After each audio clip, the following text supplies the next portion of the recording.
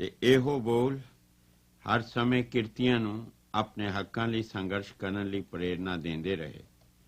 ਪਾਸ਼ ਆਪਣੇ ਗੀਤ ਵਿੱਚ ਕੱਖਾਂ ਦੀ ਕੁੱਲੀ ਨੂੰ ਸੰਬੋਧਨ ਹੈ।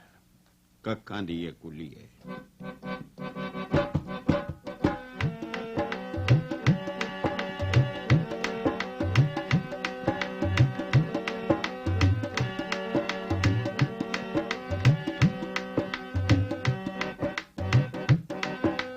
ਕੱਖਾਂ ਦੀ ਇਹ ਕੁੱਲੀ ਹੈ ਮੀਨਾਰ ਬਣ ਜਾਏ, ਪੈਰਾਂ ਦੀ ਇਹ ਮਿੱਟੀ ਹੈ ਪਹਾੜ ਬਣ ਜਾਏ। ਨੀ ਤੂੰ ਆਪਣੀ ਕਮਾਈ ਸਾਂਭ ਰੱਖਨੀ, ਕਿਰਤੀ ਦੀ ਇਹ ਕੁੱਲੀ ਹੈ ਲੱਖ ਲੱਖ ਦਾ ਹੈ ਤੇਰਾ ਕੱਖ ਨੀ। ਕਿਰਤੀ ਦੀ ਇਹ ਕੁੱਲੀ ਹੈ, ਕੱਖਾਂ ਦੀ ਇਹ ਕੁੱਲੀ ਹੈ ਮੀਨਾਰ ਬਣ ਜਾਏ, ਪੈਰਾਂ ਦੀ ਇਹ ਮਿੱਟੀ ਹੈ ਪਹਾੜ ਬਣ ਜਾਏ। ਨੀ ਤੂੰ ਆਪਣੀ ਕਮਾਈ ਸਾਂਭ ਰੱਖਨੀ, ਕਿਰਤੀ ਦੀ ਇਹ ਕੁੱਲੀ ਹੈ ਲੱਖ ਲੱਖ ਦਾ ਹੈ ਤੇਰਾ ਕੱਖ ਨੀ। ਕਿਰਤੀ ਦੀ ਇਹ ਕੁੱਲੀ ਹੈ।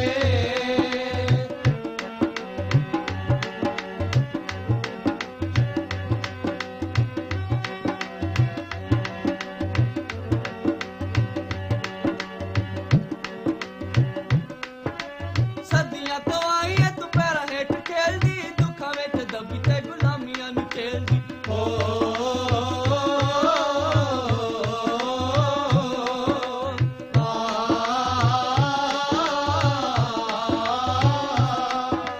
ਸਰਦੀਆਂ ਤੋਂ ਆਈ ਐ ਤੂੰ ਪੈਰਾਂ ਹੇਠ ਖੇਲਦੀ, ਦੁੱਖਾਂ ਵਿੱਚ ਦੱਬੀ ਤੇ ਗੁਲਾਮੀਆਂ ਨੂੰ ਝੇਲਦੀ। ਉੱਠ ਹੋ ਜਾ ਹੁਸ਼ਿਆਰ ਬਾਹਰ ਆਈ ਏ ਬਹਾਰ, ਉੱਠ ਹੋ ਜਾ ਹੁਸ਼ਿਆਰ ਬਾਹਰ ਆਈ ਏ ਬਹਾਰ। ਵੀ ਤੂੰ ਮੇਲੇ ਅੰਬਰਾਂ ਦੇ ਨਾਲ ਆਖਨੀ, ਕਿਰਤੀ ਦੀ ਇਹ ਕੁੱਲੀ ਏ ਲੱਖ ਲੱਖ ਦਾ ਏ ਤੇਰਾ ਕੱਖ ਨੀ। ਕਿਰਤੀ ਦੀ ਇਹ ਕੁੱਲੀ ਏ।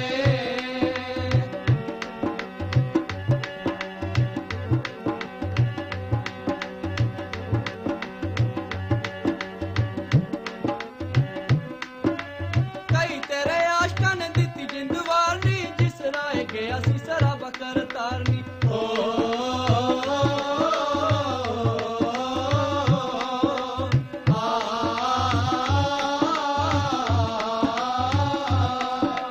ਕਈ ਤੇਰੇ ਆਸ਼ਕਾਂ ਨੇ ਦਿੱਤੀ ਜਿੰਦ ਵਾਰਨੀ, ਜਿਸ ਰਾਹ ਗਿਆ ਸੀ ਸਰਾਬਾ ਕਰ ਤਾਰਨੀ।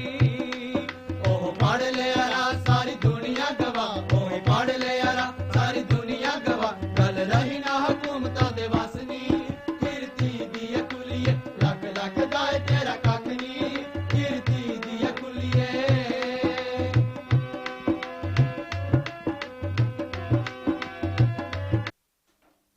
तमाम ਸਰੋਤਿਆਂ ਦਾ ਸਵਾਗਤ ਹੈ ਪ੍ਰੋਗਰਾਮ ਰੇਡੀਓ ਇਨਕਲਾਬ ਵਿੱਚ। ਦੋਸਤੋ, ਅੱਜ ਅਸੀਂ ਇਹ ਰਿਕਾਰਡਡ ਪ੍ਰੋਗਰਾਮ ਤੁਹਾਡੇ ਲਈ ਪੇਸ਼ ਕਰਨ ਜਾ ਰਹੇ ਹਾਂ। ਸੋ ਜਦੋਂ ਤੱਕ ਇਹ ਪ੍ਰੋਗਰਾਮ ਪਲੈਨਟ 104.6 FM ਤੋਂ ਬ੍ਰੌਡਕਾਸਟ ਹੋਏਗਾ, 27 ਅਪ੍ਰੈਲ 2020 ਤਰੀਕ ਹੋ ਚੁੱਕੀ ਹੋਏਗੀ। ਮੈਂ ਯਾਨੀ ਅਨੂ ਔਰ ਮੇਰੇ ਨਾਲ ਭਾਰਤੀ ਜੀ ਦੋਵੇਂ ਅਸੀਂ ਇੱਕ ਵਾਰ ਫਿਰ ਨਵਾਂ ਪ੍ਰੋਗਰਾਮ ਲੈ ਕੇ ਤੁਹਾਡੀ ਸੇਵਾ ਵਿੱਚ ਹਾਜ਼ਰ ਹਾਂ। ਦੋਸਤੋ ਸਲਾਮ ਆਖਦਾ। ਤੋ ਅੱਜ ਦੇ ਪ੍ਰੋਗਰਾਮ ਵਿੱਚ ਜਲਦ ਹੀ ਅਸੀਂ ਪੰਜਾਬ ਭਾਰਤ ਤੋਂ ਰਾਬਤਾ ਕਰਾਂਗੇ ਸਾਥੀ ਧਰਮਿੰਦਰ ਸਿੰਘ ਨਾਲ, ਜਿਹੜੇ ਕਿ ਤਲਵਾੜਾ ਰੀਜਨ ਵਿੱਚ RMPI ਯਾਨੀ ਕਿ revolutionary Marxist party of India ਦੇ ਸਰਗਰਮ ਕਾਰਕੁਨ ਨੇ। ਹੋਰ ਵੀ ਉਹਨਾਂ ਦੀਆਂ ਕਾਫੀ ਸਾਰੀਆਂ ਗਤੀਵਿਧੀਆਂ ਨੇ। ਕਾਫੀ ਲੰਬਾ ਅਰਸਾ ਪਹਿਲੇ ਅਸੀਂ ਰੇਡੀਓ ਇਨਕਲਾਬ ਤੋਂ ਉਹਨਾਂ ਨੂੰ ਤੁਹਾਡੇ ਰੂਬਰੂ ਕੀਤਾ ਸੀਗਾ ਇਲੀਗਲ ਮਾਈਨਿੰਗ ਨੂੰ ਲੈ ਕੇ, ਉਸ ਖੇਤਰ ਵਿੱਚ ਜਿਹੜੀ ਇਲੀਗਲ ਮਾਈਨਿੰਗ ਹੁੰਦੀ ਹੈ।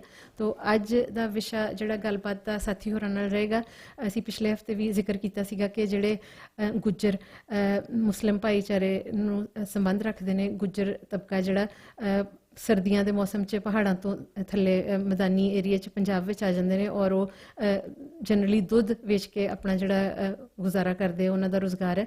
ਤੋ ਕਰੋਨਾ ਵਾਇਰਸ ਨੂੰ ਲੈ ਕੇ ਕਿਸ ਤਰ੍ਹਾਂ ਉਹਨਾਂ ਦੇ ਖਿਲਾਫ ਇੱਕ ਜੰਗ ਜਿਹੜੀ ਹੈ ਵਿੱਢੀ ਗਈ ਹੈ। ਤੋ ਇਸ ਵਿਸ਼ੇ 'ਤੇ ਅੱਗੇ ਫਰਦਰ ਜਾਣਕਾਰੀ ਜਿਹੜੇ ਸਾਥੀ ਧਰਮਿੰਦਰ ਸਿੰਘ ਸਾਨੂੰ ਦੇਣਗੇ। ਉਸ ਤੋਂ ਬਾਅਦ ਦੇ ਜਿਹੜੇ ਅੱਜ ਦੇ ਵਿਸ਼ੇ ਨੇ, ਇੱਥੇ ਸਥਾਨਕ ਬਹੁਤ ਲੰਬੇ ਸਮੇਂ ਤੋਂ ਅਸੀਂ ਜਿਹੜੇ ਪ੍ਰਵਾਸੀ ਕਾਮਿਆਂ ਦੀ, ਮਾਈਗਰੈਂਟ ਵਰਕਰਸ ਦੀ ਐਕਸਪਲੋਇਟੇਸ਼ਨ ਹੁੰਦੀ ਹੈ, ਸ਼ੋਸ਼ਣ ਹੁੰਦਾ ਹੈ ਵਰਕ ਪਲੇਸ 'ਤੇ, ਉਹਦੇ ਖਿਲਾਫ ਅਸੀਂ ਲੜਦੇ ਆਏ ਹਾਂ ਔਰ ਤੁਹਾਡੇ ਨਾਲ ਸਾਂਝ ਵੀ ਪਾਉਂਦੇ ਆਏ ਹਾਂ। ਤੋ ਅੱਜ ਵੀ ਇੱਕ ਇਸ ਕਿਸਮ ਦਾ ਹੀ ਕੇਸ ਹੈ ਜਿਹੜਾ ਬੀਤੇ ਦਿਨੀ ਤੁਸੀਂ ਮਾਈਗਰੈਂਟ ਵਰਕਰਸ ਐਸੋਸੀਏਸ਼ਨ ਦੀ ਵੈਬਸਾਈਟ ਔਰ ਸਾਡੇ ਫੇਸਬੁੱਕ ਪੇਜ 'ਤੇ ਵੀ ਉਹ ਸਾਰੀ ਸਟੋਰੀ ਦੇਖੀ ਪੜ੍ਹੀ ਹੋਏਗੀ। ਤੋ ਅੱਜ ਅਸੀਂ ਉਸੇ ਹਵਾਲੇ ਤੋਂ ਤੁਹਾਡੇ ਨਾਲ ਸਾਂਝ ਪਾਵਾਂਗੇ ਔਰ ਉਸ ਤੋਂ ਬਾਅਦ ਜਿੰਨਾ ਕੁ ਸਾਡੇ ਕੋਲ ਸਮਾਂ ਬਚੇਗਾ ਉਹਦੇ ਮੁਤਾਬਕ ਕਾਮਰੇਡ ਲੈਨਨ ਦਾ ਬੀਤੇ ਦਿਨੀ 150ਵਾਂ ਜਨਮ ਦਿਨ ਹੋ ਕੇ ਗਿਆ। ਤੋ ਉਸ ਸੰਦਰਭ ਵਿੱਚ ਤੁਹਾਡੇ ਨਾਲ ਗੱਲਬਾਤ ਕਰਾਂਗੇ। ਮੇਰਾ ਖਿਆਲ ਹੈ ਸਾਡੇ ਕੋਲ ਭਾਰਤੀ ਜੀ ਇੱਕ ਸ਼ਾਇਦ ਰਿਕਾਰਡਡ ਪ੍ਰੀ ਰਿਕਾਰਡਡ ਮੈਸੇਜ ਵੀ ਹੈ ਕਾਮਰੇਡ ਦਰਸ਼ਨ ਖਟਕਰ ਹੋਰਾਂ ਦਾ, ਜਿਹੜੇ ਕਿ CPIML ਨਿਊ ਡੈਮੋਕ੍ਰੇਸੀ ਦੇ ਆਗੂ ਨੇ। ਤੋ ਇਸ ਕਿਸਮ ਦੀ ਅੱਜ ਸਾਡੀ ਗੱਲਬਾਤ ਔਰ ਵਿਸ਼ੇ ਰਹਿਣਗੇ। ਤੋ ਇਸ ਤਰ੍ਹਾਂ ਹੀ ਦੋਸਤੋ ਤੁਸੀਂ ਸਾਡੇ ਨਾਲ ਜੁੜੇ ਰਹਿਣਾ। ਤੋ ਜਲਦ ਹੀ ਅਸੀਂ ਫੋਨ 'ਤੇ ਸਾਥੀ ਧਰਮਿੰਦਰ ਸਿੰਘ ਨਾਲ ਰਾਬਤਾ ਕਰਕੇ ਤੁਹਾਡੇ ਨਾਲ ਦੁਬਾਰਾ ਇੱਕ ਵਾਰ ਫਿਰ ਜੁੜ ਜਾਵਾਂਗੇ।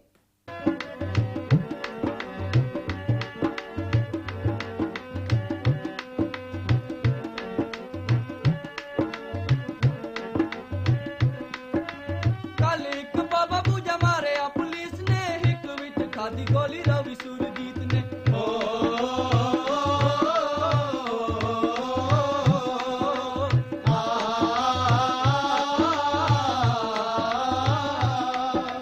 ਕੱਲ ਇੱਕ ਬਾਬਾ ਬੂਜਾ ਮਾਰਿਆ ਪੁਲਿਸ ਨੇ, ਹਿੱਕ ਵਿੱਚ ਖਾਦੀ ਗੋਲੀ ਰਵੀ ਸੁਰਜੀਤ ਨੇ।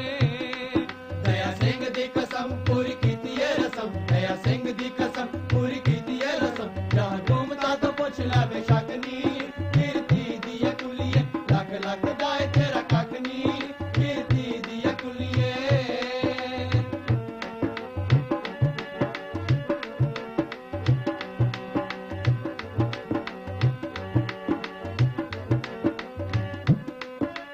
ਦੇਖੀ ਉੱਤੇ ਮਹਿਲਾਂ ਵਿੱਚ ਆ ਗਿਆ ਪੰਚਾਲਨੀ, ਬਣ ਜਾਣਾ ਰਾਜਧਾਨੀ ਪਿੰਡ ਮੰਗੂਵਾਲਨੀ।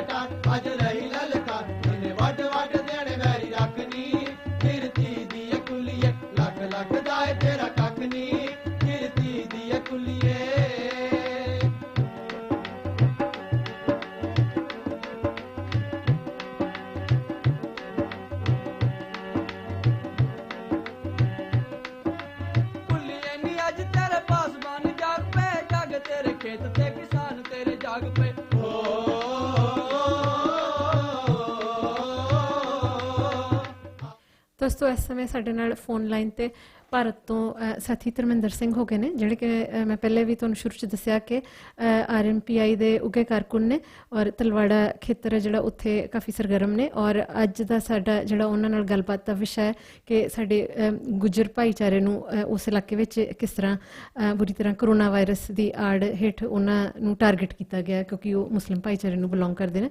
ਤੋ ਸਾਥੀ ਜੀ ਇਸ ਵਿਸ਼ੇ 'ਤੇ ਹੋਰ ਚਾਨਣਾ ਪਾਉਣਗੇ। ਸਾਥੀ ਜੀ ਸਵਾਗਤ ਹੈ ਤੁਹਾਡਾ ਰੇਡੀਓ ਇਨਕਲਾਬ ਤੇ। ਸਾਥੀ ਜੀ ਸੋ ਗੱਲਬਾਤ ਆਪਾਂ ਸ਼ੁਰੂ ਕੀਤੀ ਸੀਗੀ ਕਿ ਜਿਹੜੇ ਸਰੋਤੇ ਸਾਡੇ ਸੁਣ ਰਹੇ ਨੇ ਉਹਨਾਂ ਨੂੰ ਆਪਣਾ ਜਿਹੜੇ ਤੁਸੀਂ ਏਰੀਏ 'ਚ ਰਹਿੰਦੇ ਹੋ, ਜਿਸ ਤਰੀਕੇ ਨਾਲ ਹਿਮਾਚਲ ਪ੍ਰਦੇਸ਼ ਨਾਲ ਉਹਦਾ ਬਾਰਡਰ ਲੱਗਦਾ ਹੈ, ਉਸ ਤੋਂ ਬਾਅਦ ਫਿਰ ਜੰਮੂ ਕਸ਼ਮੀਰ ਸ਼ੁਰੂ ਹੁੰਦਾ ਹੈ, ਥੋੜਾ ਦੱਸੋ ਕਿ ਆਪਣੇ ਏਰੀਏ ਦੇ ਬਾਰੇ ਦੇ ਜੀ। ਬਿਲਕੁਲ ਅਸੀਂ ਪੰਜਾਬ ਦੇ ਬਿਲਕੁਲ ਕੰਢੀ ਦੇ ਵਿੱਚ ਆਉਂਦੇ ਹਾਂ। ਇਹ ਕੰਢੀ ਹੁਸ਼ਿਆਰਪੁਰ ਦੇ ਨਾਲ ਲੱਗਦਾ ਬਿਲਕੁਲ ਬਾਰਡਰ ਦਾ ਹਿਮਾਚਲ ਦੇ ਨਾਲ ਟੱਚ ਕਰਦਾ ਪਠਾਨਕੋਟ ਜ਼ਿਲ੍ਹੇ ਦੇ ਨਾਲ ਲੱਗ ਜਾਂਦਾ ਹੈ ਜੀ। ਤੇ ਸਾਡੇ ਆਪਣੇ ਇਹ ਹਾਜੀਪੁਰ ਜਿਹੜਾ ਮੁਕੇਰੀਆਂ ਕੰਸਟੀਟੈਂਸੀ ਹੈ ਤਾਂ ਬਲੋਕ ਹਾਜੀਪੁਰ ਹੈ, ਤੇ ਨਾਲ ਦੇ ਜਿਹੜੇ ਪਿੰਡਾਂ ਦੇ ਵਿੱਚੋਂ ਅਸੀਂ ਆਉਂਦੇ ਹਾਂ ਜੀ, ਜਿਨ੍ਹਾਂ ਵਿੱਚ ਇਹ ਜਿਹੜੀਆਂ ਘਟਨਾਵਾਂ ਪਿਛਲੇ ਦਿਨਾਂ ਦੇਖਣ ਨੂੰ ਜਾਂ ਸੁਣਨ ਨੂੰ ਮਿਲੀਆਂ ਆ ਬਾਕੀ ਸਾਰੇ ਖਿੱਤਿਆਂ ਦੇ ਵਿੱਚ, ਉਹ ਬਿਲਕੁਲ ਹਿਮਾਚਲ ਦੇ 2, 4, 5 ਕਿਲੋਮੀਟਰ ਦੇ ਦਾਇਰੇ ਦੇ ਨਾਲ ਸਟਿਆ ਹੋਇਆ ਹੈ ਬਿਲਕੁਲ। ਬਿਲਕੁਲ ਤੇ ਲਗਭਗ ਇਹ ਬਿਲਕੁਲ ਨੀਮ ਪਹਾੜੀ ਏਰੀਆ ਹੈ ਸਾਰਾ। ਠੀਕ। ਤਾਂ ਸਾਥੀ ਜੀ ਆਪਾਂ ਜੇ ਇਹ ਸਾਰੀ ਜੋ ਇਹਦੀ ਜੜ ਨੂੰ ਮੰਨਿਆ ਜਾਵੇ, ਕਿਉਂਕਿ ਜਿਸ ਤਰੀਕੇ ਨਾਲ ਭਾਰਤ ਦੇ ਵਿੱਚ ਹਿੰਦੂਤਵੀ ਏਜੰਡਾ ਜਿਹੜਾ ਮੋਦੀ ਦੀ ਸਰਕਾਰ ਦੇ ਅੰਡਰ ਚੱਲ ਰਿਹਾ ਹੈ, ਸੋ ਇਹ ਕਿਸ ਤਰੀਕੇ ਦੇ ਨਾਲ ਦਿੱਲੀ 'ਚੋਂ ਇਹ ਸ਼ੁਰੂ ਹੁੰਦਾ ਆ, ਉੱਥੇ ਇਹ ਜਿਹੜੀਆਂ ਇਹ ਅਫਵਾਹਾਂ ਫੈਲਾਈਆਂ ਜਾਂਦੀਆਂ ਕਿ ਇੱਕ ਮਸਜਿਦ ਦੇ ਵਿੱਚੋਂ ਇਹ ਜਿਹੜਾ ਕਰੋਨਾ ਵਾਇਰਸ ਹੈ ਲੋਕਾਂ ਤੱਕ ਫੈਲਿਆ ਆ, ਔਰ ਮੁਸਲਿਮ ਭਾਈਚਾਰੇ ਨੂੰ ਇਸ 'ਤੇ ਅਟੈਕ ਕੀਤਾ ਜਾਂਦਾ ਆ, ਔਰ ਕਿਸ ਤਰ੍ਹਾਂ ਇਹ ਸਾਰੀਆਂ ਜਿਹੜੀਆਂ ਅਫਵਾਹਾਂ ਨੇ ਉਹ ਪੰਜਾਬ ਤੱਕ ਪਹੁੰਚਦੀਆਂ, ਇਹਦੇ ਬਾਰੇ ਸੁਰਤਿਆਂ ਨਾਲ ਸਾਂਝ ਪਾਓ। ਜੀ ਬਿਲਕੁਲ ਦੱਸਣਾ ਚਾਹਾਂਗੇ, ਜਿਸ ਤਰੀਕੇ ਦੇ ਨਾਲ ਪਿਛਲੇ ਲੰਬੇ ਸਮੇਂ ਤੋਂ ਬੀਜੇਪੀ ਸਰਕਾਰ ਵੱਡੇ ਪੱਧਰ ਦੇ ਵਿੱਚ ਸੱਤਾ ਤੇ ਆਈ ਹੈ ਜੀ, ਸੱਤਾ ਤੇ ਆਉਣ ਤੋਂ ਬਾਅਦ ਮਸਲੇ ਚਾਹੇ ਉਹ ਖੇਤੀ ਦੇ ਆ, ਚਾਹੇ ਉਹ ਬੇਰੁਜ਼ਗਾਰੀ ਦੇ ਆ, ਚਾਹੇ ਹੋਰ ਆ, ਉਹ ਵੱਡੇ ਪੱਧਰ ਦੇ ਉੱਪਰ ਸਾਡੇ ਪੂਰੇ ਦੇਸ਼ ਦੇ ਉੱਪਰ ਜਿਹੜੇ ਹਾਵੀ ਹੋ ਰਹੇ ਆ ਜੀ। ਕਰਨ ਦੀ ਗੱਲ ਕਰੀਏ, ਉੱਥੇ ਕੁਝ ਕੀਤਾ ਜਾਂ ਨਹੀਂ ਦਿੱਤਾ ਇਹ ਸਾਰੇ ਲੋਕ ਜਾਣਦੇ ਆ, ਚਾਹੇ ਅਸੀਂ ਦੇਸ਼ 'ਚ ਰਹਿੰਦੇ ਆ ਚਾਹੇ ਵਿਦੇਸ਼ਾਂ 'ਚ ਰਹਿੰਦੇ ਆ ਜੀ। ਤੇ ਸਰਕਾਰ ਇੱਕ ਏਜੰਡੇ ਦੇ ਤੌਰ ਤੇ ਜਿਸ ਤਰੀਕੇ ਦੇ ਨਾਲ ਫਿਰਕਾ ਪ੍ਰਸਤੀ ਦਾ ਦੌਰ ਇੱਕ ਸਟੇਟ ਤੋਂ ਦੂਜੀ ਸਟੇਟ ਤੋਂ ਤੀਜੀ ਸਟੇਟ ਦੇ ਵਿੱਚ ਲੈ ਕੇ ਜਾ ਰਹੀ ਹੈ, ਇਹਦੇ ਨਾਲ ਹਾਲਾਤ ਬੜੇ ਖਤਰਨਾਕ ਹੁੰਦੇ ਜਾਪਦੇ ਆ। ਜਿਸ ਤਰੀਕੇ ਦੇ ਨਾਲ ਪਹਿਲਾਂ JNK ਦੇ ਵਿੱਚ 370 ਧਾਰਾ ਹਟਾਉਣ ਤੋਂ ਬਾਅਦ ਜੇ ਅਸੀਂ ਗੱਲ ਕਰੀਏ ਮਿਨੋਰਟੀ ਸਟੇਟਾਂ ਦੀ, ਉਹਦੇ ਵਿੱਚ ਸਾਡੀ ਪੰਜਾਬ ਵੀ ਆਉਂਦੀ ਹੈ ਤੇ ਪੰਜਾਬ ਦੇ ਸਾਡੇ ਜਿੰਨੇ ਵੀ ਨੌਜਵਾਨ ਤੇ ਹੋਰ ਜੁਝਾਰੂ ਸਾਥੀ ਉਹਨਾਂ ਨੂੰ ਇਹ ਸੋਚਣ ਦੀ ਵੀ ਲੋੜ ਹੈ ਵੀ ਕਿਉਂਕਿ BJP ਦਾ ਅਗਲਾ ਜਾਂ ਫਿਰਕਾ ਪ੍ਰਸਤੀ ਵਾਲੀਆਂ ਜਿੰਨੀਆਂ ਵੀ ਇਹ ਹੈਗੀਆਂ ਧਿਰਾਂ, ਇਹਨਾਂ ਦਾ ਅਗਲਾ ਨਿਸ਼ਾਨਾ ਪੰਜਾਬ ਹੈ। ਉਹਦੇ ਵਿੱਚੋਂ ਹੀ ਇਹ ਜਿਹੜਾ ਪਿਛਲੇ ਦਿਨਾਂ ਦੇ ਵਿੱਚ ਇਹ ਜਿਹੜੀ ਮੁਸਲਿਮ ਭਾਈਚਾਰੇ ਦੇ ਨਾਲ ਆਰਥਿਕ ਤੇ ਸਮਾਜਿਕ ਜਿਹੜੇ ਬਾਇਕਾਟ ਦੇ ਮੈਸੇਜ ਪਹਿਲਾਂ ਸੋਸ਼ਲ ਮੀਡੀਆ ਤੋਂ ਬਾਅਦ ਦੇ ਵਿੱਚ ਪਿੰਡਾਂ ਦੇ ਵਿੱਚ ਥਰੂ ਲਾਊਡ ਸਪੀਕਰਾਂ ਜਾਂ ਉਹ ਲਾਊਡ ਸਪੀਕਰ ਚਾਹੇ ਗੁਰਦੁਆਰਿਆਂ ਦੇ ਸੀਗੇ ਚਾਹੇ ਮੰਦਿਰਾਂ ਦੇ ਸੀਗੇ, ਉਹਨਾਂ ਵੱਲੋਂ ਜਿਸ ਤਰੀਕੇ ਨਾਲ ਅਨਾਉਂਸਮੈਂਟਾਂ ਹੁੰਦੀਆਂ ਉਹ ਦੇਖਣ ਨੂੰ ਮਿਲਦੀਆਂ। ਕਈ ਲੋਕ ਕਹਿੰਦੇ ਆ ਵੀ ਅਨਾਉਂਸਮੈਂਟ ਜਿੱਦਾਂ ਇੱਥੋਂ ਦਾ ਪ੍ਰਸ਼ਾਸਨ ਲਗਾਤਾਰ ਸਫਾਈ ਦੇ ਰਿਹਾ, ਪਰ ਅਸੀਂ ਜ਼ਰੂਰ ਦੱਸਣਾ ਚਾਹਾਂਗੇ ਸਾਡੇ ਇਸ ਖਿੱਤੇ ਦੇ ਵਿੱਚ 7 ਪਰਿਵਾਰ ਮੁਸਲਿਮ ਭਾਈਚਾਰੇ ਦੇ ਆਪਣੇ ਪਿੰਡਾਂ ਦੇ ਵਿੱਚੋਂ ਜਿੱਥੇ ਜਿੱਥੇ ਰਹਿੰਦੇ ਆ, ਕਈ ਜਗ੍ਹਾ ਦੇ ਵਿੱਚੋਂ 1-2 ਜਗ੍ਹਾ ਤਾਂ ਇਹ ਹੈ ਅਜਿਹੀ ਆ ਜਿੱਥੋਂ ਉਹਨਾਂ ਨੂੰ ਇਹ ਅਜਿਹਾ ਮੈਸੇਜ ਜਦੋਂ ਵਾਇਰਲ ਹੋਣੇ ਸ਼ੁਰੂ ਹੋਏ ਸੋਸ਼ਲ ਮੀਡੀਆ ਤੇ ਗੁੱਜਰ ਜਿਹੜੇ ਆ ਇਹਨਾਂ ਤੋਂ ਦੁੱਧ ਨਾ ਲਿਆ ਜਾਵੇ, ਇਹਨਾਂ ਨੂੰ ਪਿੰਡਾਂ ਦੇ ਵਿੱਚ ਨਾ ਵੜਨ ਦਿੱਤਾ ਜਾਵੇ। ਉਹਦੇ ਤੋਂ ਬਾਅਦ ਉਹਨਾਂ ਨੂੰ ਪਿੰਡਾਂ ਦੇ ਵਿੱਚ ਉਹਨਾਂ ਨੇ ਚਾਲੇ ਪਾ ਲਏ ਤੇ ਇਹ 7 ਪਰਿਵਾਰਾਂ ਦਾ ਮੈਂ ਖਾਸ ਕਰ ਜ਼ਿਕਰ ਕਰਨਾ ਚਾਹਾਂਗੇ। ਸਾਡੇ ਹਾਜੀਪੁਰ ਦੇ ਲਾਗੇ ਪਿੰਡ ਹੈ ਮਲਕੋਵਾਲ ਪਟਿਆਲਾ, ਬੇਗਪੁਰ ਕਮਲੂ, ਇਹਦੇ ਨਾਲ ਲੱਗਦੇ ਜੀਵਨਵਾਲ, ਇਹਨਾਂ ਪਿੰਡਾਂ ਦੇ ਵਿੱਚ 7 ਪਰਿਵਾਰ ਆਪਣੇ ਲਗਭਗ 350 ਪਸ਼ੂ ਜਿਹੜੇ ਮਵੇਸ਼ੀ ਮੱਝਾਂ ਨੂੰ ਲੈ ਕੇ ਇੱਥੋਂ ਗਏ ਆ ਤੇ ਜ਼ਿਆਦਾਤਰ ਸਾਰੇ ਜਾਣਦੇ ਆ ਕਿ ਜਦੋਂ ਗੁੱਜਰ ਭਾਈਚਾਰੇ ਇਹਨਾਂ ਦੀ ਆਪਣੀ ਤਾਂ ਜ਼ਮੀਨ ਹੁੰਦੀ ਨਹੀਂ, ਇਹ ਬੇਜ਼ਮੀਨੇ ਜਿਹੜੇ ਮਤਲਬ ਕਿ ਲੋਕ ਹੈ ਜਿਸ ਤਰੀਕੇ ਦੇ ਨਾਲ ਅਸੀਂ ਬੇਜ਼ਮੀਨੇ ਮਜ਼ਦੂਰ ਕਹਿੰਦੇ ਆ, ਉਸੇ ਤਰੀਕੇ ਦੇ ਨਾਲ ਵੀ ਇਹ ਬੇਜ਼ਮੀਨੇ ਜਿਹੜੇ ਦੁੱਧੀ ਹੈ ਇਹਨੂੰ ਅਸੀਂ ਮਤਲਬ ਕਿ ਇਹ ਹਿੰਦੂ ਜਾਂ ਮੁਸਲਮਾਨ ਦੇ ਵਿੱਚ ਨਹੀਂ ਬਣ ਸਕਦੇ। ਜਿਸ ਤਰੀਕੇ ਦੇ ਨਾਲ ਸਾਡਾ ਹਿੰਦੂ ਦੁੱਧੀ ਹੈ ਉਸ ਤਰੀਕੇ ਦੇ ਨਾਲ ਇਹ ਮੁਸਲਿਮ ਦੁੱਧੀ ਹੈ, ਸਿਰਫ ਦੁੱਧੀ ਹੈ ਉਹਦੇ ਕਿੱਤੇ ਦੇ ਨਾਲ ਅਸੀਂ ਇਹਦੀ ਪਛਾਣ ਲੈਣੀ ਹੈ। ਪਰ ਜਿੱਦਾਂ ਦਾ ਬਾਈਕਾਟ ਇਸਦੇ ਲਈ ਪਹਿਲਾ ਮੈਸੇਜ WhatsApp ਦੇ ਉੱਪਰ ਸੋਸ਼ਲ ਮੀਡੀਆ ਦੇ ਉੱਪਰ ਤੇ ਬਾਅਦ ਦੇ ਵਿੱਚ ਜਿਹੜੀਆਂ ਦੇਰ ਰਾਤ ਇੱਕ ਰਾਤ ਦੀ ਗੱਲ ਹੈ ਕਿ ਜਦੋਂ ਮੇਰੇ ਘਰ ਤੋਂ ਲਗਭਗ 6 ਪਿੰਡਾਂ ਦੇ ਦੀ ਲਗਭਗ ਅਨਾਉਂਸਮੈਂਟ ਅਸੀਂ ਸੁਣੀਆਂ, ਜਿਹੜੀ ਅਨਾਉਂਸਮੈਂਟ ਦੇ ਵਿੱਚ ਬਕਾਇਦਾ ਇਹ ਜ਼ਿਕਰ ਕੀਤਾ ਗਿਆ ਕਿ ਮੁਸਲਿਮ ਸਮਾਜ ਦੇ ਜਿਹੜੇ ਹੈ ਲੋਕ ਇਸ ਬਿਮਾਰੀ ਨੂੰ ਫੈਲਾਉਣਾ ਚਾਹੁੰਦੇ ਆ ਤੇ ਤੁਸੀਂ ਆਪਣੇ ਘਰਾਂ ਦੀਆਂ ਲਾਈਟਾਂ ਜਗਾ ਕੇ ਰੱਖੋ ਤੇ ਆਪਣੇ ਘਰਾਂ ਦੀਆਂ ਰਾਖੀਆਂ ਰੱਖੋ। ਇਹ ਗੱਲ ਮਤਲਬ ਜਿੱਥੇ ਜਿੱਥੇ ਕਈ ਜਗ੍ਹਾ ਦੇ ਉੱਪਰ ਮੈਂ ਆਪਣੇ ਪਿੰਡਾਂ ਦੀ ਗੱਲ ਕਰਦਾ ਵੀ ਸਾਡੇ ਪਿੰਡਾਂ ਦੇ ਕਈ ਸਰਪੰਚਾਂ ਨੇ ਵੀ ਇੱਥੋਂ ਤੱਕ ਗੁੱਜਰਾਂ ਨੂੰ ਪ੍ਰੈਸ਼ਰਾਈਜ਼ ਕੀਤਾ ਤੇ ਉਹਨਾਂ ਨੂੰ ਧਮਕਾਇਆ ਵੀ ਕਿ ਤੁਹਾਡੇ ਕੋਲ ਜੇ ਕੋਈ ਬੰਦਾ ਆਇਆ, ਜੇ ਤੁਹਾਡੇ ਚ ਕੋਈ ਬਾਹਰ ਗਿਆ ਤੇ ਸਣੇ ਤੁਹਾਡੇ ਮਵੇਸ਼ੀ ਤੇ ਤੁਹਾਡੇ ਪਰਿਵਾਰ ਤੁਹਾਡੇ ਕੋਲ ਨੂੰ ਅੱਗ ਲਾ ਕੇ ਅੰਦਰ ਹੀ ਚਲਾ ਦੇਣਾ। ਇਹ ਤੁਸੀਂ ਮਤਲਬ ਕਿ ਇਹ ਸੋਚ ਸਕਦੇ ਹੋ ਕਿ ਕਿਸ ਪ੍ਰਕਾਰ ਦਾ ਦਹਿਸ਼ਤ ਦਾ ਮਾਹੌਲ ਉਹਨਾਂ ਦੇ ਲਈ ਬਣ ਗਿਆ। ਮੇਰੇ ਬਿਲਕੁਲ ਘਰ ਦੇ ਨੇੜੇ ਜਿੱਥੇ ਗੁਜ਼ਰ ਰਹਿੰਦੇ ਆ ਤੇ ਉਹਨਾਂ ਦਾ ਮਾਹੌਲ ਇਹ ਸੀ ਜਿਸ ਰਾਤ ਇਹ ਅਨਾਉਂਸਮੈਂਟ ਹੋਈ ਕਿ ਪਿੰਡਾਂ ਦੇ ਨੌਜਵਾਨ ਵੱਡੇ ਪੱਧਰ ਤੇ ਡਾਂਗਾ ਸੋਟੇ ਲੈ ਕੇ ਸੜਕਾਂ 'ਚ ਆ ਗਏ ਤੇ ਅਨਾਉਂਸਮੈਂਟ ਦਾ ਕਈ ਵਾਰ ਜ਼ਿਕਰ ਕਰਦੇ ਆ, ਪ੍ਰਸ਼ਾਸਨ ਇਹ ਸਫਾਈ ਦੇ ਰਿਹਾ ਵੀ ਅਸੀਂ ਅਨਾਉਂਸਮੈਂਟ ਹੋਰ ਗੱਲ ਨੂੰ ਕਰਵਾਈ, ਪਰ ਅਸੀਂ ਦੱਸਣਾ ਚਾਹਾਂਗੇ ਕਿ ਅਨਾਉਂਸਮੈਂਟ ਪ੍ਰਸ਼ਾਸਨ ਨੇ ਵੀ ਕਰਵਾਈ ਹੋਏਗੀ, ਕਿਸੇ ਗੱਲ ਨੂੰ ਹੋਰ ਵੀ ਕਰਵਾਈ ਹੋਏਗੀ, ਪਰ ਇਹਦਾ ਟਾਈਮ ਕਦੀ ਵੀ ਰਾਤ ਦੇ 10:30 ਤੋਂ 11 ਵਜੇ ਨਹੀਂ ਹੋ ਸਕਦਾ। ਤੁਸੀਂ ਇਹ ਸੰਭਾਵਨਾ ਲਾਵੋ ਵੀ ਕਿਸੇ ਪਿੰਡਾਂ ਦੇ ਵਿੱਚ ਲਗਾਤਾਰ 1 2 3 5 7 10 15 20 ਪਿੰਡਾਂ ਦੇ ਵਿੱਚ ਅਨਾਉਂਸਮੈਂਟ ਹੋ ਰਹੀ ਹੋਵੇ ਤੇ ਅਨਾਉਂਸਮੈਂਟ ਦਾ ਜਿਹੜਾ ਤਰੀਕਾ ਆ ਉਹ ਸਿਰਫ ਸੇਮ ਪੈਟਰਨ ਦੇ ਨਾਲ ਹੋ ਰਹੀ ਹੋਵੇ ਕਿ ਰਾਤ ਨੂੰ ਉਹ 10 ਤੋਂ 11 ਵਜੇ ਅਨਾਉਂਸਮੈਂਟ 10:30 11 ਵਜੇ ਹੋ ਰਹੀ ਹੈ ਤੇ ਪਿੰਡਾਂ ਦੇ ਵਿੱਚ ਮਾਹੌਲ ਅਜਿਹਾ ਟੈਂਸ ਕਰ ਦਿੱਤਾ ਕਿ ਜਿਹਨਾਂ ਅਸੀਂ ਮਤਲਬ ਕਿ ਜਿਹੜਾ ਬਿਆਨ ਵੀ ਨਹੀਂ ਕਰ ਸਕਦੇ। ਇਹ ਤਾਂ ਉਹਨਾਂ ਮਤਲਬ ਕਿ ਮੁਸਲਿਮ ਭਾਈਚਾਰੇ ਦੇ ਲੋਕਾਂ ਨੂੰ ਤੁਸੀਂ ਜਾ ਕੇ ਉਹਨਾਂ ਨਾਲ ਬੈਠ ਕੇ ਪੁੱਛ ਸਕਦੇ ਹੋ ਕਿ ਉਹਨਾਂ ਦੇ ਹਾਲਾਤ ਕੀ ਸੀਗੇ ਉਸ ਰਾਤ। ਉਹ ਜਿਹੜੀਆਂ 5-7 ਰਾਤਾਂ ਇਹ ਇੰਨੀਆਂ ਜ਼ਿਆਦਾ ਉਹਨਾਂ ਦੇ ਲਈ ਔਖੀਆਂ ਲੰਘੀਆਂ ਤੇ ਜੇ ਕਿਤੇ ਇਹ ਕੁਝ ਲੋਕ ਨਾ ਖੜੇ ਇਹਨਾਂ ਦੇ ਨਾਲ ਹੁੰਦੇ ਜਾਂ ਦਾ ਵਾਇਰ ਜਾਂ ਹੋਰ ਕੁਝ ਮੀਡੀਆ ਪੰਜਾਬੀ ਟ੍ਰਿਬਿਊਨ ਵਰਗੇ ਨਾ ਕਵਰੇਜ ਕਰਦੇ ਤੇ ਜਿਹੜੀਆਂ ਘਟਨਾਵਾਂ ਅਸੀਂ ਹਲਕੇ ਭਾਰਤ ਦੇ ਵਿੱਚ ਲਗਾਤਾਰ ਦਲਿਤਾਂ ਦੇ ਉੱਪਰ ਮਾਈਨੋਰਟੀ ਜਿਹੜੀਆਂ ਦੇ ਉੱਪਰ ਹਮਲੇ ਦਿਖਦੇ ਉਹ ਸਾਡੇ ਆਪਣੇ ਪਿੰਡਾਂ ਦੇ ਵਿੱਚ ਵਾਪਰਨੇ ਗਏ, ਇਵਨ ਪੰਜਾਬ ਦੇ ਵਿੱਚ ਵਾਪਰਨੇ ਸੀ। ਬਿਲਕੁਲ ਤੇ ਅਸੀਂ ਮਤਲਬ ਪੰਜਾਬ ਦੇ ਵਿੱਚ ਜੀ ਹਾਂ ਜੀ ਸਾਥੀ ਜੀ, ਮੈਂ ਇਹਦੇ ਨਾਲ ਦੀ ਨਾਲ ਕਿਉਂਕਿ ਜਦੋਂ ਦਿੱਲੀ ਤੋਂ ਦਾ ਵਾਰ ਤੋਂ ਜਰਨਲਿਸਟ ਪ੍ਰਭਜੋਤ ਸਿੰਘ ਆਏ ਔਰ ਤੁਸੀਂ ਉਹਨਾਂ ਦੇ ਨਾਲ ਇਹ ਸਾਰੀ ਕਵਰੇਜ ਤੁਸੀਂ ਉਹਨਾਂ ਦੇ ਨਾਲ ਰਹੇ ਹੋ, ਸੋ ਸਰੋਤਿਆਂ ਨਾਲ ਸਾਂਝ ਪਾਓ ਕਿ ਤੁਸੀਂ ਆਪਣੇ ਅੱਖੀਂ ਕਿਹੋ ਜਿਹੇ ਹਾਲਾਤ ਵੇਖੇ ਆਪਣੇ ਗੁੱਜਰ ਭਾਈਚਾਰੇ ਦੇ। ਮੈਂ ਬਿਲਕੁਲ ਦੱਸਣਾ ਚਾਹਾਂਗਾ, ਪਹਿਲਾਂ ਜ਼ਿਕਰ ਕੀਤੇ 7 ਪਰਿਵਾਰ ਜਿਹੜੇ ਸਾਡੇ ਇੱਥੋਂ ਗਏ, ਉਹ 7 ਪਰਿਵਾਰ ਦੇ ਨਾਲ ਸਾਡੇ ਹੀ ਪੰਜਾਬ ਮੁਕੇਰੀਆਂ ਦੇ ਨਾਲ, ਮੁਕੇਰੀਆਂ ਦੇ ਵਿੱਚੋਂ ਗਏ ਹੈ ਤੇ ਦਸੂਹਾ ਕੰਸਟੀਟੂਐਂਸੀ ਅਲੱਗ ਹੈ, ਉਹਦਾ ਤਲਵਾੜਾ ਬਲੋਕ ਹੈ। ਤਲਵਾੜਾ ਬਲੋਕ ਦੇ 2 ਪਿੰਡ ਹੈ, ਜਿਹੜਾ ਰਾਮਗੜ੍ਹ ਤੇ ਭਟੋਲੀ ਨਾਮ ਹੈ, ਉਹ ਬਿਲਕੁਲ ਸਾਡੇ ਪੰਜਾਬ ਦੀ ਟੈਰੀਟਰੀ ਦੇ ਵਿੱਚ ਆਉਂਦੇ ਆ ਤੇ ਹਿਮਾਚਲ ਦਾ ਅਗਲਾ ਪਿੰਡ ਆਉਂਦਾ ਤੇ ਉਹ ਗੁੱਜਰਾਂ ਨੂੰ ਹਿਮਾਚਲ ਦੇ ਵਿੱਚ ਐਂਟਰੀ ਨਹੀਂ ਕਰਨ ਦਿੱਤੀ। ਡਿਊਰਿੰਗ ਹਿਮਾਚਲ ਦੇ ਵਿੱਚ ਵੀ 144 ਤੇ ਕਰਫਿਊ ਲੱਗਣ ਦੇ ਸੀ, ਅਸੀਂ ਐਂਟਰ ਨਹੀਂ ਕਰਨ ਦੇਣੀ, ਕਿਉਂਕਿ ਪ੍ਰਸ਼ਾਸਨ ਦੀ ਨਲਾਇਕੀ ਇੱਥੋਂ ਤੱਕ ਹੈ ਕਿ ਪ੍ਰਸ਼ਾਸਨ ਲੋਕਾਂ ਨੂੰ ਤੰਗ ਕਰਨ ਦੇ ਲਈ ਬਿਲਕੁਲ ਮਤਲਬ ਕਿ ਵਜਿੱਦ ਹੈ।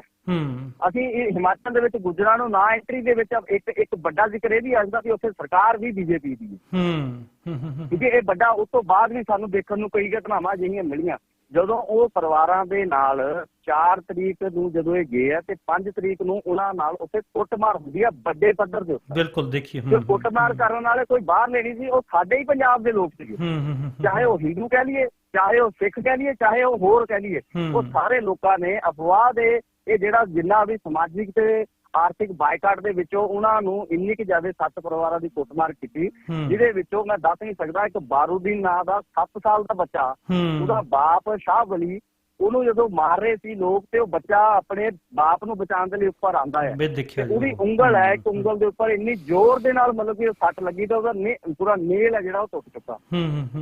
ਤੇ ਤੁਸੀਂ ਇਹ ਦੱਸੋ ਕਿ 7 ਸਾਲ ਦੇ ਬੱਚੇ ਦੇ ਸਾਹਮਣੇ ਉਹ ਪਿੰਡਾਂ ਦੇ ਵਿੱਚ ਉਹਦੇ ਬਾਪ ਨੂੰ ਬਿਨਾਂ ਕਿਸੇ ਕਸੂਰ ਤੋਂ ਕੋਈ ਲੋਕ ਮਾਰ ਰਹੇ ਹੋਣ, ਜਿਨ੍ਹਾਂ ਪਿੰਡਾਂ ਦੇ ਵਿੱਚ ਉਹ ਲੋਕ 50-50 ਸਾਲ ਤੋਂ ਰਹਿ ਰਹੇ ਹੈ। ਉਹ ਹੁਣ ਸ਼ਾਹ ਵਲੀ ਜਿਹੜਾ ਛੋਟਾ ਜਿਹੜਾ ਬੱਚਾ ਹੈ, ਉਹਦੇ ਮਤਲਬ ਕਿ ਦਿਮਾਗ ਦੇ ਵਿੱਚ ਕੀ ਗੱਲ ਗਈ ਹੋਏਗੀ ਕਿ ਇਹ ਕੀ ਹੈ। ਦਹਿਸ਼ਤ ਦਾ ਮਾਹੌਲ ਇਸ ਤਰੀਕੇ ਦਾ ਹੋਇਆ ਕਿ ਵਾਰਦਾਤ ਹੋਣ ਤੋਂ ਬਾਅਦ ਲੋਕ ਇਹਨਾਂ ਨੂੰ ਦੁਬਾਰਾ ਜਦੋਂ ਵਾਪਸ ਭੇਜਿਆ ਤੇ ਵਾਪਸ ਆਉਂਦੇ ਇੱਕ ਹੋਰ ਪਿੰਡ ਮੁਕੇਰੀਆਂ ਦਾ ਹੈ, ਚੌਧਰੀ ਬਾਗ, ਉੱਥੇ ਦੁਬਾਰਾ ਕੁੱਟਮਾਰ ਹੁੰਦੀ ਹੈ। ਸਾਡੇ ਇਸ ਕੁੱਟਮਾਰ ਦੇ ਧੱਕੇਸ਼ਾਹੀ ਦੇ ਵਿੱਚ ਸਾਡੇ ਆਈ ਵਿਟਨੈਸ ਰਹਿੰਦੇ ਆ ਦੀਪਕ ਠਾਕੁਰ, ਪੰਜਾਬੀ ਟ੍ਰਿਬਿਊਨ ਨੂੰ ਲਿਖਦੇ ਆ ਮਤਲਬ ਕਿ ਤਲਵਾੜੇ ਤੋਂ, ਉਹਨਾਂ ਨੇ ਬਕਾਇਦਾ ਇਹਦੀ ਵੀਡੀਓ ਵੀ ਰਿਕਾਰਡ ਕੀਤੀ ਤੇ ਫੋਟੋਗ੍ਰਾਫੀ ਕੈਪਚਰ ਕੀਤੀਆਂ। ਆਫਟਰ ਉਹ ਜਦੋਂ ਦਾਵਾਇਰ ਦੇ ਨਾਲ ਮਤਲਬ ਕਿ ਗਈਆਂ ਪ੍ਰਭਜੋਤ ਉਹਨਾਂ ਨੇ ਕਵਰੇਜ ਕੀਤੀ ਤੇ ਸਾਡਾ ਜ਼ਿਲ੍ਹੇ ਦਾ ਪ੍ਰਸ਼ਾਸਨ ਇਸ ਚੀਜ਼ ਨੂੰ ਸਿਰੇ ਤੋਂ ਨਕਾਰ ਗਿਆ ਵੀ ਅਜਿਹੀ ਕੋਈ ਜਿਹੜੀ ਇਹ ਦਾਵਾਇਰ ਨੇ ਸਟੋਰੀ ਦਿੱਤੀ ਹੈ ਝੂਠੀ ਹੈ। ਹਾਂ ਬਿਲਕੁਲ। ਉਹ ਬਕਾਇਦਾ ਇੰਨੀ ਗੱਲ ਕਰਦਾ ਵੀ ਉੱਥੇ ਜਿਹੜੇ ਉਹ ਅਸਲ ਦੇ ਵਿੱਚ ਜਿਹਨਾਂ ਪਰਿਵਾਰਾਂ ਦੇ ਵਿੱਚ 7 ਪਰਿਵਾਰਾਂ ਦੇ ਵਿੱਚੋਂ 2 ਪਰਿਵਾਰ ਦਾ ਸਵਾਨ ਦਰਿਆ 'ਚ ਰੁਕ ਜਾਂਦੇ ਆ, 5 ਪਰਿਵਾਰ ਹੋਰ ਪਿੱਛੇ ਆ ਜਾਂਦੇ ਵਾਪਸ। ਤੇ ਉਹ ਪ੍ਰਸ਼ਾਸਨ ਇਸ ਚੀਜ਼ ਨੂੰ ਲੁਕੋ ਲੈਂਦਾ ਵੀ ਉਹ 7 ਪਰਿਵਾਰਾਂ ਦੇ ਨਾਲ ਕੁੱਟਮਾਰ ਹੁੰਦੀ ਹੈ। ਬਿਲਕੁਲ ਲੁਕੋ ਲੈਂਦਾ ਪ੍ਰਸ਼ਾਸਨ ਨੂੰ, ਪੂਰੇ ਜ਼ਿਲ੍ਹੇ ਨੂੰ ਪਤਾ ਸੀਗਾ ਵੀ ਗੁੱਜਰਾਂ ਦੇ ਨਾਲ ਵੱਡੇ ਪੱਧਰ ਤੇ ਕੁੱਟਮਾਰ ਹੋਈ ਹੈ, ਇਹਨਾਂ ਦੇ ਉੱਪਰ ਕਾਰਵਾਈ ਕਰਨੀ ਬਣਦੀ ਹੈ ਲੋਕਾਂ ਦੇ ਉੱਪਰ, ਪਰ ਪ੍ਰਸ਼ਾਸਨ ਨੇ ਕੱਖ ਨਹੀਂ ਕੀਤਾ। ਇਹਦੇ ਪਿੱਛੇ ਕਿਸ ਚੀਜ਼ ਦਾ ਦਬਾਅ ਸੀਗਾ? ਪੰਜਾਬ ਦੇ ਵਿੱਚ ਕੈਪਟਨ ਸਰਕਾਰ ਹੋਣ ਦੇ ਬਾਵਜੂਦ ਵੀ ਪ੍ਰਸ਼ਾਸਨ ਦੇ ਉੱਪਰ ਕਿਹੜਾ ਦਬਾਅ ਸੀਗਾ ਕਿ ਇਹਨਾਂ ਨੇ ਅੱਜ ਤੱਕ, ਜੇ ਅਸੀਂ ਗੱਲ ਕਰਨੀ ਹੋਵੇ ਕਰਫਿਊ ਭੰਗ ਕਰਨ ਦੀ ਜਾਂ ਲੋਕਾਂ ਨੂੰ ਮਾਰਨ ਦੀ ਜਾਂ ਮਤਲਬ ਕਿ ਮਜਬੀ ਤੌਰ ਤੇ ਵਿਤਕਰਾ ਕਰਨ ਦੀ, ਕੋਈ ਵੀ ਮਾਮਲਾ ਅੱਜ ਤੱਕ ਵੀ ਸਾਡੇ ਜ਼ਿਲ੍ਹੇ ਦੇ ਵਿੱਚ ਨਹੀਂ ਕੀਤਾ। ਇੱਥੇ ਪ੍ਰਸ਼ਾਸਨ ਸਫਾਈ ਦੇਣ ਤੇ ਲੱਗਿਆ ਰਿਹਾ ਵੀ ਇਹ ਕਵਰੇਜ ਗਲਤ ਹੈ, ਕਿੱਥੇ ਹੈ, ਤੇ ਅਸੀਂ ਦਾਦ ਦਿੰਦੇ ਹਾਂ ਪ੍ਰਭਜੋਤ ਹੋਣਾ ਦਾ ਅਜਿਹੇ ਮਾਹੌਲ ਦੇ ਵਿੱਚ, ਜਿਸ ਮਾਹੌਲ ਦੇ ਵਿੱਚ ਲੋਕੀ ਜ਼ਿਆਦਾਤਰ ਮੀਡੀਆ ਜਿਹੜੇ ਲੋਕ ਹੈ ਉਹ ਕਮਰਿਆਂ ਦੇ ਵਿੱਚੋਂ ਨਹੀਂ ਨਿਕਲ ਰਹੇ, ਉਹ ਦਿੱਲੀ ਤੋਂ ਚੱਲ ਕੇ ਸਾਡੇ ਖੇਤਰ ਦੇ ਵਿੱਚ ਪੁੱਜੇ। ਲਗਭਗ ਦਿੱਲੀ ਤੋਂ 500-550 ਕਿਲੋਮੀਟਰ ਦਾ ਪੈਂਡਾ ਕੀਤਾ ਉਹਨਾਂ ਨੇ। ਪੈਂਡਾ ਕਰਨ ਤੋਂ ਬਾਅਦ ਲਗਾਤਾਰ ਸਾਡੇ ਨਾਲ, ਸਾਡੇ ਸਾਥੀਆਂ ਦੇ ਨਾਲ ਸਾਰੇ ਪਿੰਡਾਂ ਦੇ ਵਿੱਚ ਉਹਨਾਂ ਨੇ ਦੌਰਾ ਕੀਤਾ। ਅਸੀਂ ਇਹ ਨਹੀਂ ਕਹਾਂਗੇ ਕਿ ਉਹ ਇੱਕ ਪਿੰਡ ਦੇ ਵਿੱਚ ਗਏ ਜੀ, ਤੇ ਜਿਸ ਤਰੀਕੇ ਦੇ ਨਾਲ ਕੁਝ ਮਤਲਬ ਕਿ ਪ੍ਰੋ ਜਿਹੜੇ ਹੈਗੇ ਆ ਪ੍ਰਸ਼ਾਸਨ ਦੇ ਹੱਕ ਦੇ ਵਿੱਚ ਕੋਈ ਚੈਨਲ ਆ ਜਿਨ੍ਹਾਂ ਨੇ ਰਿਪੋਰਟ ਕੀਤੀ, 1-2 ਪਿੰਡਾਂ ਦੇ ਵਿੱਚ ਗਏ, ਗੱਲ ਕੀਤੀ ਤਾਂ ਉਹ ਆਪਣੇ ਇੱਕ ਪੱਖ ਦੱਸ ਕੇ ਤਾਂ ਗੱਲ ਖਤਮ ਕਰ ਦਿੱਤੀ। ਪ੍ਰਭਜੋਤ ਨੇ ਲਗਾਤਾਰ ਸਾਰੇ ਪਿੰਡਾਂ ਦੇ ਵਿੱਚ ਕਵਰੇਜ ਕੀਤੀ। ਉਹਨਾਂ ਜਿਸ ਤਰੀਕੇ ਦੇ ਨਾਲ ਹਰ ਪਿੰਡ ਦੇ ਵਿੱਚ ਉਹਨਾਂ ਨੇ ਗਏ ਹੈ, ਉਹਨਾਂ ਪਿੰਡਾਂ ਦੇ ਵਿੱਚੋਂ ਲਗਭਗ 3 ਦਿਨ ਉਹਨਾਂ ਨੇ ਲਗਾਤਾਰ ਵੱਖਰੇ ਪਿੰਡਾਂ ਚ ਲਾਏ, ਸਵੇਰ ਤੋਂ ਲੈ ਕੇ ਸ਼ਾਮ ਤੱਕ। ਤੇ ਉਹਦੇ ਨਾਲ ਉਹਦੇ ਵਿੱਚੋਂ ਹੀ ਇਹ ਗੱਲ ਨਿਕਲ ਕੇ ਆਈ ਕਿ ਜੇ ਸਾਨੂੰ ਜਦੋਂ 5 ਪਰਿਵਾਰ ਅਲੱਗ ਮਿਲੇ ਜਿਨ੍ਹਾਂ ਦੇ ਨਾਲ ਕੁੱਟਮਾਰ ਹੋਈ, ਉਹ ਪਰਿਵਾਰਾਂ ਨੇ ਜਦੋਂ ਆਪਣੀ ਅਸਲੀਅਤ ਦੱਸੀ, ਸੱਟਾਂ ਦੱਸੀਆਂ, ਤੇ ਉਹਨਾਂ ਦੇ ਜਿਹੜੇ ਬਰਤਨ ਹੈ ਜਿਨ੍ਹਾਂ ਦੇ ਵਿੱਚ ਉਹ ਲੈ ਕੇ ਜਾਂਦੇ ਰਹੇ ਦੁੱਧ, ਉਹ ਵੀ ਭੰਨ ਦਿੱਤੇ, ਰਾਸ਼ਨ ਖਿਲਾਰ ਦਿੱਤਾ। ਮਤਲਬ ਕਿ ਇਸ ਪੱਧਰ ਦਾ ਜਿਹੜਾ ਉਹਨਾਂ ਦਾ ਨੁਕਸਾਨ ਕੀਤਾ, ਉਹ ਮਤਲਬ ਕਿ ਇਹਨੂੰ ਅਸੀਂ ਬਿਆਨ ਵੀ ਨਹੀਂ ਕਰ ਸਕਦੇ। ਪਰ ਨਲਾਇਕੀ ਹੈ ਸਾਡੇ ਪੰਜਾਬ ਦੇ ਲੋਕਾਂ ਦੀ ਤੇ ਪੰਜਾਬ ਦੇ ਪ੍ਰਸ਼ਾਸਨ ਦੀ ਕਿ ਜਿਹੜਾ ਮੁਸਲਿਮ ਭਾਈਚਾਰਾ ਸਾਡੇ ਨਾਲ ਪਿਛਲੇ ਲੰਬੇ ਸਮੇਂ ਤੋਂ ਰਹਿ ਰਿਹਾ ਸੀ, ਜਿਹਦੇ ਨਾਲ ਜਿਹਦੀ ਸਾਡੇ ਨਾਲ ਦੁੱਧ ਪੱਠੇ ਦੀ ਸਾਂਝ ਹੈ ਜੀ, ਬਿਲਕੁਲ ਅਸੀਂ ਉਸ ਗੁੱਜਰ ਭਾਈਚਾਰੇ ਦੇ ਇਸ ਵੱਡੇ ਪੱਧਰ ਦੇ ਉੱਪਰ ਹਮਲਾ ਕੀਤਾ ਤੇ ਅਸੀਂ ਦੋਸ਼ੀ ਹੈ ਬਾਬੇ ਨਾਨਕ ਦੇ ਮਰਦਾਨੇ ਦੀ ਦੋਸਤੀ ਹੈ। ਬਿਲਕੁਲ ਬਿਲਕੁਲ ਕਿ ਅਸੀਂ ਉਹਦੇ ਵਾਰਸ ਹੋਣ ਦੇ ਬਾਵਜੂਦ ਵੀ ਅਸੀਂ ਤਰ੍ਹਾਂ ਨਹੀਂ ਲਗਾ ਸਕੇ ਕਿ ਅਸੀਂ ਕਿਸ ਚੱਦਰ ਜੇ ਕੁਝ ਲੋਕਾਂ ਵੱਲੋਂ ਇਹ ਜਿਹੜਾ ਮੈਸੇਜ ਵਾਇਰਲ ਕੀਤਾ ਗਿਆ ਉਹਦਾ ਨੁਕਸਾਨ ਵੱਡੇ ਪੱਧਰ ਤੇ ਗੁੱਜਰ ਭਾਈਚਾਰੇ ਨੇ ਝੱਲਿਆ ਹੈ ਤੇ ਉਹ ਸਾਡੇ ਨਾਲ ਵੀ ਜਿਹੜਾ ਸਾਂਝ ਸੀ ਗੁੱਜਰਾਂ ਦੀ ਜ਼ਿਮੀਂਦਾਰਾਂ ਦੇ ਨਾਲ ਕਿਸਾਨਾਂ ਦੇ ਨਾਲ ਉਹਦੇ ਵਿੱਚ ਵੀ ਕਿਤੇ ਨਾ ਕਿਤੇ ਖਿੱਚ ਪਈ ਹੈ। ਬਿਲਕੁਲ ਬਿਲਕੁਲ ਸਾਥੀ ਜੀ, ਮੈਂ ਵੈਸੇ ਤੁਹਾਨੂੰ ਦੱਸਣਾ ਚਾਹਾਂਗਾ ਮੈਂ ਜੋ ਸੋਸ਼ਲ ਮੀਡੀਆ ਦੇ ਉੱਪਰ ਜਾਂ ਤੇ ਕਿਉਂਕਿ ਜਿਹੜੀ ਵੀਰ ਪ੍ਰਭਜੀਤ ਸਿੰਘ ਹੋਣਾ ਜਿਹੜੀ ਰਿਪੋਰਟ ਸੀਗੀ ਉਹ ਇਹਨਾਂ ਨੇ ਸੰਘੀਆਂ ਨੇ ਉਹਨਾਂ ਦੀਆਂ ਸ਼ਿਕਾਇਤਾਂ ਕਰਕੇ ਉਹਨਾਂ ਨੂੰ ਸੋਸ਼ਲ ਮੀਡੀਆ ਤੇ ਆਉਣ ਨਹੀਂ ਦਿੱਤਾ। ਮੈਂ ਜਿਹੜੀ ਸਭ ਤੋਂ ਵੀਡੀਓ ਦੇਖੀ ਸੀ ਉਹ ਜਿਹੜੀ ਤੁਸੀਂ ਆਪਣੇ ਫੇਸਬੁੱਕ ਤੇ ਪਾਈ ਸੀਗੀ ਸਾਥੀ ਨਿਰਪਾਲ ਹੋਣਾ ਦੀ ਜਮਹੂਰੀ ਕਿਸਾਨ ਸਭਾ ਤੋਂ ਪੱਟੀ ਦੇ ਖੇਤਰ ਦੇ ਵਿੱਚ, ਮੈਨੂੰ ਸਭ ਤੋਂ ਪਹਿਲਾਂ ਜਿਹੜੀ ਵੀਡੀਓ ਮੇਰੇ ਉਹ ਸਾਹਮਣੇ ਆਈ ਹੈ। ਬਾਕੀ ਜਿਹੜੀਆਂ ਨੇ ਉਹ ਬਾਅਦ ਦੇ ਵਿੱਚ ਸਾਹਮਣੇ ਆਉਂਦੀਆਂ ਨੇ। ਤੋ ਸਾਥੀ ਜੀ ਇਹਦੇ ਵਿੱਚ ਸਰੋਤਿਆਂ ਦਾ ਸਾਂਝ ਪਾਓ ਕਿ ਇਸ ਟਾਈਮ ਜਿਹੜੀ ਸਿਚੁਏਸ਼ਨ ਕਿਸ ਤਰੀਕੇ ਦੀ ਚੱਲ ਰਹੀ ਹੈ। ਇਹ ਸਾਰੇ ਤੁਹਾਡਾ ਤੇ ਹੋਰ ਵੀ ਸਾਥੀਆਂ ਦੇ ਸੰਘਰਸ਼ ਤੋਂ ਬਾਅਦ ਖਾਸ ਕਰਕੇ ਜਿਹੜਾ ਬਾਰਡਰ ਵਾਲਾ ਏਰੀਆ ਆ ਹਿਮਾਚਲ ਦੇ ਨਾਲ ਲੱਗਦਾ ਆ, ਕਿਸ ਤਰੀਕੇ ਦੀ ਸਿਚੁਏਸ਼ਨ ਆ ਗੁੱਜਰ ਭਾਈਚਾਰੇ ਦੀ? ਬਿਲਕੁਲ, ਜਿਹੜੀ ਤਾਂ ਪਹਿਲਾਂ ਤਾਂ ਮੈਂ ਜ਼ਿਕਰ ਕਰਨਾ ਚਾਹਾਂਗਾ ਵੀ ਜਦੋਂ ਇਹ 4 ਤਰੀਕ ਤੋਂ ਘਟਨਾਵਾਂ ਵਾਪਰਨੀਆਂ ਸ਼ੁਰੂ ਹੋਈਆਂ ਸਾਡੇ ਇਸ ਖਿੱਤੇ ਦੇ ਵਿੱਚ 4, 5, 6, 7 ਤੋਂ ਲੈ ਕੇ 12, 13 ਤੱਕ ਮਾਹੌਲ ਬੜਾ ਜ਼ਿਆਦਾ ਟੈਂਸ ਰਿਹਾ ਤੇ ਜਦੋਂ ਪ੍ਰਭਜੀਤ ਹੋਣਾ ਨੇ ਜਦੋਂ ਆਪਣੀ ਤੀਜੀ ਸਟੋਰੀ ਇਹ ਪਰ ਦਿੱਤੀ ਹੈ ਫਾਈਨਲ, ਜਿਹਦੇ ਵਿੱਚ ਡੀਸੀ ਦਾ ਵਰਜਨ ਪੂਰਾ ਹੈ, ਪੂਰੇ ਪ੍ਰਸ਼ਾਸਨ ਨੇ ਢਿੱਡ ਜ਼ੋਰ ਲਾਇਆ ਇਸ ਸਾਰੀ ਗੱਲ ਨੂੰ ਦਬਾਉਣ ਦੇ ਲਈ ਤੇ ਪੋਚੇ ਮਾਰਨ ਦੇ ਲਈ, ਕਿਉਂਕਿ ਪ੍ਰਸ਼ਾਸਨ ਬਜਾਏ ਕਾਰਵਾਈ ਕਰਨ ਦੇ ਸਿਰਫ ਪੋਚੇ ਮਾਰ ਰਿਹਾ ਸੀ। ਤੇ ਜਦੋਂ ਇਹ ਦੂਜੀ ਰਿਪੋਰਟ ਗਈ ਹੈ ਤੇ SHO ਹਾਜੀਪੁਰ ਲੋਮੇਸ਼ ਸ਼ਰਮਾ ਵੱਲੋਂ ਬਕਾਇਦਾ ਇੱਕ ਆਡੀਓ ਰਿਕਾਰਡਿੰਗ ਜਾਰੀ ਕੀਤੀ ਜਾਂਦੀ ਹੈ। ਉਹ ਆਡੀਓ ਰਿਕਾਰਡਿੰਗ ਦੇ ਵਿੱਚ ਬਕਾਇਦਾ ਉਹ ਮੈਸੇਜ ਬਣਾ ਕੇ ਦਿੰਦੇ ਆ ਵੀ ਹਾਂ ਵੀ ਪਿੰਡਾਂ ਦੇ ਵਿੱਚ ਜਿਹੜੇ ਪਹਿਰੇ DC ਮੈਡਮ ਦੀ ਮਤਲਬ ਕਿ ਆਰਡਰ ਦੇ ਵੱਲੋਂ ਲਗਾਏ ਗਏ ਲੋਕਾਂ ਵੱਲੋਂ, ਉਹਨਾਂ ਪਹਿਰਿਆਂ ਦੇ ਵਿੱਚ ਕਿਸੇ ਵੀ ਗੁੱਜਰ ਭਾਈਚਾਰੇ ਦੇ ਕਿਸੇ ਵੀ ਬੰਦੇ ਨੂੰ ਨਾ ਕਿਸੇ ਵੇਲੇ ਵੀ ਰੋਕਿਆ ਜਾਵੇ। ਠੀਕ, ਪਹਿਲਾ ਮਾਹੌਲ ਇਹ ਸੀ ਕਿ ਕਿਸੇ ਵੀ ਪਿੰਡ ਦੇ ਵਿੱਚ ਕਿਸੇ ਵੀ ਗੁੱਜਰ ਨੂੰ ਜਾਣ ਨਹੀਂ ਦਿੱਤਾ ਜਾ ਰਿਹਾ ਸੀ। ਤੁਸੀਂ ਇਹ ਦੇਖ ਲਓ ਕਿ ਇੱਕ ਬੰਦੇ ਨੇ 100 ਮੱਝਾਂ ਰੱਖੀਆਂ, ਇੱਕ ਮੱਝ ਘੱਟੋ ਘੱਟ 90 ਕਿਲੋ ਤੋਂ ਕੁਆਂਟਲ ਪੱਠਾ ਖਾਂਦੀ ਹੈ ਇੱਕ ਦਿਨ ਦਾ। ਬਿਲਕੁਲ, ਉਹ ਕਿਤੋਂ ਨਾ ਕਿਤੋਂ ਬੰਦਾ ਬਾਹਰੋਂ ਲੈ ਕੇ ਹੀ ਆਊਗਾ ਆਪਣੇ ਮਤਲਬ ਅੱਡੇ ਜਿੱਥੇ ਉਹ ਡੇਰਾ ਉਹਦੇ ਵਿੱਚੋਂ ਤਾਂ ਤਿਆਰ ਨਹੀਂ ਕਰ ਸਕਦਾ। ਤੇ ਪਿੰਡਾਂ ਦੇ ਵਿੱਚ ਪਹਿਰਿਆਂ ਨੇ ਇਹ ਮਾਹੌਲ ਕਰ ਦਿੱਤਾ ਵੀ ਗੁੱਜਰਾਂ ਨੂੰ ਜਾਂਦੇ ਨਹੀਂ ਸੀ। ਤੇ ਇੱਕ ਚੀਜ਼ ਸਦਾ ਅਸੀਂ ਮਤਲਬ ਸਾਡੇ ਨਾਲ ਕੋਈ ਨਿਖੜਵੀ ਨਹੀਂ ਹੈ, ਚਾਹੇ ਜਿਸ ਮਰਜ਼ੀ ਧਰਮ ਜਾਤ ਦਾ ਬੰਦਾ ਹੋਵੇ, ਜੇ ਗਰੀਬ ਹੈ ਗਰੀਬ ਦੇ ਨਾਲ ਹਰ ਕੋਈ ਟਿੱਚਰ ਕਰਨ ਨੂੰ ਮੌਕਾ ਮਿਲਦਾ ਹੈ। ਬਿਲਕੁਲ ਬਿਲਕੁਲ, ਕਹਿਣ ਨੂੰ ਤਾਂ ਲੋਕ ਇਹ ਵੀ ਕਹਿੰਦੇ ਆ ਕਿ ਇਹਨਾਂ ਨੇ ਮੱਝਾਂ ਰੱਖੀਆਂ 50-50 ਹਜ਼ਾਰ ਲੱਖ ਦੀਆਂ, ਪਰ ਅਸੀਂ ਗੱਲ ਕਰ ਲੈਂਦੇ ਆ ਕਿ ਅਸਲੀਅਤ ਦੇ ਵਿੱਚ ਉਹ ਤਾਂ ਉਹਨਾਂ ਦੀ ਰੋਜੀ ਰੋਟੀ ਹੈ। ਬਿਲਕੁਲ ਬਿਲਕੁਲ ਬਿਲਕੁਲ ਬਿਲਕੁਲ ਬਿਲਕੁਲ ਬਿਲਕੁਲ, ਉਹ ਆਪਣੀ ਰੋਜੀ ਰੋਟੀ ਹੈ। ਉਹਦੇ ਵਿੱਚ ਜੇ 10 ਕਿਲੋ ਜਾਂ 20 ਕਿਲੋ ਦੁੱਧ ਚੋ ਕੇ ਤੇ ਉਹ ਦੁੱਧ ਤਿਆਰ ਕਿੱਦਾਂ ਹੁੰਦਾ ਹੈ, ਇਹ ਵੱਡੀ ਗੱਲ ਹੈ। ਮਤਲਬ ਮੈਂ ਇੱਕ ਨੇੜੇ ਦੇ ਮੇਰੇ ਲਾਗੇ ਬਿਲਕੁਲ ਇੱਕ ਗੁੱਜਰ ਰਹਿੰਦੇ ਆ, ਲਾਲੂ ਜੀ ਉਹਨਾਂ ਦਾ ਨਾਂ ਹੈ। ਉਹ ਮੈਨੂੰ ਮਤਲਬ ਕਿ ਬੈਠਦੇ ਆ ਕਈ ਵਾਰ ਗੱਲਾਂ ਬਾਤਾਂ, ਬਜ਼ੁਰਗ ਮਦਰ ਹੋਣੀ ਕਿ ਬੈਠੇ ਹੁੰਦੇ ਆ ਤਾਂ ਗੱਲਾਂ ਕਰਦੇ ਆ ਤੇ ਉਹ ਸਾਫ਼ ਕਹਿੰਦੇ ਵੀ ਅਸੀਂ 1000 ਰੁਪਇਆ ਦਿਨ ਦਾ ਵੱਟਦੇ ਹੁੰਦੇ ਸੀਗੇ ਪਿਛਲੇ ਦਿਨਾਂ ਦੇ ਵਿੱਚ ਜਦੋਂ ਅਜਿਹੇ ਹਾਲਾਤ ਨਹੀਂ। 1000 ਦੇ ਵਿੱਚੋਂ ਮੈਂ 500 ਰੁਪਏ ਦੀ ਰੋਜ਼ ਦੀ ਫੀਡ ਲਿਆਉਂਦੇ ਰਹੇ ਆ, ਜਿਹਦੇ ਨਾਲ ਉਹ ਮਤਲਬ ਜਿਹੜਾ ਦੇਣਾ ਪਸ਼ੂਆਂ ਨੂੰ, ਉਸ ਤੋਂ ਇਲਾਵਾ 500 ਬਚਤ ਹੋਣੀ, 200 ਰੁਪਏ ਦਾ ਸਾਡਾ ਡੇਲੀ ਦਾ ਖਰਚਾ ਹੁੰਦਾ ਹੈਗਾ। 300 ਰੁਪਇਆ ਅਸੀਂ ਅਗਲਾ ਕੋਈ ਪਸ਼ੂ ਖਰੀਦਣ ਦੇ ਲਈ ਜਾਂ ਹਵੀ ਨਵੀ ਦੇ ਲਈ ਬਚਾ ਕੇ ਰੱਖਦੇ ਸੀਗੇ ਜੀ, ਕਿਉਂਕਿ ਅਜਿਹੇ ਤਾਂ ਹੈ ਨਹੀਂ ਵੀ ਪਸ਼ੂ ਰੱਖਿਆ ਤੇ ਉਹਦੀ ਕਦੀ ਕੋਈ ਬਿਮਾਰ ਨਹੀਂ ਹੋਣਾ ਜਾਂ ਢਿੱਲਾ ਮੱਠਾ ਨਹੀਂ ਹੋਣਾ ਜਾਂ ਉਹਦੀ ਮੌਤ ਨਹੀਂ ਹੋਣੀ। ਇਹ ਘਟਨਾਵਾਂ ਅਜਿਹੀਆਂ ਵਾਪਰਦੀਆਂ। ਇਹ ਉਹਨਾਂ ਦੀ ਇਨਕਮ ਸੀਗੀ 1000 ਰੁਪਇਆ, ਤੇ ਉਹ ਰੋਜ਼ ਦੀ ਆਮਦੀ ਤੇ ਰੋਜ਼ ਦਾ ਗੁਜ਼ਾਰਾ ਸੀਗਾ। ਪਰ ਜਿਸ ਤਰੀਕੇ ਦੇ ਨਾਲ ਇਹ ਮੈਸੇਜ ਹੋਇਆ, ਪਹਿਲਾਂ ਇਹਨਾਂ ਦੇ ਉੱਪਰ ਹਮਲੇ ਹੋਏ ਤੇ ਬਾਹਰ ਦੇ ਵਿੱਚ ਜਿਹੜਾ ਆਰਥਿਕ ਬਾਈਕਾਟ ਕੀਤਾ ਇਹਨਾਂ ਦਾ, ਆਰਥਿਕ ਬਾਈਕਾਟ ਦੇ ਨਾਲ ਹੋ ਗਿਆ ਵੀ ਕਿਸੇ ਵੀ ਗੁੱਜਰ ਦਾ, ਕਿਸੇ ਵੀ ਮਤਲਬ ਕਿ ਨੌਨ ਹਿੰਦੂ ਬੰਦੇ ਦਾ ਦੁੱਧ ਨਹੀਂ ਲਿਆ ਜਾਂਦਾ ਰਿਹਾ ਕਿਸੇ ਵੀ ਪਿੰਡ ਦੇ ਵਿੱਚ। ਈਵਨ ਕਈ ਵਾਰ ਪ੍ਰਸ਼ਾਸਨ ਨੇ ਜ਼ਿਕਰ ਕਰਤਾ ਵੀ ਇਹ ਗੁੱਜਰ ਜ਼ਿਆਦਾਤਰ ਹਲਵਾਈਆਂ ਨੂੰ ਦੁੱਧ ਦਿੰਦੇ ਆ, ਪਰ ਮੈਂ ਇਸ ਚੀਜ਼ ਦਾ ਸਾਫ਼ ਮਤਲਬ ਕਿ ਖੰਡਨ ਕਰਦਾ ਕਿ ਜ਼ਿਆਦਾਤਰ ਸਾਡੇ ਪਿੰਡਾਂ ਦੇ ਗੁੱਜਰ ਜੇ ਉਹ ਕੁਆਂਟਲ ਦੁੱਧ ਦੀ ਲਾਗਤ ਨਾਲ ਤਿਆਰ ਹੁੰਦਾ ਉਹਦੇ ਵਿੱਚੋਂ 50 ਕਿਲੋ ਦੁੱਧ ਪਿੰਡ ਦੇ ਸਪਲਾਈ ਕਰਦੇ ਸੀਗੇ, ਸ਼ਹਿਰ ਦੇ ਵਿੱਚ ਸਪਲਾਈ ਕਰਦੇ ਸੀਗੇ ਘਰੋਂ ਘਰਾਂ ਦੇ ਵਿੱਚ। ਈਵਨ ਮੈਂ ਮਤਲਬ ਕਿ ਇੱਕ ਜਿਹੜੇ ਜ਼ਿਕਰ ਹੁਣ 1000 ਰੁਪਏ ਇਨਕਮ ਦੀ ਕੀਤੀ, ਉਹ ਗੁੱਜਰ ਇਹਨਾਂ ਨੇ ਇਹ ਬਕਾਇਦਾ ਕਿਹਾ ਵੀ ਮੈਂ ਪਿਛਲੇ 15 ਸਾਲਾਂ ਤੋਂ ਇੱਕ ਪਰਿਵਾਰ ਮੇਰੇ ਤੋਂ 4 ਕਿਲੋ ਦੁੱਧ ਲੈ ਰਿਹਾ ਸੀ, ਅਜਿਹੀ ਘਟਨਾ ਹੋਣ ਤੋਂ ਬਾਅਦ ਉਹਨੂੰ ਵੀ ਮੈਨੂੰ ਨਾ ਕਰ ਦਿੱਤਾ, ਕਿਉਂਕਿ ਉਹਨਾਂ ਦੇ ਜਿਹੜੀਆਂ ਮਤਲਬ ਕਿ ਔਰਤਾਂ ਹੈ, ਬਕਾਇਦਾ ਉਹਨਾਂ ਨੇ ਜ਼ਿਕਰ ਕੀਤਾ ਵੀ ਦੇਖੋ ਭਾਈ ਸਾਹਿਬ ਅਸੀਂ ਸਾਡੀ ਇਹ ਰੋਜੀ ਰੋਟੀ ਹੈ ਦੁੱਧ, ਅਸੀਂ ਇਹਦੇ ਵਿੱਚ ਥੁੱਕ ਸਕਦੇ ਹਾਂ ਜਾਂ ਅਜਿਹਾ ਕੁਛ ਕਰ ਸਕਦੇ ਹਾਂ, ਮੁਮਕਿਨ ਹੀ ਨਹੀਂ ਹੈ।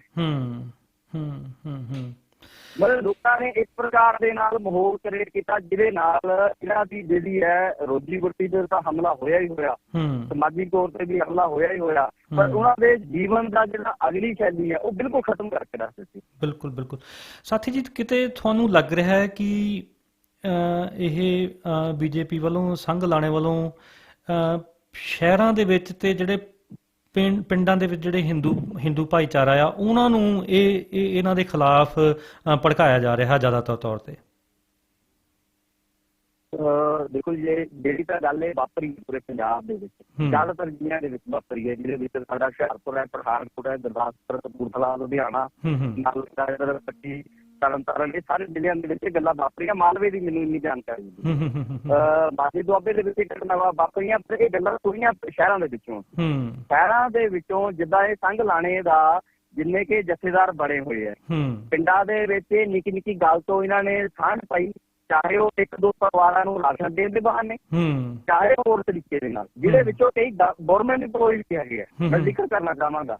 ਉਹਨਾਂ ਨੇ ਪਿੰਡ ਦੇ ਵਿੱਚ ਇੱਕ ਦੋ ਬੰਦੇ ਨਾਲ ਸਾਂਝ ਹੋ ਜਾਂਦੀ ਤੇ ਸਾਂਝ ਤੋਂ ਬਾਅਦ ਸਾਡੀ ਤਰਾਜ਼ੀ ਇਹ ਹੈ ਕਿ ਪਿੰਡ ਦੇ ਸਰਪੰਚ ਜਾਂ ਹੋਰ ਬੰਦੇ ਛੇਤੀ ਨਾਲ ਇਹਨਾਂ ਦੇ ਹੱਥਾਂ ਦੇ ਵਿੱਚ ਆ ਕੇ, ਕਿਉਂਕਿ ਸਭ ਤੋਂ ਪਹਿਲਾਂ ਮਾਹੌਲ ਤਾਂ ਇੱਥੇ ਖਰਾਬ ਹੋਇਆ ਜਦੋਂ ਅਨਾਊਂਸਮੈਂਟ ਹੋਈ। ਕਿਉਂਕਿ ਪਹਿਲਾਂ ਤਾਂ ਅੰਦਰੋਂ ਅੰਦਰ ਹੀ ਪ੍ਰੈਸ਼ਰਾਈਜ਼ ਕੀਤਾ ਹੋਏਗਾ, ਪਰ ਇੰਨੀ ਫਰਕ ਪਿਆ। ਪਰ ਜਦੋਂ ਇਹ ਅਨਾਊਂਸਮੈਂਟ ਹੋਈ ਰਾਤ ਦੇ 10-11 ਵਜੇ ਵੱਖਰੇ ਵੱਖਰੇ ਪਿੰਡਾਂ ਦੇ ਵਿੱਚ ਹੋਈ, ਉਹਦੇ ਨਾਲ ਮਾਹੌਲ ਦੇ ਹੋਰ ਖਰਾਬ ਹੋ ਗਿਆ ਤੇ ਜਿਹੜਾ ਆਪ ਜੋ ਆਰਐਸਐਸ ਕਰਨਾ ਚਾਹੁੰਦੀ ਸੀ ਉਹਦੇ ਵਿੱਚ ਕਾਮਯਾਬ ਹੋ ਗਈ। ਬਿਲਕੁਲ। ਤੇ ਕਈ ਮੀਡੀਆ ਕਰਮੀਆਂ ਨੇ ਇਹਨੂੰ ਡਿਫੈਂਸ ਕੀਤਾ, ਇਸ ਸਾਰੀ ਗੱਲ ਨੂੰ ਬਿਲਕੁਲ ਡਿਫਿਊਜ਼ ਕਰ ਦਿੱਤਾ। ਦਾਅਵਾ ਦਾ ਇੱਕ ਵੱਡਾ ਉਪਰਾਲਾ ਹੈ ਸਾਰੀ ਚੀਜ਼ ਦੇ ਉੱਪਰ, ਪੰਜਾਬ ਦੇ ਉੱਪਰ ਕੋਈ ਕਲੰਕ ਲੱਗਣ ਤੋਂ ਬਲਕਿ ਪੂਰੇ ਸਾਈਡ ਤੇ ਲਾ ਦਿੱਤਾ। ਇਹਦਾ ਕਸਰ ਕੋਈ ਨਹੀਂ ਛੱਡੀ ਸੀਗੀ। ਮੈਂ ਇਸ ਮਤਲਬ ਇਹ ਤੋਂ ਬਿਲਕੁਲ ਮੁਨਕਰ ਨਹੀਂ ਹੈ ਕਿ ਕਈ ਪਿੰਡਾਂ ਦੇ ਵਿੱਚ ਨਹੀਂ ਘਟਨਾਵਾਂ ਵਾਪਰੀਆਂ ਹੋਣਗੀਆਂ, ਉਹ ਵੱਖਰੀ ਗੱਲ ਹੈ, ਪਰ ਜ਼ਿਆਦਾਤਰ ਪਿੰਡਾਂ ਦੇ ਵਿੱਚ ਘਟਨਾਵਾਂ ਵਾਪਰੀਆਂ। ਕਿਸੇ ਵੀ ਤੁਸੀਂ ਕੋਈ ਵੀ ਜਿਹੜੇ ਵੀਡੀਓ ਰਿਕਾਰਡਿੰਗ ਆਈ ਹੈ ਵੱਖਰੇ ਵੱਖਰੇ ਚੈਨਲਾਂ ਤੋਂ, ਉਹਦੇ ਵਿੱਚ ਇੱਕ ਤਾਂ ਸਾਫ਼ ਸ਼ਬਦ ਤੁਸੀਂ ਸੁਣੇ ਹੋਣੇ ਆ ਵੀ ਗੁੱਜਰ ਸਾਫ਼ ਕਹਿੰਦੇ ਆ। ਜਿਹੜੀ ਥੋੜੇ ਦਿਨ ਪਹਿਲਾਂ ਇੱਕ ਹੋਰ ਤੁਸੀਂ ਕੱਲ ਵੀ ਮੈਨੂੰ ਭੇਜੀ, ਉਹ ਮੈਂ ਦੇਖੀ, ਗੁੱਜਰਾਂ ਨੇ ਕਿਹਾ ਵੀ ਅਸੀਂ ਜਦੋਂ ਮੁਕੇਰੀਆਂ ਦੁੱਧ ਲੈ ਕੇ ਗਏ ਤੇ ਸਾਡਾ ਦੁੱਧ ਉੱਥੇ ਸੁੱਟ ਦਿੱਤਾ ਗਿਆ ਸੜਕ ਤੇ। ਬਿਲਕੁਲ। ਲੋਕਾਂ ਵੱਲੋਂ ਸਾਡੀਆਂ ਕੈਨੀਆਂ ਮਧੇੜ ਦਿੱਤੀਆਂ ਗਈਆਂ, ਉਹਦੇ ਤੋਂ ਬਾਅਦ ਅਸੀਂ ਦੁੱਧ ਘਰ ਪਸ਼ੂਆਂ ਨੂੰ ਪਿਲਾਉਂਦੇ ਆ ਜਾਂ ਸੁੱਟਦੇ ਆ। ਤੇ ਉਸ ਤੋਂ ਇਲਾਵਾ ਜਿਹੜੇ ਪਰਿਵਾਰ ਜਿਨ੍ਹਾਂ ਦੇ ਨਾਲ ਮਾਰਕੁੱਟ ਹੋਈ, ਉਹਨਾਂ ਦੇ ਦਾ ਰਾਸ਼ਨ ਤੱਕ ਇਹਨਾਂ ਨੇ ਬਿਲਕੁਲ ਖਿਲਾਰ ਦਿੱਤਾ, ਕੱਖ ਨਹੀਂ ਸੀਗਾ। ਤੇ ਉਹ ਪਰਿਵਾਰ ਦੁੱਧ ਪੀਂਦਾ ਰਿਹਾ ਤੇ ਉਹਨਾਂ ਨੇ ਸਾਫ਼ ਜ਼ਿਕਰ ਕੀਤੇ ਵੀ ਸਾਡੇ ਬੱਚਿਆਂ ਨੂੰ ਲੂਜ਼ ਮੋਸ਼ਨ ਲੱਗ ਗਏ ਦੁੱਧ ਪੀ ਕੇ, ਤੇ ਢਿੱਡ ਦੇ ਵਿੱਚ ਵੱਟ ਪੈ ਜਾਂਦਾ। ਤੁਸੀਂ ਦੱਸੋ, ਹਾਲਤ ਹੀ ਨਹੀਂ ਪੱਧਰੀ ਹੈ। ਤੇ ਸਾਡੇ ਜਿਹੜਾ ਮੁਕੇਰੀਆਂ ਦਾ ਐਸਡੀਐਮ ਹੈ, ਮਤਲਬ ਉਹ ਇੱਥੋਂ ਇਹ ਕਹਿ ਰਿਹਾ ਕਿ ਤੁਸੀਂ 4 ਦੇ ਨਾਲ ਗੁਜ਼ਾਰਾ ਕਰ ਲਓ, ਤੇ 74 ਸਾਲ ਤੋਂ ਆਜ਼ਾਦੀ ਇਸ ਚੀਜ਼ ਦੇ ਲਈ ਦਿੱਤੀ ਸੀ। ਹਜ਼ਾਰਾਂ ਅਰਬਾਂ ਰੁਪਇਆ ਦਾ ਜਿਹੜਾ ਟੈਕਸ ਹੈ ਦੇਸ਼ ਨੂੰ ਖੜਾ ਕਰਨ ਦੇ ਲਈ, ਉਹ ਇਸ ਚੀਜ਼ ਦੇ ਲਈ ਦਿੱਤੇ ਵੀ ਕੱਲ ਨੂੰ ਜੇ ਦੇਸ਼ ਦੇ ਉੱਪਰ ਕਿਸੇ ਤਰੀਕੇ ਦੀ ਵਿਪਦਾ ਆ ਜੇ ਤਾਂ ਤੁਸੀਂ ਉਹਨਾਂ ਦੇ ਨਾਲ ਨਸਲੀ ਜਿਹੜਾ ਦੁਸ਼ਵਿਹਾਰ ਕਰੋ, ਉਹਨਾਂ ਨੂੰ ਮਜ਼ਹਬੀ ਤੌਰ ਤੇ ਉਹਨਾਂ ਨੂੰ ਮਾਰੋ ਕੁੱਟੋ, ਤੇ ਬਾਅਦ ਦੇ ਵਿੱਚ ਇਹ ਕਹੋ ਕਿ ਤੁਸੀਂ ਗੁਜ਼ਾਰਾ ਕਰ ਲਓ। ਤੇ ਜਦੋਂ ਕੋਈ ਮੀਡੀਆ ਜਾਂ ਕੋਈ ਬਲਕਿ ਕਵਰੇਜ ਕਰੇ ਇਸ ਚੀਜ਼ ਦੀ ਜਿਹਦੇ ਤੇ ਤੁਹਾਡੀ ਨਕੇਲ ਨਹੀਂ ਪਈ, ਤੇ ਤੁਸੀਂ ਸਫਾਈ ਦਿਓ ਧੱਕੇ ਦੇ ਨਾਲ। ਜਿਹੜਾ ਇਹਨਾਂ ਨੇ ਕਿਹਾ ਵੀ ਅਸੀਂ ਦੁੱਧ ਬਕਾਇਆ ਗੁਜਰਾਂ ਦਾ, ਦੱਸਣਾ ਇਹ ਚਾਹਾਂਗੇ ਵੀ ਇਹਨਾਂ ਨੇ ਦੁੱਧ ਕਿੰਨੇ ਰੁਪਏ ਲੀਟਰ ਬਕਾਇਆ? 20 ਰੁਪਏ ਲੀਟਰ। ਗੁਰਦਾਸਪੁਰ ਦੇ ਇੱਥੇ ਪਠਾਨਕੋਟ ਦੇ ਵਿੱਚ 13.5 ਰੁਪਏ ਕਿਲੋ ਦੁੱਧ ਬਕਾਇਆ, ਜਿੱਥੇ 20 ਰੁਪਏ ਦੇ ਵੀ ਬਲਕਿ ਉਹ ਪਾਣੀ ਦੀ ਬੋਤਲ ਮਿਲਦੀ ਹੈ, ਉੱਥੇ 13.5 ਰੁਪਏ ਲੀਟਰ ਦੁੱਧ ਦਿੱਤਾ ਗੁਜਰਾਂ ਨੇ, ਤੇ ਜਿੱਥੇ 10 ਰੁਪਏ ਦਾ ਚਾਹ ਦਾ ਕੱਪ ਪੀਂਦੇ ਆ। ਇਹ ਅਸਲੀਅਤ ਹੈ ਪ੍ਰਸ਼ਾਸਨ ਨੇ ਜੋ ਕੀਤਾ ਲੋਕਾਂ ਦੇ ਨਾਲ। ਹੁਣ ਤਰਾਸਦੀ ਇਹ ਹੈ ਵੀ ਅਜਿਹੇ ਮਾਹੌਲ ਦੇ ਵਿੱਚ ਪ੍ਰਸ਼ਾਸਨ ਜਿਹੜਾ ਹੈ ਐਕਟੀਵਿਸਟਾਂ ਦੇ ਉੱਪਰ ਪੂਰੀ ਨਿਗਾਹ ਬਣਾ ਕੇ ਰੱਖਿਆ ਹੋਇਆ, ਕਿਸ ਤਰੀਕੇ ਦੇ ਨਾਲ ਉਹਨਾਂ ਨੂੰ ਦੱਬਿਆ ਜਾਵੇ, ਸਨੱਬ ਕੀਤਾ ਜਾਵੇ। ਜਿਹੜੇ ਲੋਕ ਹੈ ਜ਼ਮੀਨੀ ਪੱਧਰ ਤੇ ਉਹ ਮਤਲਬ ਕਿ ਸਿਆਣੇ ਵੀ ਹੈ, ਉਹ ਚਾਹੁੰਦੇ ਨੇ ਕਿ ਉਹਨਾਂ ਦੇ ਨਾਲ ਕੋਈ ਅਨਸਕਾਮੀ ਘਟਨਾ ਵਾਪਰੇ ਨਾ, ਨਹੀਂ ਤਾਂ ਅਜਿਹੇ ਲੋਕਾਂ ਦੇ ਵਿਰੁੱਧ ਲੜਨਾ ਵੀ ਜ਼ਰੂਰੀ ਹੈ। ਕੋਈ ਸ਼ੱਕ ਨਹੀਂ ਸਾਥੀ ਜੀ, ਕੋਈ ਸ਼ੱਕ ਨਹੀਂ ਸਾਥੀ ਜੀ। ਇਹਦੇ ਨਾਲ ਦੀ ਨਾਲ ਅਸਲ ਦੇ ਵਿੱਚ ਇਹ ਗੁੱਜਰ ਭਾਈਚਾਰੇ ਨਾਲ ਵੀ ਇੱਕ ਹੋਰ ਵੱਡੀ ਜਿਹੜੀ ਤਰਾਸਦੀ ਇਹ ਹੈ ਕਿ ਜਿਹੜੇ ਜੰਮੂ ਕਸ਼ਮੀਰ ਤੋਂ ਉੱਪਰੋਂ ਨਾਰਥ ਦੇ ਵਿੱਚੋਂ ਜਿਹੜਾ ਹੱਥਾਂ ਨਾਲ ਬੁਣਿਆ ਕੱਪੜਾ ਜਿਹੜਾ ਲੈ ਕੇ ਆਉਂਦੇ ਆ ਸੀਜ਼ਨ ਤੇ ਆਉਂਦੇ ਆ ਤੇ ਫਿਰ ਵਾਪਸ ਚਲ ਜਾਂਦੇ ਆ, ਉਹ ਆਪਣੀ ਜਿਹੜੀ ਗੱਲਬਾਤ ਚੱਲ ਰਹੀ ਸੀ, ਮੈਂ ਚਾਹੂੰਗਾ ਕਿ ਤੁਸੀਂ ਉਹਦੇ ਬਾਰੇ ਵੀ ਜ਼ਰੂਰ ਗੱਲ ਕਰੋ ਕਿ ਉਹਨਾਂ ਨੂੰ ਹਿਮਾਚਲ ਦੇ ਵਿੱਚ ਐਂਟਰ ਨਹੀਂ ਹੋਣ ਦਿੱਤਾ ਜਾ ਰਿਹਾ। ਸੋ ਇਸ ਟਾਈਮ ਕਿੰਨੇ ਜਿਹੜੇ ਕਸ਼ਮੀਰੀ ਨੇ ਉਹ ਇਸ ਟਾਈਮ ਪੰਜਾਬ ਦੇ ਬਾਰਡਰ ਦੇ ਉੱਪਰ ਫਸੇ ਹੋਏ ਨੇ, ਕਿਉਂਕਿ ਦੋਨੇ ਪਾਸੇ ਲਾਕਡਾਊਨ ਆ, ਕਿਸ ਤਰਾਸਦੀ ਵਿੱਚੋਂ ਉਹ ਗੁਜ਼ਰ ਰਹੇ ਨੇ? ਬਿਲਕੁਲ ਜ਼ਿਕਰ ਕਰਾਂਗੇ ਜਿਨ੍ਹਾਂ ਨੂੰ ਅਸੀਂ ਨਾ ਜ਼ਿਆਦਾਤਰ ਇਹ ਕਸ਼ਮੀਰੀ ਜਿਹੜੇ ਸਾਡੇ ਸਰਦੀਆਂ ਦੇ ਵਿੱਚ ਸਾਡੇ ਪੰਜਾਬ, ਹਿਮਾਚਲ ਤੇ ਹਰਿਆਣੇ ਦੇ ਵਿੱਚ ਆਉਂਦੇ ਆ, ਇਹਨਾਂ ਨੂੰ ਸਟੋਲ ਸੇਲਰ ਕਹਿੰਦੇ ਆ ਆਪਾਂ, ਸ਼ਾਲ ਗਰਮ ਕੱਪੜੇ ਵੇਚਦੇ ਆ ਸਾਡੇ ਤੇ ਇਹ ਆਪਣੇ ਉਧਰੋਂ ਹੀ ਬਣਾ ਕੇ ਸਾਰਾ ਜ਼ਿਆਦਾਤਰ ਮਟੀਰੀਅਲ ਲੈ ਕੇ ਆਉਂਦੇ ਆ। ਜ਼ਿਆਦਾਤਰ ਕੁਝ ਤਾਂ ਚਲੋ ਇੱਥੋਂ ਕਿਤੇ ਇੰਡਸਟਰੀ ਤੋਂ ਲੈਂਦੇ, ਜ਼ਿਆਦਾਤਰ ਮਟੀਰੀਅਲ ਆਪਣਾ ਹੀ ਸਾਰਾ ਇਹਨਾਂ ਨੇ ਲਿਆਂਦਾ ਹੁੰਦਾ। ਤੇ ਇਹ ਸਾਡੇ ਜਦੋਂ ਸ਼੍ਰੀਨਗਰ ਦੇ ਵਿੱਚ ਸਰਦੀ ਹੁੰਦੀ ਹੈ, ਵੱਡੇ ਪੱਧਰ ਤੇ ਸਰਦੀ ਹੁੰਦੀ ਹੈ, ਤੇ ਸਾਡੇ ਪੰਜਾਬ ਦੇ ਇਹਨਾਂ ਖਿੱਤਿਆਂ 'ਚ ਆ ਜਾਂਦੇ ਆ ਤੇ ਇਹ 2-3 ਮਹੀਨੇ ਦਾ ਇੱਥੇ ਆਪਣਾ ਇੱਕ ਗੁਜ਼ਰ ਬਸਰ ਕਰਦੇ ਆ, ਇੱਕ ਪ੍ਰਕਾਰ ਦਾ ਰੋਟੀ ਦਾ। ਇੱਕ ਕਈ ਸਾਲਾਂ ਤੋਂ ਲਗਭਗ 29-30 ਸਾਲ ਮੇਰੀ ਉਮਰ ਹੋ ਚੱਲੀ ਹੈ ਤੇ ਮੈਂ ਬਚਪਨ ਤੋਂ ਇਹਨਾਂ ਨੂੰ ਦੇਖ ਰਿਹਾ। ਬਿਲਕੁਲ। ਤੇ ਇਹਨਾਂ ਦਾ ਜਿਹੜਾ ਸੰਬੰਧ ਹੈ ਸਾਡੇ ਪਰਿਵਾਰਾਂ ਦੇ ਨਾਲ, ਉਹ ਅਜਿਹਾ ਗੁੰਡਮਾ ਜਿਹਾ ਹੋ ਗਿਆ ਵੀ ਕਈ ਵੱਡਾ, ਮਤਲਬ ਕਿ ਆਹੀ ਗੱਲ ਕਰੀਏ ਵੀ ਉਧਾਰ ਇਹਨਾਂ ਦੇ ਨਾਲ ਲੰਬਾ ਚੱਲਿਆ ਰਹਿੰਦਾ। ਈਵਨ ਮਤਲਬ ਕਿ ਅਸੀਂ ਵੀ ਕਈ ਵਾਰ ਕੱਪੜਾ ਲੈਂਦੇ ਤਾਂ 1000-1200 ਰੁਪਇਆ ਉਧਾਰ ਖੜਾ ਲੈਣਾ, ਇਹਨਾਂ ਨੇ ਅਗਲੇ ਸਾਲ ਜਦੋਂ ਆਉਣਾ ਫਿਰ ਉਹ ਲੈਣਾ, ਤੇ ਏਦਾਂ ਹੀ ਨਵਾਂ ਪੁਰਾਣਾ ਇਹਨਾਂ ਨਾਲ ਚੱਲਿਆ ਜਾਂਦਾ। ਪਰ ਇਹ ਜਦੋਂ ਇਹ ਹੁਣ ਹੋਇਆ ਲੋਕਡਾਊਨ, ਤੇ ਲੋਕਡਾਊਨ ਦੇ ਦੌਰਾਨ ਹੀ ਇਹ ਲੋਕਾਂ ਨੂੰ ਇਹ ਸੀ ਕਿ ਹੁਣ ਵਾਪਸੀ ਸਰਕਾਰ ਜਾਂ ਕੋਈ ਪ੍ਰਬੰਧ ਕਰੇਗੀ, ਪਰ ਵੱਡੇ ਪੱਧਰ ਦੇ ਉੱਪਰ ਇਹ ਜਿੰਨੇ ਵੀ ਸੇਲਰ ਹੈ ਇਹ ਸਾਡੇ ਹੁਸ਼ਿਆਰਪੁਰ ਨਾਲ ਲੱਗਦੇ ਹਿਮਾਚਲ, ਅੰਬ, ਦੌਲਤਪੁਰ, ਬਨੇਰਾ, ਇੱਧਰ ਜਲੰਧਰ, ਟਾਂਡਾ ਪਰੇ ਵੀ, ਮਤਲਬ ਈਵਨ ਕੱਲ ਦੀ ਖਬਰ ਇਹ ਆਈ ਕਿ ਬਠਿੰਡੇ ਤੋਂ ਬਕਾਇਦਾ ਇੱਕ ਬੱਸ ਆਈ ਪੂਰੀ, ਜਿਹਨੂੰ ਉੱਥੋਂ ਦੇ ਪ੍ਰਸ਼ਾਸਨ ਨੇ ਪਰਮਿਸ਼ਨ ਦਿੱਤੀ ਕਿ ਲਖਨਪੁਰ, ਉਹ ਬੱਸ ਪਠਾਨਕੋਟ ਤੋਂ ਫਿਰ ਵਾਪਸ ਭੇਜ ਦਿੱਤੀ ਕਿ ਅਸੀਂ ਲਖਨਪੁਰ ਤੋਂ ਵਾਪਸ ਕੀਤੀ ਹੈ ਜਾਂ ਪਠਾਨਕੋਟ ਤੋਂ, ਇਹਦੇ ਬਾਰੇ ਜਾਣਕਾਰੀ ਨਹੀਂ, ਪਰ ਸਾਨੂੰ ਇੰਨੀ ਜਾਣਕਾਰੀ ਪੂਰੀ ਆਈ, ਉਹਦੀ ਵੀਡੀਓ ਬਕਾਇਦਾ, ਕਿ ਉਹਨਾਂ ਨੂੰ ਨਹੀਂ ਦਿੱਤਾ ਗਿਆ ਅੱਗੇ। ਤੇ ਲਗਭਗ ਅੱਜ ਇਹ ਲਾ ਲਓ ਵੀ ਲੋਕਡਾਊਨ ਹੋਏ ਨੂੰ ਲਗਭਗ ਮਹੀਨਾ ਹੋ ਚੱਲਾ ਤੇ ਉਹ ਮਹੀਨੇ ਤੋਂ ਇੱਥੇ ਰਹਿ ਰਹੇ ਹੈ, ਤੇ ਜਿਨ੍ਹਾਂ ਨੇ 100-200-500 ਰੁਪਇਆ ਦਿਨ ਦਾ ਕਮਾਣਾ ਹੈ, ਤੇ ਉਹਨਾਂ ਦਾ ਇੱਕ ਮੌਸਮੀ ਤੌਰ ਤੇ ਵੀ ਅਜੇ ਇਹਨਾਂ ਲੋਕਾਂ ਦਾ ਗੱਲ ਕਰੀਏ ਵੀ ਇੰਨੀ ਗਰਮੀ ਦੇ ਵਿੱਚ ਉਹ ਇੱਧਰ ਰਹਿ ਹੀ ਨਹੀਂ ਸਕਦੇ, ਸਰੀਰਕ ਬਣਤਰ ਉਹਨਾਂ ਦੀ ਅਜਿਹੀ ਹੈ, ਤੇ ਅਜਿਹੇ ਹਾਲਾਤਾਂ ਦੇ ਵਿੱਚ ਇੱਕ ਕਮਰਿਆਂ ਦੇ ਵਿੱਚ ਲੋਕ ਰਹਿ ਰਹੇ ਆ, ਤੇ ਆਪਣਾ ਮਾੜਾ ਮੋਟਾ ਰੋਜੀ ਦਾ ਪ੍ਰਸ਼ਾਸਨ ਦੀ ਮਦਦ ਜ਼ੀਰੋ ਹੈ। ਜੇ ਆਪਾਂ ਗੱਲ ਕਰ ਲਈਏ, ਚਾਹੇ ਪੰਜਾਬ ਗੱਲ ਕਰ ਲਈਏ, ਚਾਹੇ ਹਿਮਾਚਲ ਜਾਂ ਹੋਰ, ਪ੍ਰਸ਼ਾਸਨ ਕੋਈ ਨਹੀਂ ਮਦਦ ਕਰ ਰਿਹਾ। ਇਹ ਲਗਾਤਾਰ ਉਹਨਾਂ ਕੋਲ ਜਾ ਰਹੇ ਆ, ਉਹਨਾਂ ਦੇ ਮਤਲਬ ਕਹਿ ਰਹੇ ਆ ਵੀ ਜਿੱਥੇ ਤਾਂ ਕਿਤੇ ਐਕਟਿਵਿਸਟ ਸੀਗੇ ਉਹਨਾਂ ਨੇ ਮਦਦ ਕਰਕੇ ਉਹਨਾਂ ਨੂੰ ਕਢਵਾ ਦਿੱਤਾ, ਜਿੱਦਾਂ ਆਪਾਂ ਹਾਜੀਪੁਰ ਮੁਕੇਰੀਆਂ ਇੱਥੇ ਸਾਡੇ ਸਾਥੀ ਸੀਗੇ, ਉਹਨਾਂ ਨੇ ਪ੍ਰੈਸ਼ਰਾਈਜ਼ ਕਰਕੇ ਮਦਦ ਲਈ ਇਹਨਾਂ ਦੀ ਡਿਪਾਰਟਮੈਂਟ ਦੀ ਗੱਡੀਆਂ ਆਪਣੀਆਂ ਕਰਕੇ ਤਾਂ ਇਹਨਾਂ ਨੂੰ ਉੱਪਰ ਲਖਨਪੁਰ ਤੱਕ ਭਜਾਇਆ, ਉਹ ਨਿਕਲ ਵੀ ਗਈ ਕਿ ਘਰਾਂ 'ਚ ਵੀ ਪੁੱਜ ਗਏ, ਪਰ ਜ਼ਿਆਦਾਤਰ ਬੰਦੇ ਹਜੇ ਵੀ ਫਸੇ ਹੋਏ ਆ, ਤੇ ਪ੍ਰਸ਼ਾਸਨ ਕੋਈ ਵੀ ਇਹਨਾਂ ਨੂੰ ਪਰਮਿਸ਼ਨ ਕਿਸੇ ਪ੍ਰਕਾਰ ਦੀ ਨਹੀਂ ਦੇ ਰਿਹਾ। ਤੇ ਉਹਨਾਂ ਦੇ ਹਾਲਾਤ ਇਹ ਹੈ ਵੀ ਜਿੱਥੇ ਰੋਜੀ ਰੋਟੀ ਦੀ ਗੱਲ ਕਰਨੀ ਹੋਵੇ ਉਹ ਤਾਂ ਖਤਮ ਹੀ ਖਤਮ ਹੈ। ਜਿੰਨੇ ਕੁ ਪੈਸੇ ਉਹਨਾਂ ਨੇ ਕਮਾਏ ਸੀਗੇ ਉਹ ਲਗਭਗ ਮਹੀਨੇ-1.5 ਮਹੀਨੇ ਤੋਂ ਉਹਨਾਂ ਨੇ ਅੰਦਰ ਹੀ ਬੈਠ ਕੇ ਖਾ ਲਏ ਆ। ਸਾਨੂੰ ਖਤਰਾ ਇਸ ਚੀਜ਼ ਦਾ ਆ ਆਉਣ ਵਾਲੇ ਦਿਨਾਂ ਦੇ ਵਿੱਚ, ਜਿਸ ਤਰੀਕੇ ਦੇ ਨਾਲ ਦਿੱਲੀ ਦੇ ਵਿੱਚ ਮਰਕਜ਼ ਦਾ ਨਾਂ ਰੋਲਾ ਪਾ ਕੇ ਮੁਸਲਮਾਨਾਂ ਨੂੰ ਇਹਨਾਂ ਨੂੰ ਟਾਰਗੇਟ ਕੀਤਾ, ਜਿਸ ਤਰੀਕੇ ਨਾਲ ਪੂਰੇ ਭਾਰਤ ਦੇ ਵਿੱਚ ਥਾਈਂ ਜਿਹੜੇ ਆ ਇਹ ਹਮਲੇ ਪੂਰੇ ਇਲੈਕਟ੍ਰੋਨਿਕ ਮੀਡੀਆ ਦੇ ਜ਼ਿਆਦਾਤਰ ਚੈਨਲਾਂ ਵੱਲੋਂ ਜਿਸ ਤਰੀਕੇ ਦੇ ਨਾਲ ਇਸ ਚੀਜ਼ ਦਾ ਪ੍ਰੋਪੋਗੰਡਾ ਕੀਤਾ ਵੀ ਇਹਨਾਂ ਨੇ ਇੱਕ ਬਿਮਾਰੀ ਨੂੰ ਵੀ ਮਜ਼ਹਬੀ ਰੰਗ ਦੇ ਦਿੱਤਾ, ਉਸ ਤਰੀਕੇ ਦੇ ਨਾਲ ਜਿਹੜੇ ਇਹ ਲੋਕ ਸਾਡੇ ਆਪਣੇ ਪੰਜਾਬ ਦੇ ਵਿੱਚ ਫਸੇ ਹੋਏ ਆ, ਇਹਨਾਂ ਦੇ ਲਈ ਕੱਲ ਨੂੰ ਅਜਿਹੇ ਹਾਲਾਤ ਨਾ ਬਣ ਜਾਣ। ਬਿਮਾਰੀ ਕਿਸੇ ਵੀ ਚੀਜ਼ ਨੂੰ ਨਹੀਂ ਦੇਖ ਰਹੀ, ਉਹ ਨਾ ਮਜ਼ਹਬ ਦੇਖਦੀ ਹੈ, ਨਾ ਉਮਰ ਦੇਖ ਰਹੀ ਹੈ, ਨਾ ਹੋਰ ਕੋਈ ਦੇਖ ਰਹੀ ਹੈ, ਉਹ ਤਾਂ ਹੋ ਹੀ ਜਾਣੀ ਹੈ। ਪਰ ਜਿਸ ਹਾਲਾਤ ਦੇ ਨਾਲ ਅਸੀਂ ਇਹਨਾਂ ਦੀ ਗੱਲ ਕਰੀਏ ਬੈਠੇ ਹੋਏ ਆ, ਸਾਡੀ ਤਰਾਸਦੀ ਹੈ ਵੀ ਸਰਕਾਰਾਂ ਇੰਨੀਆਂ ਕਿ ਨਲਾਇਕ ਹੈ ਜਾਂ ਜਾਣਬੁੱਝ ਕੇ ਕਰ ਰਹੀਆਂ, ਸਾਨੂੰ ਨਹੀਂ ਇਹਦੇ ਬਾਰੇ ਪਤਾ। ਮੇਰਾ ਬ੍ਰਦਰ ਇੱਕ ਸਿੰਗਾਪੁਰ ਦੇ ਵਿੱਚ ਆ, ਉੱਥੇ ਲੋਕਡਾਊਨ 1 ਜੂਨ ਤੱਕ ਲੱਗਿਆ, ਤੇ ਮੇਰੀ ਕੱਲ ਫੋਨ ਤੇ ਉਹਦੇ ਨਾਲ ਗੱਲ ਹੋਈ, ਛੋਟਾ ਹੈ ਤੇ ਉਹਨੂੰ ਬਕਾਇਦਾ, ਉਹ ਵੀ ਲੇਬਰ ਦੇ ਵਿੱਚ ਹੀ ਉੱਥੇ ਕੰਮ ਕਰਨ ਗਿਆ ਹੈ, ਤੇ ਉੱਥੋਂ ਦੀ ਸਰਕਾਰ ਨੇ ਬਕਾਇਦਾ ਇੱਕ ਮਤਲਬ ਕਿ ਉਹ ਲੇਬਰ ਜਿਹੜੇ ਕੁਆਟਰ ਸੀਗੇ ਉਹਨਾਂ ਦੇ ਵਿੱਚ ਇਹ ਬਿਮਾਰੀ ਫੈਲ ਗਈ। ਬਾਅਦ ਦੇ ਵਿੱਚ ਉਹਨਾਂ ਨੇ ਉੱਥੋਂ ਉਹਨਾਂ ਨੇ ਸਾਰੇ ਬੰਦਿਆਂ ਨੂੰ ਕੱਢ ਕੇ ਚੰਗੇ ਹੋਟਲਾਂ ਦੇ ਵਿੱਚ ਰੱਖਿਆ, ਤੇ ਮੇਰੀ ਜਦੋਂ ਗੱਲ ਕੀਤੀ ਵੀ ਸਾਨੂੰ ਕਹਿੰਦਾ ਵਧੀਆ ਇੱਕ ਰੂਮ ਦੇ ਵਿੱਚ ਅਸੀਂ ਇੱਕ ਇੰਪਲੋਈ ਰਹਿ ਰਹੇ ਹਾਂ, ਤੇ ਹੋਟਲ ਦਾ ਜਿਹੜਾ ਕਮਰਾ ਬਿਲਕੁਲ ਵਧੀਆ ਹੈ, ਰੋਟੀ ਸਾਨੂੰ ਰੋਜ਼ ਮਿਲ ਰਹੀ ਹੈ। ਅਸੀਂ ਇਹ ਦਿਖਦੇ ਆ ਵੀ ਸਾਡੇ ਦੇਸ਼ ਦੇ ਵਿੱਚ ਕੀ ਹਾਲਾਤ ਹੈ। 4 ਘੰਟੇ ਦਾ ਨੋਟਿਸ ਦੇ ਕੇ ਜੀ ਪੂਰਾ ਭਾਰਤ ਬੰਦ।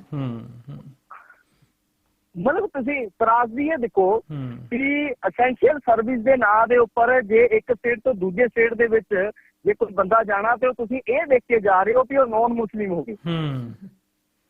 ਤੇ ਇੱਥੇ ਜੇ ਗੱਲ ਕਰੀਏ ਵੀ ਜੇ ਬੰਦੇ ਕਿਸੇ ਨੂੰ ਫਸਾ ਕੇ ਰੱਖਣਾ ਆ, ਉਹ ਸਾਰੇ ਮਤਲਬ ਟਾਰਗੇਟਡ ਜਾਣ ਬੁੱਝ ਕੇ ਪੂਰੀ ਸਰਕਾਰ ਵੱਲੋਂ ਟਾਰਗੇਟਡ ਹੈ ਇੱਕ ਪ੍ਰਕਾਰ ਦਾ। ਜੇ ਰਿਆਇਤ ਦੇਣ ਦੀ ਗੱਲ ਹੈ, ਮਜ਼ਦੂਰ ਥਾਈਂ ਫਸੇ ਹੋਏ ਹੈ, ਉਹਨਾਂ ਦਾ ਕੋਈ ਫਿਰਕਾ ਨਹੀਂ, ਕੋਈ ਜਾਤ ਨਹੀਂ, ਕੋਈ ਬਰਾਦਰੀ ਨਹੀਂ, ਉਹ ਸਿਰਫ ਤੇ ਸਿਰਫ ਮਜ਼ਦੂਰ ਹੈ। ਉਹ ਰੋਜੀ ਰੋਟੀ ਕਮਾਉਣ ਦੇ ਲਈ ਆਪਣੇ ਘਰ, ਪਿੰਡ, ਸ਼ਹਿਰ ਛੱਡ ਕੇ ਦੂਜੇ ਸ਼ਹਿਰਾਂ ਦੇ ਵਿੱਚ ਆ ਕੇ ਰੁਕੇ ਹੈ। ਤੇ ਤਰਾਜ਼ੀ ਇਹ ਹੈ ਵੀ ਅੱਜ ਇੰਨਾ ਸਮਾਂ ਬੀਤ ਜਾਣ ਤੇ ਬਾਅਦ ਵੀ ਕੁਝ ਵੀ ਮਦਦ ਉਹਨਾਂ ਦੀ ਨਹੀਂ ਹੋ ਰਹੀ। ਇਹ ਜਿੰਨੇ ਵੀ ਹੈ ਕਸ਼ਮੀਰੀ ਹੈ, ਤੇ ਸਾਡੇ ਪੰਜਾਬ ਦੇ ਵੱਖਰੇ ਵੱਖਰੇ ਟਿੱਕਿਆਂ 'ਚ ਫਸੇ ਹੋਏ ਹੈ। ਕੁਝ ਨਾ ਕੁਝ ਸੰਸਥਾਵਾਂ ਜਿਹੜੀਆਂ ਹੈਗੀਆਂ ਇਹਨਾਂ ਦੀ ਮਦਦ ਦੇ ਲਈ ਖੜੀਆਂ ਹੈ, ਪਰ ਉਹ ਸਹਿਮੇ ਹੋਏ ਆਪਣੇ ਕਮਰਿਆਂ ਦੇ ਵਿੱਚ, ਕਿਉਂਕਿ ਇਹ ਤਬਲੀਗੀ ਜਿਹੜਾ ਮਰਕਜ਼ ਦਾ ਜਿਸ ਤਰੀਕੇ ਦੇ ਨਾਲ ਮੀਡੀਆ ਨੇ ਰਿਪਰੈਜ਼ੈਂਟ ਕੀਤਾ, ਮੁਸਲਿਮ ਕਿਤੇ ਨਾ ਕਿਤੇ ਸਹਿਮੇ ਹੋਏ ਆਪਣੀ ਜਗ੍ਹਾ ਦੇ ਉੱਪਰ ਬੈਠੇ ਹੋਏ। ਬਿਲਕੁਲ ਸਾਥੀ ਜੀ, ਬਿਲਕੁਲ। ਸਾਥੀ ਜੀ, ਇਸ ਤੋਂ ਇਲਾਵਾ ਇੱਕ ਹੋਰ ਵੀ ਵਿਸ਼ਾ ਬਹੁਤ ਗੰਭੀਰ ਹੈ ਕਿ ਜਿਵੇਂ 4 ਘੰਟੇ ਦਾ ਨੋਟਿਸ ਦੇ ਕੇ ਪੂਰਾ ਭਾਰਤ ਨੂੰ ਬੰਦ ਕੀਤਾ ਗਿਆ, ਇਸ ਲੋਕਡਾਊਨ ਨੂੰ ਕੀਤਾ ਗਿਆ, ਕੋਈ ਵੀ ਪ੍ਰਬੰਧ, ਕਿਉਂਕਿ ਫਸਲਾਂ ਪੱਕਣ ਨੂੰ ਆਈਆਂ ਸੀਗੀਆਂ, ਉਹਦਾ ਖਰੀਦੋ ਫਰੋਖਤ ਦਾ ਕੋਈ ਚੰਗੀ ਤਰ੍ਹਾਂ ਪ੍ਰਬੰਧ ਨਹੀਂ ਕੀਤਾ ਗਿਆ। ਤੁਸੀਂ ਖੁਦ ਕਿਸਾਨੀ ਖਿੱਤੇ ਨੂੰ ਬਿਲੋਂਗ ਕਰਦੇ ਜੇ, ਸੋ ਇਸ ਟਾਈਮ ਜਿਹੜੀ ਪੱਕੀ ਫਸਲ ਆ, ਕਣਕ ਹੈ, ਉਹਦੀ ਖਰੀਦੋ ਫਰੋਖਤ ਦਾ ਕੰਮ ਕਿਸ ਤਰੀਕੇ ਨਾਲ ਚੱਲ ਰਿਹਾ ਹੈ?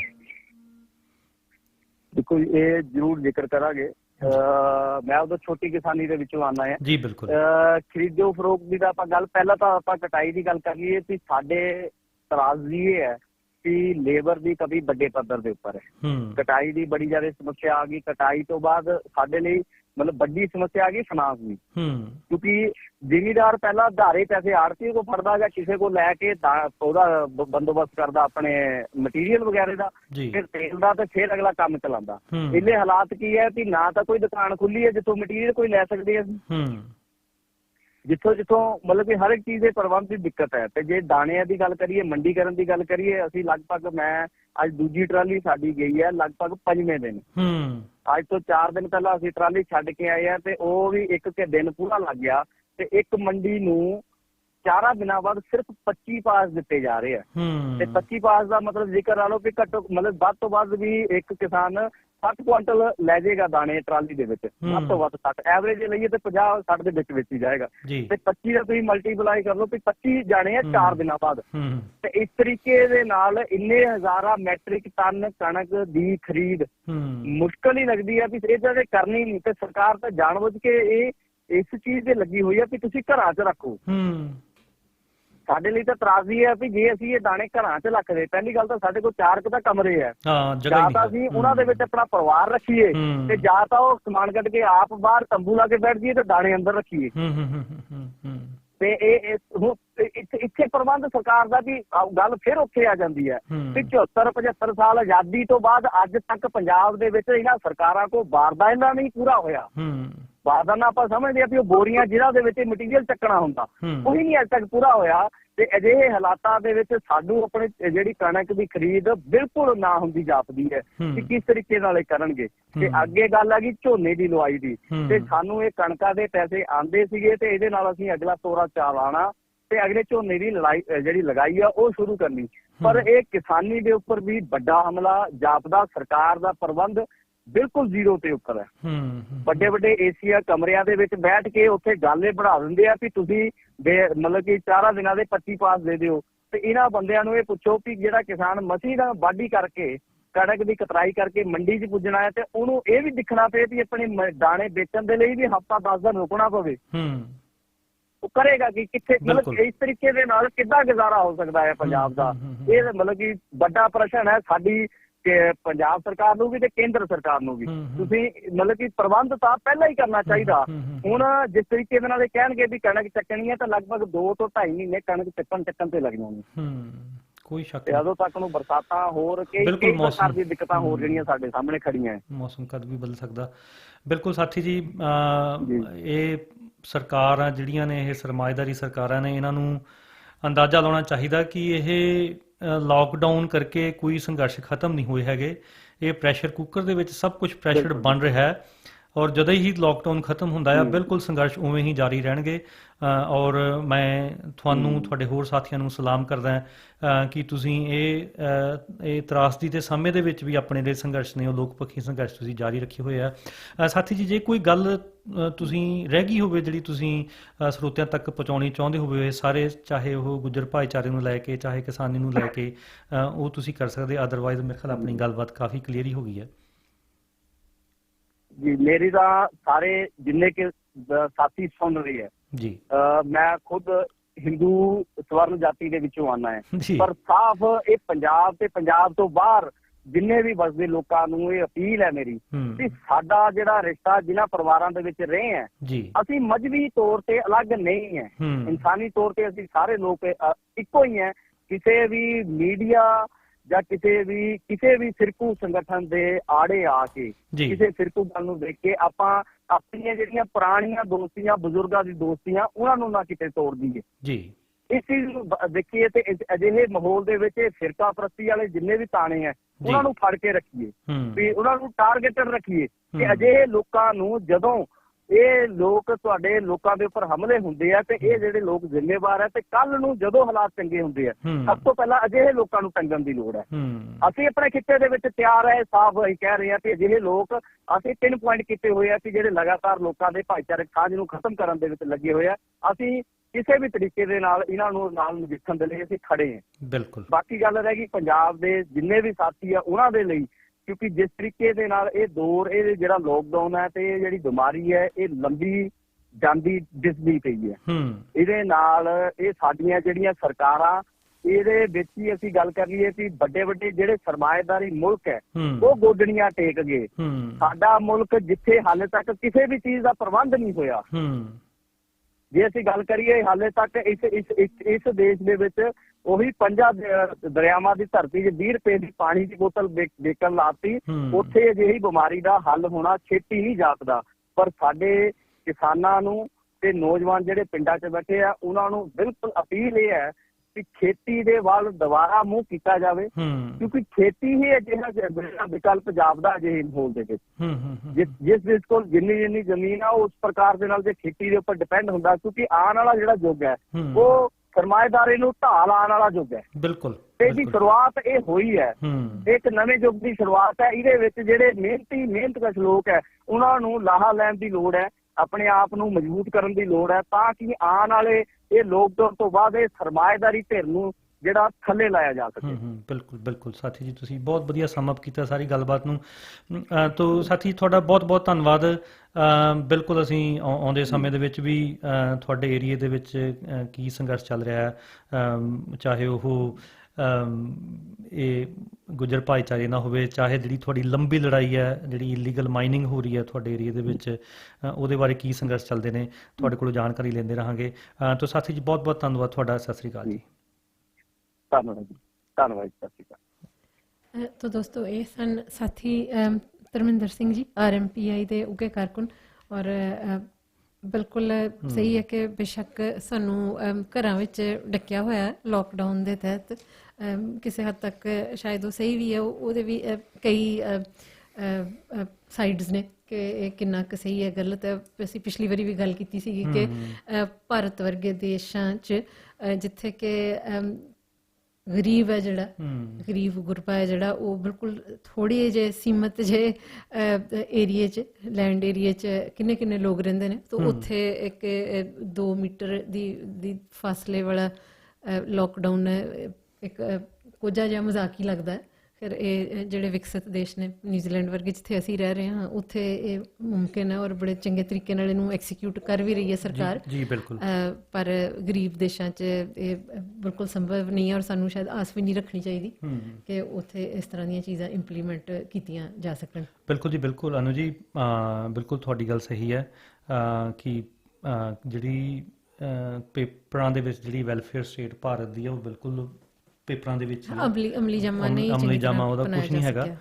ਔਰ ਜੇ ਉਹ ਮੁੜ ਕੇ ਜਿਹੜੀਆਂ ਸਾਨੂੰ ਰਿਪੋਰਟਾਂ ਪਹੁੰਚੀਆਂ ਨੇ, ਕੁਛ ਵੀਡੀਓ ਸਾਨੂੰ ਸਾਥੀ ਜੀ ਨੇ ਉਹ ਭੇਜੀਆਂ ਨੇ, ਜਿਹੜੀਆਂ ਅਸੀਂ ਪਬਲਿਕ ਵੀ ਨਹੀਂ ਕਰ ਸਕਦੇ ਕਿਉਂਕਿ ਉਹਨਾਂ ਦੇ ਜਿਹੜੇ ਉਹ ਲੋਕਲ ਗੁੱਜਰ ਪਰਿਵਾਰ ਨੇ ਭਾਈਚਾਰੇ ਦੇ ਵਿੱਚ, ਉਹਨਾਂ ਨੂੰ ਖਤਰਾ ਹੋ ਸਕਦਾ ਹੈ। ਪਰ ਬਹੁਤ ਦਿਲ ਤੇ ਲਾਉਣੇ ਵਾਲੀਆਂ ਨੇ ਔਰ ਬੜਾ ਦੁੱਖ ਲੱਗਦਾ ਕਿਉਂਕਿ ਸਾਥੀ ਜੀ ਹੁਣਾਂ ਨਾਲ ਗੱਲਬਾਤ ਹੋ ਰਹੀ ਸੀਗੀ ਕਿ ਕਿਸ ਤਰੀਕੇ ਨਾਲ ਖਾਸ ਕਰਕੇ ਜਦੋਂ ਤੁਸੀਂ ਕਿਸਾਨੀ ਦੇ ਵਿੱਚ ਹੋਵੇ ਤੁਹਾਡੀ ਕਿਹੋ ਜਿਹੀ ਸਾਂਝ ਆ, ਕਿਉਂਕਿ ਜਿਹੜੇ ਵੀ ਉਹ ਗੁੱਜਰ ਭਾਈਚਾਰੇ ਤੋਂ ਜਿਹੜੇ ਆਉਂਦੇ ਨੇ ਉਹਨਾਂ ਦੇ ਜਿਹੜੇ ਡੇਰੇ ਹੁੰਦੇ ਨੇ ਉਹ ਪਿੰਡਾਂ ਦੇ ਵਿੱਚ ਹੀ ਹੁੰਦੇ ਨੇ। ਬਿਲਕੁਲ, ਔਰ ਉਹੀ ਪਰਿਵਾਰ ਗੁਜਰਾਂ ਦੇ ਹਰ ਸਾਲ ਹਾਂ ਈਅਰ ਆਫਟਰ ਈਅਰ ਉਹੀ ਆਉਂਦੇ ਨੇ। ਅਸੀਂ ਵੀ ਆਪਣੇ ਪਿੰਡ 'ਚ ਬਚਪਨ 'ਚ ਦੇਖਿਆ, ਮੈਂ ਗੁਰਦਾਸਪੁਰ ਜ਼ਿਲ੍ਹੇ ਤੋਂ ਹਾਂ, ਤਾਂ ਉਹ ਬਿਲਕੁਲ ਬਾਰਡਰ ਤੇ ਜਦੋਂ ਅਸੀਂ ਆ ਜਾਂਦੇ ਹਾਂ ਤਾਂ ਪਹਾੜੀ ਲੋਕ ਸਿਆਲਾਂ 'ਚ ਮੈਦਾਨੀ ਇਲਾਕਿਆਂ 'ਚ ਆ ਜਾਂਦੇ ਨੇ, ਤਾਂ ਉਹ ਸਾਡੇ ਪਿੰਡ ਵੀ ਹਰ ਸਾਲ ਉਹ ਪਰਿਵਾਰ ਆਉਂਦੇ ਰਹੇ ਨੇ, ਔਰ ਬਕਾਇਦਾ ਇੱਕ ਦੂਸਰੇ ਨਾਲ ਉਹ ਸਾਂਝ ਔਰ ਪਹਿਚਾਣ ਬਣੀ ਹੁੰਦੀ ਸੀਗੀ ਪੁਸ਼ਤ ਦਰ ਪੁਸ਼ਤ।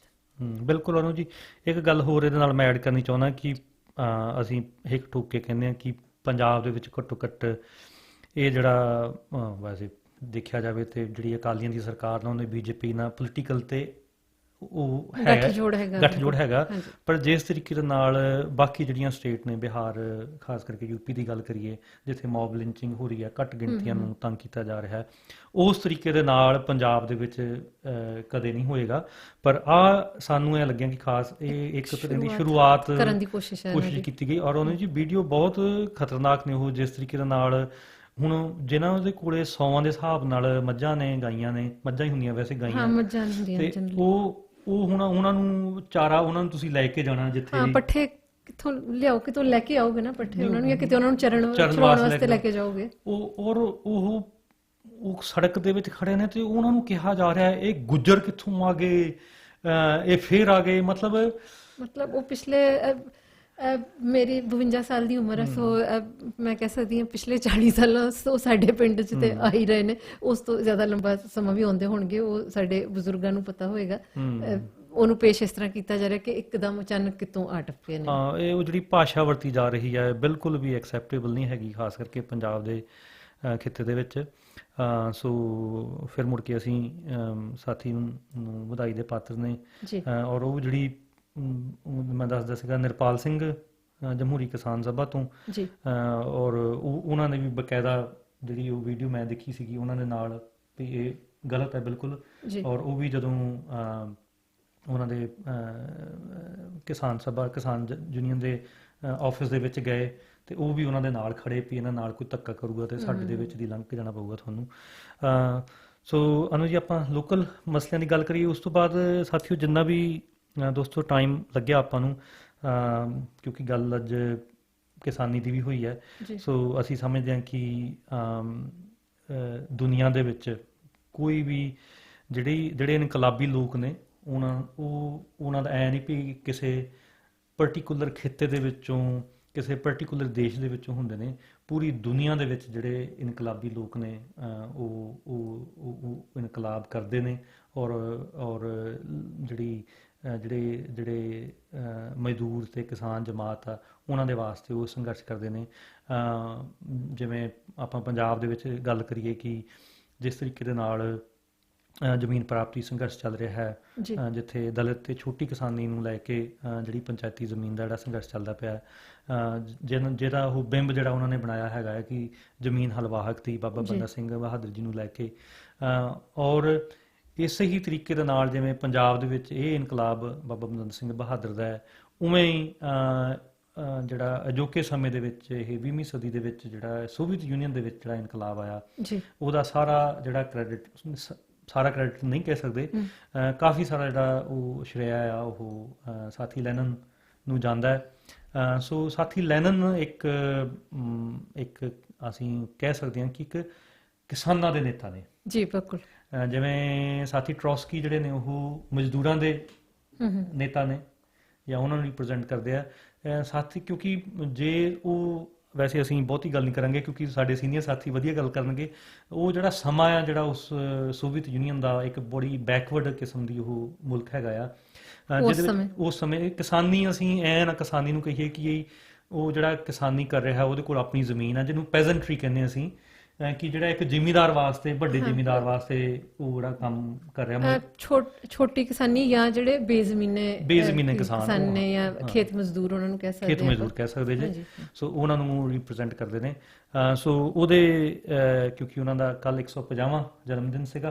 ਹਾਂਜੀ, ਬੀਤੇ ਹਫਤੇ 'ਚ ਕੱਲ, ਹਾਂਜੀ ਬੀਤੇ, ਕਿਉਂਕਿ ਜਦੋਂ ਤੱਕ ਇਹ ਪ੍ਰੋਗਰਾਮ ਹਾਂਜੀ, ਬ੍ਰੌਡਕਾਸਟ ਬਿਲਕੁਲ। ਹੋਏਗਾ ਉਹ ਪਿਛਲਾ ਹਫਤਾ, ਅੱਜ 23 ਅਪ੍ਰੈਲ ਜਦੋਂ ਅਸੀਂ ਰਿਕਾਰਡ ਕਰ ਰਹੇ ਹਾਂ, ਪਰ ਜਦੋਂ ਇਹ ਬ੍ਰੌਡਕਾਸਟ ਹੋਏਗਾ ਉਦੋਂ 27 ਅਪ੍ਰੈਲ ਹੋ ਚੁੱਕੀ ਹੋਏਗੀ। ਬਿਲਕੁਲ। ਹਾਂਜੀ, ਸੋ ਇਸ ਸਾਥੀ ਲੈਨਨ ਨੂੰ ਲੈ ਕੇ ਸਾਥੀ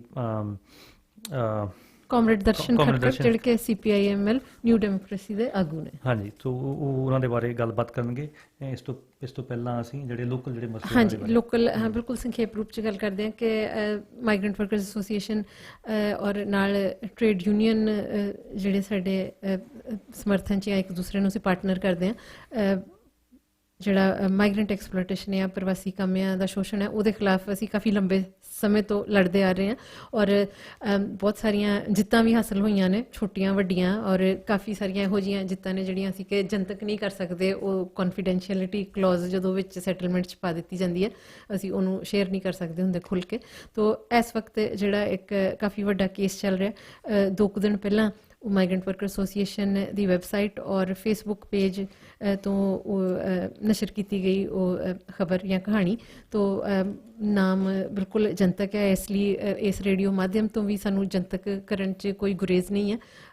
ਮੈਂ ਇਹ ਇਸ ਲਈ ਕਹਿ ਰਹੀ ਹਾਂ ਕਿ ਅਗਰ ਕੋਈ ਸੋਚ ਰਿਹਾ ਕਿ ਇਹਦੇ ਬਾਰੇ ਬ੍ਰੌਡਕਾਸਟਿੰਗ ਸਟੈਂਡਰਡ ਅਥਾਰਟੀ ਨੂੰ ਕੋਈ ਸ਼ਿਕਾਇਤ ਕਰਨੀ ਹੈ, ਤਾਂ ਇਹ ਜੋ ਪਬਲਿਕ ਅਸੀਂ ਸ਼ੇਅਰ ਕਰ ਚੁੱਕੇ ਹਾਂ, ਇਹ ਉਹਦੇ ਹਵਾਲੇ ਨਾਲ ਗੱਲ ਕਰ ਰਹੇ ਹਾਂ ਅਸੀਂ।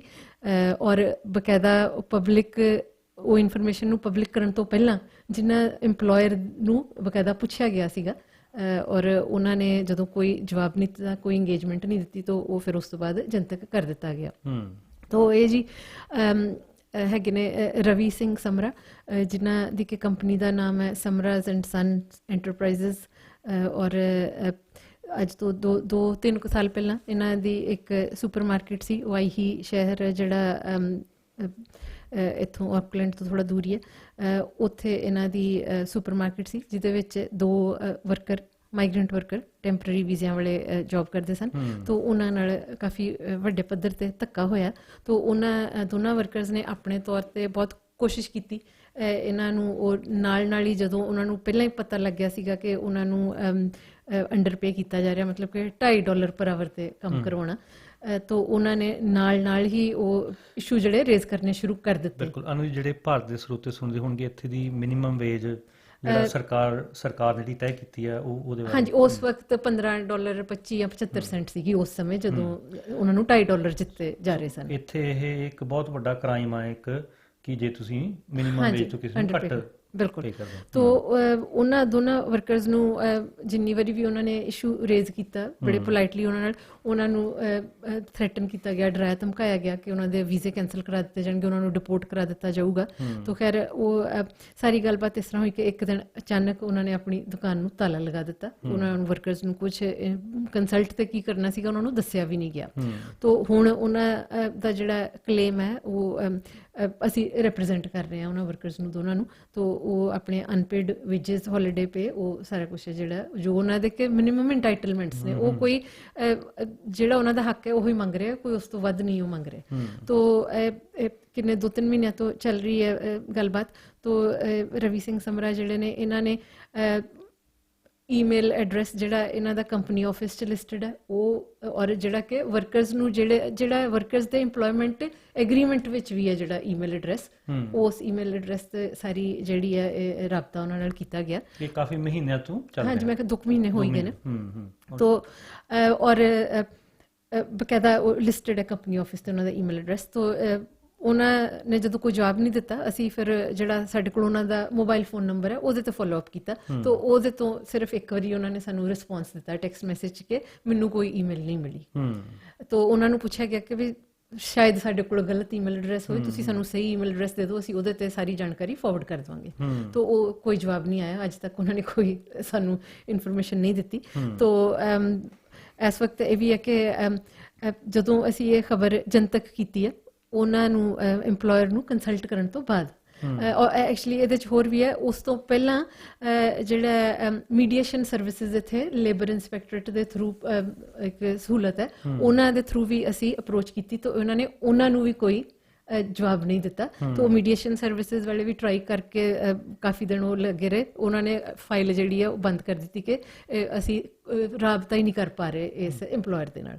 ਤਾਂ ਮਤਲਬ ਕਿ ਇੱਕ ਤਾਂ ਕਈ ਵਾਰੀ ਸਾਨੂੰ ਕਾਫੀ ਵਾਰੀ ਇਹ ਸੁਣਨ ਨੂੰ ਮਿਲਦਾ ਹੈ ਕਿ ਅਸੀਂ ਸ਼ਾਇਦ ਗਲਤ ਤਰੀਕੇ ਨਾਲ ਐਕਸ਼ਨ ਲੈ ਰਹੇ ਹਾਂ, ਸਾਨੂੰ ਗਵਰਨਮੈਂਟ ਡਿਪਾਰਟਮੈਂਟਸ ਕੋਲ ਜਾਣਾ ਚਾਹੀਦਾ ਹੈ। ਤਾਂ ਇੱਥੇ ਇਹ ਸਿੱਧਾ ਸਾਰਿਆਂ ਦੇ ਸਾਹਮਣੇ ਸਪਸ਼ਟ ਹੈ ਕਿ ਇਹ ਲੋਕ ਇੰਨੀ ਬੇਹਯਾਈ ਨਾਲ ਇਹ ਜਿਹੜਾ ਸ਼ੋਸ਼ਣ ਕਰਦੇ ਆ ਕਿ ਇਹਨਾਂ ਨੂੰ ਕਿਸੇ ਗਵਰਨਮੈਂਟ ਡਿਪਾਰਟਮੈਂਟ ਦਾ ਵੀ ਕੋਈ ਇਹਨਾਂ ਤੇ ਕੋਈ ਅਸਰ ਨਹੀਂ ਹੁੰਦਾ, ਕਿਉਂਕਿ ਇਹਨਾਂ ਨੇ ਉਹਨਾਂ ਨੂੰ ਵੀ ਇਗਨੋਰ ਕੀਤਾ ਹੈ। ਤਾਂ ਇਹ ਸਾਰੀ ਗੱਲਬਾਤ ਹੋਣ ਤੋਂ ਬਾਅਦ ਅਸੀਂ ਬਕਾਇਦਾ ਉਹ ਜਿਹੜਾ ਆਰਟੀਕਲ ਪਬਲਿਸ਼ ਕੀਤਾ ਹੈ ਉਹ ਇਹਨਾਂ ਨੂੰ ਭੇਜਿਆ ਗਿਆ ਪਹਿਲਾਂ ਉਸੇ ਈਮੇਲ ਐਡਰੈਸ ਤੇ, ਨਾਲ ਹੀ ਇਹਨਾਂ ਨੂੰ ਜਿਹੜੇ ਫੋਨ ਨੰਬਰ ਤੋਂ ਇਹਨਾਂ ਨੇ ਟੈਕਸਟ ਮੈਸੇਜ ਰਿਪਲਾਈ ਕੀਤਾ ਸੀਗਾ ਉਸ ਫੋਨ ਨੰਬਰ ਤੇ ਵੀ ਇਨਫੋਰਮ ਕੀਤਾ ਗਿਆ ਕਿ ਇਹ ਜਾਣਕਾਰੀ ਉਸੇ ਈਮੇਲ ਤੇ ਭੇਜੀ ਗਈ ਹੈ, ਤੁਸੀਂ ਚੈੱਕ ਕਰ ਲਓ, ਅਗਰ ਉਹ ਈਮੇਲ ਸਹੀ ਨਹੀਂ ਹੈ ਤਾਂ ਈਮੇਲ ਭੇਜ ਦਿਓ। ਖੈਰ ਕੁਛ ਨਹੀਂ ਆਇਆ। ਤਾਂ ਉਹ ਸਟੋਰੀ ਜਨਤਕ ਹੋਣ ਤੋਂ ਬਾਅਦ ਜਿਹੜੀ ਆਮ ਪਬਲਿਕ ਹੈ, ਜਨ ਸਧਾਰਨ ਹੈ, ਉਹਨਾਂ ਤੋਂ ਸਾਨੂੰ ਇੰਨਾ ਜ਼ਿਆਦਾ ਰਿਸਪੌਂਸ ਆਇਆ ਕਿਉਂਕਿ ਇਹ ਜਿਹੜੇ ਵਿਅਕਤੀ ਨੇ ਇਹਨਾਂ ਨੇ ਪਹਿਲੇ ਵੀ ਬਹਾਨਾ ਲਾਇਆ ਕਿ ਮੈਂ ਇਸ ਵਕਤ ਆਊਟ ਆਫ ਨਿਊਜ਼ੀਲੈਂਡ ਆ, 11 ਅਪ੍ਰੈਲ ਨੂੰ ਮੈਂ ਵਾਪਸ ਆ ਜਾਊਂਗਾ, ਉਸ ਤੋਂ ਬਾਅਦ ਤੁਸੀਂ ਜਿਹੜਾ ਐਕਸ਼ਨ ਲੈਣਾ ਮੇਰੇ ਨਾਲ ਮਤਲਬ ਕਰ ਲਿਓ ਤੁਸੀਂ ਸੰਪਰਕ। ਸੋ ਉਹ 11 ਅਪ੍ਰੈਲ ਵੀ ਆ ਕੇ ਚਲੀ ਗਈ, ਉਸ ਤੋਂ ਬਾਅਦ ਵੀ ਕੁਛ ਨਹੀਂ। ਸੋ ਜਿਹੜੇ ਪੁਆਇੰਟ ਕਿ ਜੋ ਆਮ ਲੋਕਾਂ ਨੇ ਜੋ ਸਾਡੇ ਤੱਕ ਜਾਣਕਾਰੀ ਪਹੁੰਚਾਈ ਹੈ, ਇਹਨਾਂ ਦਾ ਐਡਰੈਸ ਸਾਨੂੰ ਕਿਸੇ ਨੇ ਦੱਸਿਆ ਕਿਉਂਕਿ ਉਹ ਇਹਨਾਂ ਦੇ ਨੇਬਰਹੁੱਡ 'ਚ ਰਹਿੰਦੇ ਨੇ, ਉਹਨਾਂ ਦਾ ਨਾਮ ਅਸੀਂ ਨਹੀਂ ਦੱਸ ਸਕਦੇ, ਉਹ ਕੌਨਫੀਡੈਂਸ਼ੀਅਲ ਹੈ। ਤਾਂ ਉਹਨਾਂ ਨੇ ਸਾਨੂੰ ਇਹ ਦੱਸਿਆ ਕਿ ਇਹ ਕਿਤੇ ਓਵਰਸੀਜ਼ ਨਹੀਂ ਗਏ, ਇਹ ਉੱਥੇ ਹੀ ਰਹਿੰਦੇ ਨੇ ਉਸ ਐਡਰੈਸ ਤੇ, ਜਿਹੜਾ ਕਿ ਕੰਪਨੀ ਆਫਿਸ 'ਚ ਵੀ ਲਿਸਟਡ ਹੈ ਐਕਚੁਅਲੀ ਐਡਰੈਸ, ਉਹ ਪਬਲਿਕ ਡੋਮੇਨ 'ਚ ਪਿਆ ਐਡਰੈਸ ਇਹਨਾਂ ਦਾ, ਕੋਈ ਪ੍ਰਾਈਵੇਸੀ ਵਾਲਾ ਇਸ਼ੂ ਨਹੀਂ ਹੈ ਇੱਥੇ। ਤਾਂ ਉਹਨਾਂ ਨੇ ਵੀ ਕਿਹਾ ਕਿ ਮੈਂ ਇਹਨਾਂ ਨੂੰ ਮੋਸਟ ਡੇਜ਼ ਆਉਂਦੇ ਜਾਂਦੇ ਆ, ਪਤਾ ਨਹੀਂ ਮੈਨੂੰ ਉਹ ਫੀਮੇਲ ਨੇ ਕਿ ਮੇਲ ਨੇ ਜਿਨ੍ਹਾਂ ਨੇ ਸਾਨੂੰ ਕੰਟੈਕਟ ਕੀਤਾ, ਗੁਪਤ ਰੂਪ 'ਚ ਕੀਤਾ, ਉਹ ਕਹਿੰਦੇ ਕਿ ਮੈਂ ਇਹਨਾਂ ਨੂੰ ਤੇ ਇਹਨਾਂ ਦੇ ਵਾਈਫ ਨੂੰ ਕਰੀਬ ਆਲਮੋਸਟ ਐਵਰੀ ਡੇ ਦੇਖਦੇ ਸੈਰ ਕਰਦੇ, ਸੋ ਇੱਥੇ ਹੀ ਨੇ, ਕਿਤੇ ਓਵਰਸੀਜ਼ ਨਹੀਂ ਗਏ। ਉਸ ਤੋਂ ਬਾਅਦ ਸਾਨੂੰ ਹੋਰ ਵੀ ਜਿਹੜੇ ਇਹਨਾਂ ਦੇ EMPLOYEES ਫਾਰਮਰ ਹੀ ਹੋਣਗੇ ਮੈਨੂੰ ਲੱਗਦਾ, ਕਿਉਂਕਿ ਜਿਹੜੇ ਕਰੰਟ ਅਗਰ ਕੋਈ ਹੈਗੇ ਨੇ ਉਹ ਵਿਚਾਰੇ ਡਰਦੇ, ਇੰਨੀ ਹਿੰਮਤ ਨਹੀਂ ਕਰਦੇ, ਜਿਹੜੇ ਫਾਰਮਰ ਨੇ ਉਹ ਵੀ ਐਕਸ਼ਨ ਲੈਣ ਨੂੰ ਤਿਆਰ ਨੇ, ਸਾਡੀ ਰਿਪਰੈਜ਼ੈਂਟੇਸ਼ਨ 'ਚ ਉਹ ਇੰਟਰਸਟ ਸ਼ੋ ਕਰ ਰਹੇ ਨੇ। ਹੋਰ ਕੀ ਜਾਣਕਾਰੀ ਸੀਗੀ ਕਿ ਹਾਂਜੀ ਇਹਨਾਂ ਨੂੰ ਇਹ, ਕਿਉਂਕਿ ਜਿਹੜਾ ਸਭ ਤੋਂ ਪਹਿਲਾਂ ਇੱਥੋਂ ਦਾ ਗੁਰਦੁਆਰਾ ਹੈ Te Rapa New Zealand Sikh society Hamilton, ਜਿਹਦਾ ਓਫੀਸ਼ੀਅਲ ਨਾਂ ਹੈ, it's registered as a charitable organisation. In fact ਉਹ ਵੀ ਕਿਸੇ ਨੇ ਸਾਡੇ ਤੱਕ ਜਾਣਕਾਰੀ ਉੱਥੇ ਐਕਚੁਅਲੀ ਕਮੈਂਟਸ 'ਚ ਪਿਆ ਫੇਸਬੁੱਕ 'ਤੇ, ਕਿਸੇ ਨੇ ਸਕਰੀਨਸ਼ਾਟ ਪਾਇਆ ਕਿ ਉਹ ਜਿਹੜੀ ਸੰਸਥਾ ਦਾ ਕੰਟੈਕਟ ਈਮੇਲ ਹੈ ਉਹ ਵੀ ਇਹਨਾਂ ਦਾ ਜਿਹੜਾ ਆਪਣਾ ਪਰਸਨਲ ਈਮੇਲ ਹੈ, ਜਿਹੜਾ ਕਿ ਇਹਨਾਂ ਦੀ ਕੰਪਨੀ ਨਾਲ ਅਟੈਚਡ ਹੈ, ਕੰਪਨੀ ਆਫਿਸ 'ਚ ਰਜਿਸਟਰਡ ਹੈ, ਜਿਹਦੇ ਤੋਂ ਇਨਕਾਰੀ ਹੋ ਰਹੇ ਨੇ ਕਿ ਮੈਨੂੰ ਉਸ ਈਮੇਲ ਤੇ ਈਮੇਲ ਨਹੀਂ ਮਿਲਦਾ। ਉਹ ਵੀ ਸਾਨੂੰ ਜਾਣਕਾਰੀ ਹੈ ਕਿ ਇਹਨਾਂ ਦਾ ਈਮੇਲ ਹੈ। ਉਸ ਤੋਂ ਬਾਅਦ ਇਹ ਵੀ ਕਿਸੇ ਨੇ ਸਾਨੂੰ ਦੱਸਿਆ ਕਿ ਲੋਕਡਾਊਨ ਦੇ ਚੱਲਦੇ ਆ, ਲੋਕਡਾਊਨ ਦੇ ਦੌਰਾਨ ਇਹਨਾਂ ਨੂੰ ਗੁਰੂ ਘਰ 'ਚ ਵੀ ਦੇਖਿਆ ਗਿਆ ਆ, ਕਿਉਂਕਿ ਇਹ ਉਸ ਗੁਰੂ ਘਰ ਦੇ ਮੈਨੂੰ ਲੱਗਦਾ ਸ਼ਾਇਦ ਹੁਣ ਵੀ ਸੈਕਟਰੀ ਨੇ। ਤਾਂ ਇਹ ਸਾਰਾ ਕੁਛ ਹੈ ਜਿਹੜਾ ਇਸ ਵਕਤ ਚੱਲ ਰਿਹਾ। ਤਾਂ ਇੱਕ ਇਹਦੇ 'ਚੋਂ ਸਾਨੂੰ ਬਾਰ-ਬਾਰ ਇਹੋ ਕਹੀ ਜਾ ਰਿਹਾ ਕਿ ਸ਼ਾਇਦ ਇਹ ਮਾਈਗਰੈਂਟ ਵਰਕਰ ਐਸੋਸੀਏਸ਼ਨ ਨੂੰ ਪਤਾ ਨਹੀਂ ਹੈ ਕੀ ਕਰ ਰਹੇ ਨੇ, ਇਹਨਾਂ ਕੋਲ ਸਬੂਤ ਵੀ ਹੈਗੇ ਨੇ ਕਿ ਨਹੀਂ। ਤਾਂ ਜਦੋਂ ਮੈਂ ਇਹ ਕਹਿੰਦੀ ਹਾਂ ਕਿ ਜਿਹੜੀ ਉਹ ਮੀਡੀਏਸ਼ਨ ਸਰਵਿਸਿਜ਼ ਹੈ ਉਹਨਾਂ ਦੇ ਥਰੂ ਇਹ ਅਗਰ ਇੰਗੇਜ ਹੋ ਜਾਂਦੇ ਤਾਂ ਇਹ ਆਪਣਾ ਜਿਹੜੇ ਇਹ ਇਨੋਸੈਂਸ ਹੈ ਇਹਨਾਂ ਦੀ, ਜਾਂ ਇਹ ਕਹਿੰਦੇ ਨੇ ਕਿ ਮੈਂ ਕਸੂਰਵਾਰ ਨਹੀਂ ਹਾਂ, ਉਹ ਬਹੁਤ ਵਧੀਆ ਮੌਕਾ ਸੀ ਇਹਨਾਂ ਕੋਲ ਕਿ ਸਾਬਤ ਕਰਦੇ ਕਿ ਮੈਂ ਕਸੂਰਵਾਰ ਨਹੀਂ ਹਾਂ। ਅਨੂ ਜੀ, ਇਹਦੇ ਵਿੱਚ ਇੱਕ ਹੋਰ ਵੀ ਗੱਲ ਕਿ ਜਿਹੜੇ ਫੇਸਬੁੱਕ ਤੇ ਵਿਦਵਾਨ ਨੇ ਬਹੁਤ ਵੱਡੇ ਬੈਠੇ ਹੋਏ, ਕਿਉਂਕਿ ਘੱਟੋ ਘੱਟ 35,000 ਤੱਕ, ਹਾਂ ਮੇਰੇ ਖਿਆਲ 35,000 ਤੱਕ ਪਹੁੰਚਣ ਵਾਲਾ ਸੀਗਾ ਕਿ ਆਊਟਰੀਚ ਹੈ ਜਿਹੜੀ ਉਹ ਪੋਸਟ ਦੀ। ਹਾਂਜੀ, ਔਰ ਉਹਦੇ ਵਿੱਚੋਂ ਇੱਕਾ ਦੁੱਕਾ ਉਹੀ ਜਿਹੜੇ ਸਵਾਲ ਬਾਰ-ਬਾਰ ਕੀਤੇ ਜਾਂਦੇ ਆ ਕਿ ਉਹ ਹੁਣ ਇਹਨਾਂ ਦੀ ਰੈਜ਼ੀਡੈਂਸੀ ਹੋਊਗੀ ਇਸ ਕਰਕੇ ਉਹਨਾਂ ਨੇ ਵਾਪਸ ਇੱਥੇ ਕੇਸ ਕੀਤਾ। ਬਿਲਕੁਲ ਵੀ ਕੋਈ ਨਹੀਂ, ਜੋ ਫਿਲਹਾਲ ਅਜੇ ਵੀ ਟੈਂਪਰੇਰੀ ਵੀਜ਼ਿਆਂ ਵਾਲੇ ਨੇ, ਇੰਨੀ ਜਲਦੀ ਰੈਜ਼ੀਡੈਂਸੀਆਂ ਨਹੀਂ ਹੁੰਦੀਆਂ ਇੱਥੇ। ਸੋ ਇਹੋ ਜਿਹਾ ਕੁਝ ਨਹੀਂ ਹੈਗਾ ਕਿ ਉਹ ਰੈਜ਼ੀਡੈਂਸੀ ਹੋਣ ਤੋਂ ਬਾਅਦ ਉਹਨਾਂ ਨੇ ਕੋਈ ਕੇਸ ਕੀਤਾ, ਕੋਈ ਇਹੋ ਜਿਹੀ ਗੱਲਬਾਤ ਹੈਗੀ ਆ। ਬਿਲਕੁਲ ਜੋ ਉਹਨਾਂ ਦਾ ਬਣਦਾ ਹੱਕ ਆ, ਜਿੰਨਾ ਉਹਨਾਂ ਨੇ ਕੰਮ ਕੀਤਾ ਉਹ ਹਾਂਜੀ ਬਿਲਕੁਲ ਉਹੀ ਉਹ ਮੰਗ ਰਹੇ ਨੇ। ਤਾਂ ਇਹਦੇ ਵਿੱਚ ਹਾਂ ਇਹ ਹੈ ਕਿ ਜਿਹੜੇ ਅਗਰ ਸਾਡੇ ਇਸ ਮਾਧਿਅਮ ਤੋਂ ਸਾਨੂੰ ਸੁਣ ਰਹੇ, ਅਗਰ ਇਹਨਾਂ ਦੀ ਕੋਈ ਜਾਣ ਪਛਾਣ ਵਾਲੇ ਹੈਗੇ ਨੇ ਤਾਂ ਤੁਸੀਂ ਸਾਡੇ ਲਈ ਨਹੀਂ, ਉਹ ਜਿਹੜੇ ਦੋ ਇਹਨਾਂ ਦੇ ਫਾਰਮਰ EMPLOYEE ਨੇ ਉਹਨਾਂ ਦੀ ਖਾਤਰ ਅਗਰ ਤੁਸੀਂ ਇਹਨਾਂ ਨੂੰ ਰਵੀ ਸਿੰਘ ਸਮਰਾ ਨੂੰ ਇੰਗੇਜ ਕਰ ਸਕਦੇ ਹੋ। ਸਾਡੇ ਨਾਲ ਸਿਰਫ ਗੱਲਬਾਤ ਕਰਨੀ ਹੈ ਉਹਨਾਂ ਨੇ, ਜਸਟ ਇੱਕ ਓਪਨ ਡਿਸਕਸ਼ਨ ਹੈ। ਉਹ ਫੇਸ ਟੂ ਫੇਸ ਵੀ ਆਉਣ ਦੀ ਲੋੜ ਨਹੀਂ, ਐਕਚੁਅਲੀ ਅਸੀਂ ਆ ਹੀ ਨਹੀਂ ਸਕਦੇ face to face during lockdown. ਤਾਂ ਇੱਕ ਉਹ ਸਾਡੇ ਜਿਹੜਾ ਈਮੇਲ ਕਮਿਊਨੀਕੇਸ਼ਨ ਹੈ ਉਹਦਾ ਜਵਾਬ ਦੇਣ, ਅਗਰ ਖੁਦ ਦੇਣਾ ਖੁਦ ਦੇ ਸਕਦੇ ਨੇ, ਅਗਰ ਇਹਨਾਂ ਨੇ ਕਿਸੇ ਲਾਇਰ ਨੂੰ ਜਾਂ ਕਿਸੇ ਰਿਪਰੈਜ਼ੈਂਟੇਟਿਵ ਨੂੰ ਇੰਗੇਜ ਕਰਨਾ ਉਹਨਾਂ ਦੇ ਥਰੂ ਇਹ ਕਰ ਸਕਦੇ ਆ। ਸਿਰਫ ਇੱਕ ਗੱਲਬਾਤ ਕਰਨ ਦੀ ਜ਼ਰੂਰਤ ਹੈ। ਇਹਨਾਂ ਨੇ ਜਿਹੜਾ ਮੈਨੂੰ ਟੈਕਸਟ ਮੈਸੇਜ ਕੀਤਾ ਸੀਗਾ ਉਹ ਮੈਨੂੰ ਥੋੜ੍ਹਾ ਉਹਦੇ ਤੋਂ ਉਮੀਦ ਜਾਗੀ ਸੀ, ਕਿਉਂਕਿ ਇਹਨਾਂ ਨੇ ਕਿਹਾ ਸੀਗਾ ਕਿ ਇਹ ਸਹੀ ਨਹੀਂ ਹੈ, ਮੈਂ ਬੇਕਸੂਰ ਹਾਂ, ਪਰ ਇਸ ਵਕਤ ਮੈਂ ਨਿਊਜ਼ੀਲੈਂਡ ਤੋਂ ਬਾਹਰ ਹਾਂ, 11 ਅਪ੍ਰੈਲ ਨੂੰ ਵਾਪਸ ਆ ਜਾਵਾਂਗਾ। ਅਗਰ ਤੁਸੀਂ ਉਦੋਂ ਤੱਕ ਰੁਕ ਸਕਦੇ ਹੋ ਤਾਂ ਰੁਕ ਜਾਓ, ਅਗਰ ਨਹੀਂ ਤਾਂ ਤੁਸੀਂ ਜਨਤਕ ਫਿਰ ਵੀ ਤੁਸੀਂ ਮੈਨੂੰ ਕਸੂਰਵਾਰ ਜੇ ਫਿਰ ਵੀ ਮੰਨਣਾ ਮੰਨ ਸਕਦੇ ਹੋ। ਤਾਂ ਅਸੀਂ ਬਕਾਇਦਾ 11 ਅਪ੍ਰੈਲ ਤੱਕ ਰੁਕੇ ਹਾਂ ਉਹਨਾਂ ਦੇ ਕਹਿਣ ਤੇ। ਸੋ ਇਹਦੇ ਵਿੱਚੋਂ ਹਾਂ ਅਸੀਂ ਇਹੋ ਹੀ ਤਾਕੀਦ ਹੀ ਕਰਦੇ ਹਾਂ ਕਿ ਅਗਰ ਕੋਈ ਸਾਡਾ ਸੁਨੇਹਾ ਇਹਨਾਂ ਤੱਕ ਪਹੁੰਚਾ ਸਕਦਾ ਹੈ ਕਿ ਸਾਡੇ ਨਾਲ ਗੱਲਬਾਤ ਕਰਨ, ਕਿਉਂਕਿ ਅਗਰ ਸਾਡੇ ਨਾਲ ਕੀ ਜਿਹੜੀ ਮਾਈਗ੍ਰੈਂਟ ਵਰਕਰਸ ਹਾਂ ਮਾਈਗ੍ਰੈਂਟ ਵਰਕਰ ਐਸੋਸੀਏਸ਼ਨ ਨਾਲ ਬਕਾਇਦਾ ਉਹਨਾਂ ਕੋਲ ਸਾਰੀ ਈਮੇਲ ਕਮਿਊਨੀਕੇਸ਼ਨ ਪਈ ਹੈ, ਉਹਨੂੰ ਰਿਸਪੌਂਡ ਹੀ ਕਰਨਾ ਉਹਨਾਂ ਨੇ। ਤਾਂ ਅਗਰ ਨਹੀਂ ਕਰਦੇ ਤਾਂ ਫਿਰ ਅਗਲੇ 1-2 ਦਿਨਾਂ 'ਚ ਉਹ ਇੰਪਲੋਇਮੈਂਟ ਰਿਲੇਸ਼ਨ ਅਥਾਰਟੀ ਜਿਹੜਾ ਕਿ ਨੈਕਸਟ ਸਟੈਪ ਹੁੰਦਾ ਉਹਦੇ 'ਚ ਕੇਸ ਲੱਗਿਆ ਹੋਇਆ ਹੈ। ਤਾਂ ਉਹ ਵਾਲਾ ਚੈਨਲ ਤੇ ਫਿਰ ਹੈ ਹੀ ਹੈ, ਉਹਦੇ ਤੋਂ ਹਾਂ ਅਗਰ ਉਹਨੂੰ ਵੀ ਇਗਨੋਰ ਕਰਨਗੇ ਫਿਰ ਉਸ ਸਿਚੁਏਸ਼ਨ 'ਚ ਕੀ ਹੁੰਦਾ, ਉਹ ਇੰਪਲੋਇਮੈਂਟ ਰਿਲੇਸ਼ਨ ਅਥਾਰਟੀ ਇਹਨਾਂ ਦੀ ਐਬਸੈਂਸ ਵਿੱਚ ਫੈਸਲਾ ਫਿਰ ਲੈ ਹੀ ਲਊਗੀ।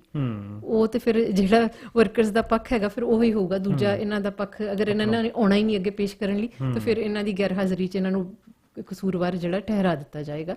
ਸੋ ਮੈਨੂੰ ਲੱਗਦਾ ਇਹਨਾਂ ਦੇ ਆਪਣੇ ਵੀ ਭਲੇ ਲਈ ਹੈ ਕਿ ਅਗਰ ਇਹ ਖੁਦ ਅੱਗੇ ਆ ਕੇ ਗੱਲਬਾਤ ਕਰ ਲੈਣ। ਬਿਲਕੁਲ ਜੀ, ਬਿਲਕੁਲ ਜੀ। ਹਾਂਜੀ, ਤੋ ਦੋਸਤੋ ਗੱਲਬਾਤ ਆਪਾਂ ਸ਼ੁਰੂ ਕਰਦੇ ਹਾਂ ਸਾਥੀ ਲੈਨਨ ਦੇ ਬਾਰੇ 'ਚ, ਉਹਨਾਂ ਦਾ ਜੀਵਨ ਸੰਘਰਸ਼ ਤੇ ਨਾਲ ਦੀ ਨਾਲ ਕਾਫੀ ਮੇਰੇ ਖਿਆਲ 1 ਘੰਟੇ ਦੀ ਗੱਲਬਾਤ ਆਪਾਂ ਸ਼ਾਇਦ ਥੋੜੀ। ਹਾਂਜੀ, ਸਾਡੇ ਕੋਲ ਸਿਰਫ 20-22 ਮਿੰਟ ਬਾਕੀ ਨੇ, ਜਿੰਨੀ ਚੱਲੇਗੀ ਉਨੀ ਚਲਾ ਲਾਂਗੇ, ਫਿਰ ਨਹੀਂ ਤੇ ਅਗਲੇ ਹਫਤੇ ਕੱਲੀ ਸਾਥੀ ਲੈਨਨ ਦੀ ਗੱਲ ਨਹੀਂ ਹੈ, ਜਿਹੜਾ ਸਰਮਾਏਦਾਰੀ ਸਿਸਟਮ ਆ ਉਹਦੇ ਬਾਰੇ ਇੱਕ ਬਹੁਤ ਸਾਥੀ ਖੜਕੜ ਹੋਣਾ ਵੱਲੋਂ ਵਧੀਆ ਗੱਲਬਾਤ ਹੈ। ਸੋ ਇਹਨੂੰ ਆਪਾਂ ਸ਼ੁਰੂ ਕਰਦੇ ਹਾਂ ਜੀ। 1 ਮਿੰਟ। ਸੋ ਇਹਦੀ ਜਿਹੜੀ ਆਡੀਓ ਕੁਆਲਿਟੀ ਹੈ ਜੀ ਇੰਨੀ ਵਧੀਆ ਨਹੀਂ ਹੈ, ਪਰ ਫਿਰ ਵੀ ਸੁਣਨਯੋਗ ਹੈ ਆ। ਸੋ ਹਾਂਜੀ ਪਿਆਰੇ ਦੋਸਤੋ, ਅੱਜ ਦੁਨੀਆ ਦੀ ਮਹਾਨ ਤੇ ਚਮਤਕਾਰੀ ਸ਼ਖਸੀਅਤ ਲੈਨਨ ਦਾ 150ਵਾਂ ਜਨਮ ਦਿਨ ਹੈ।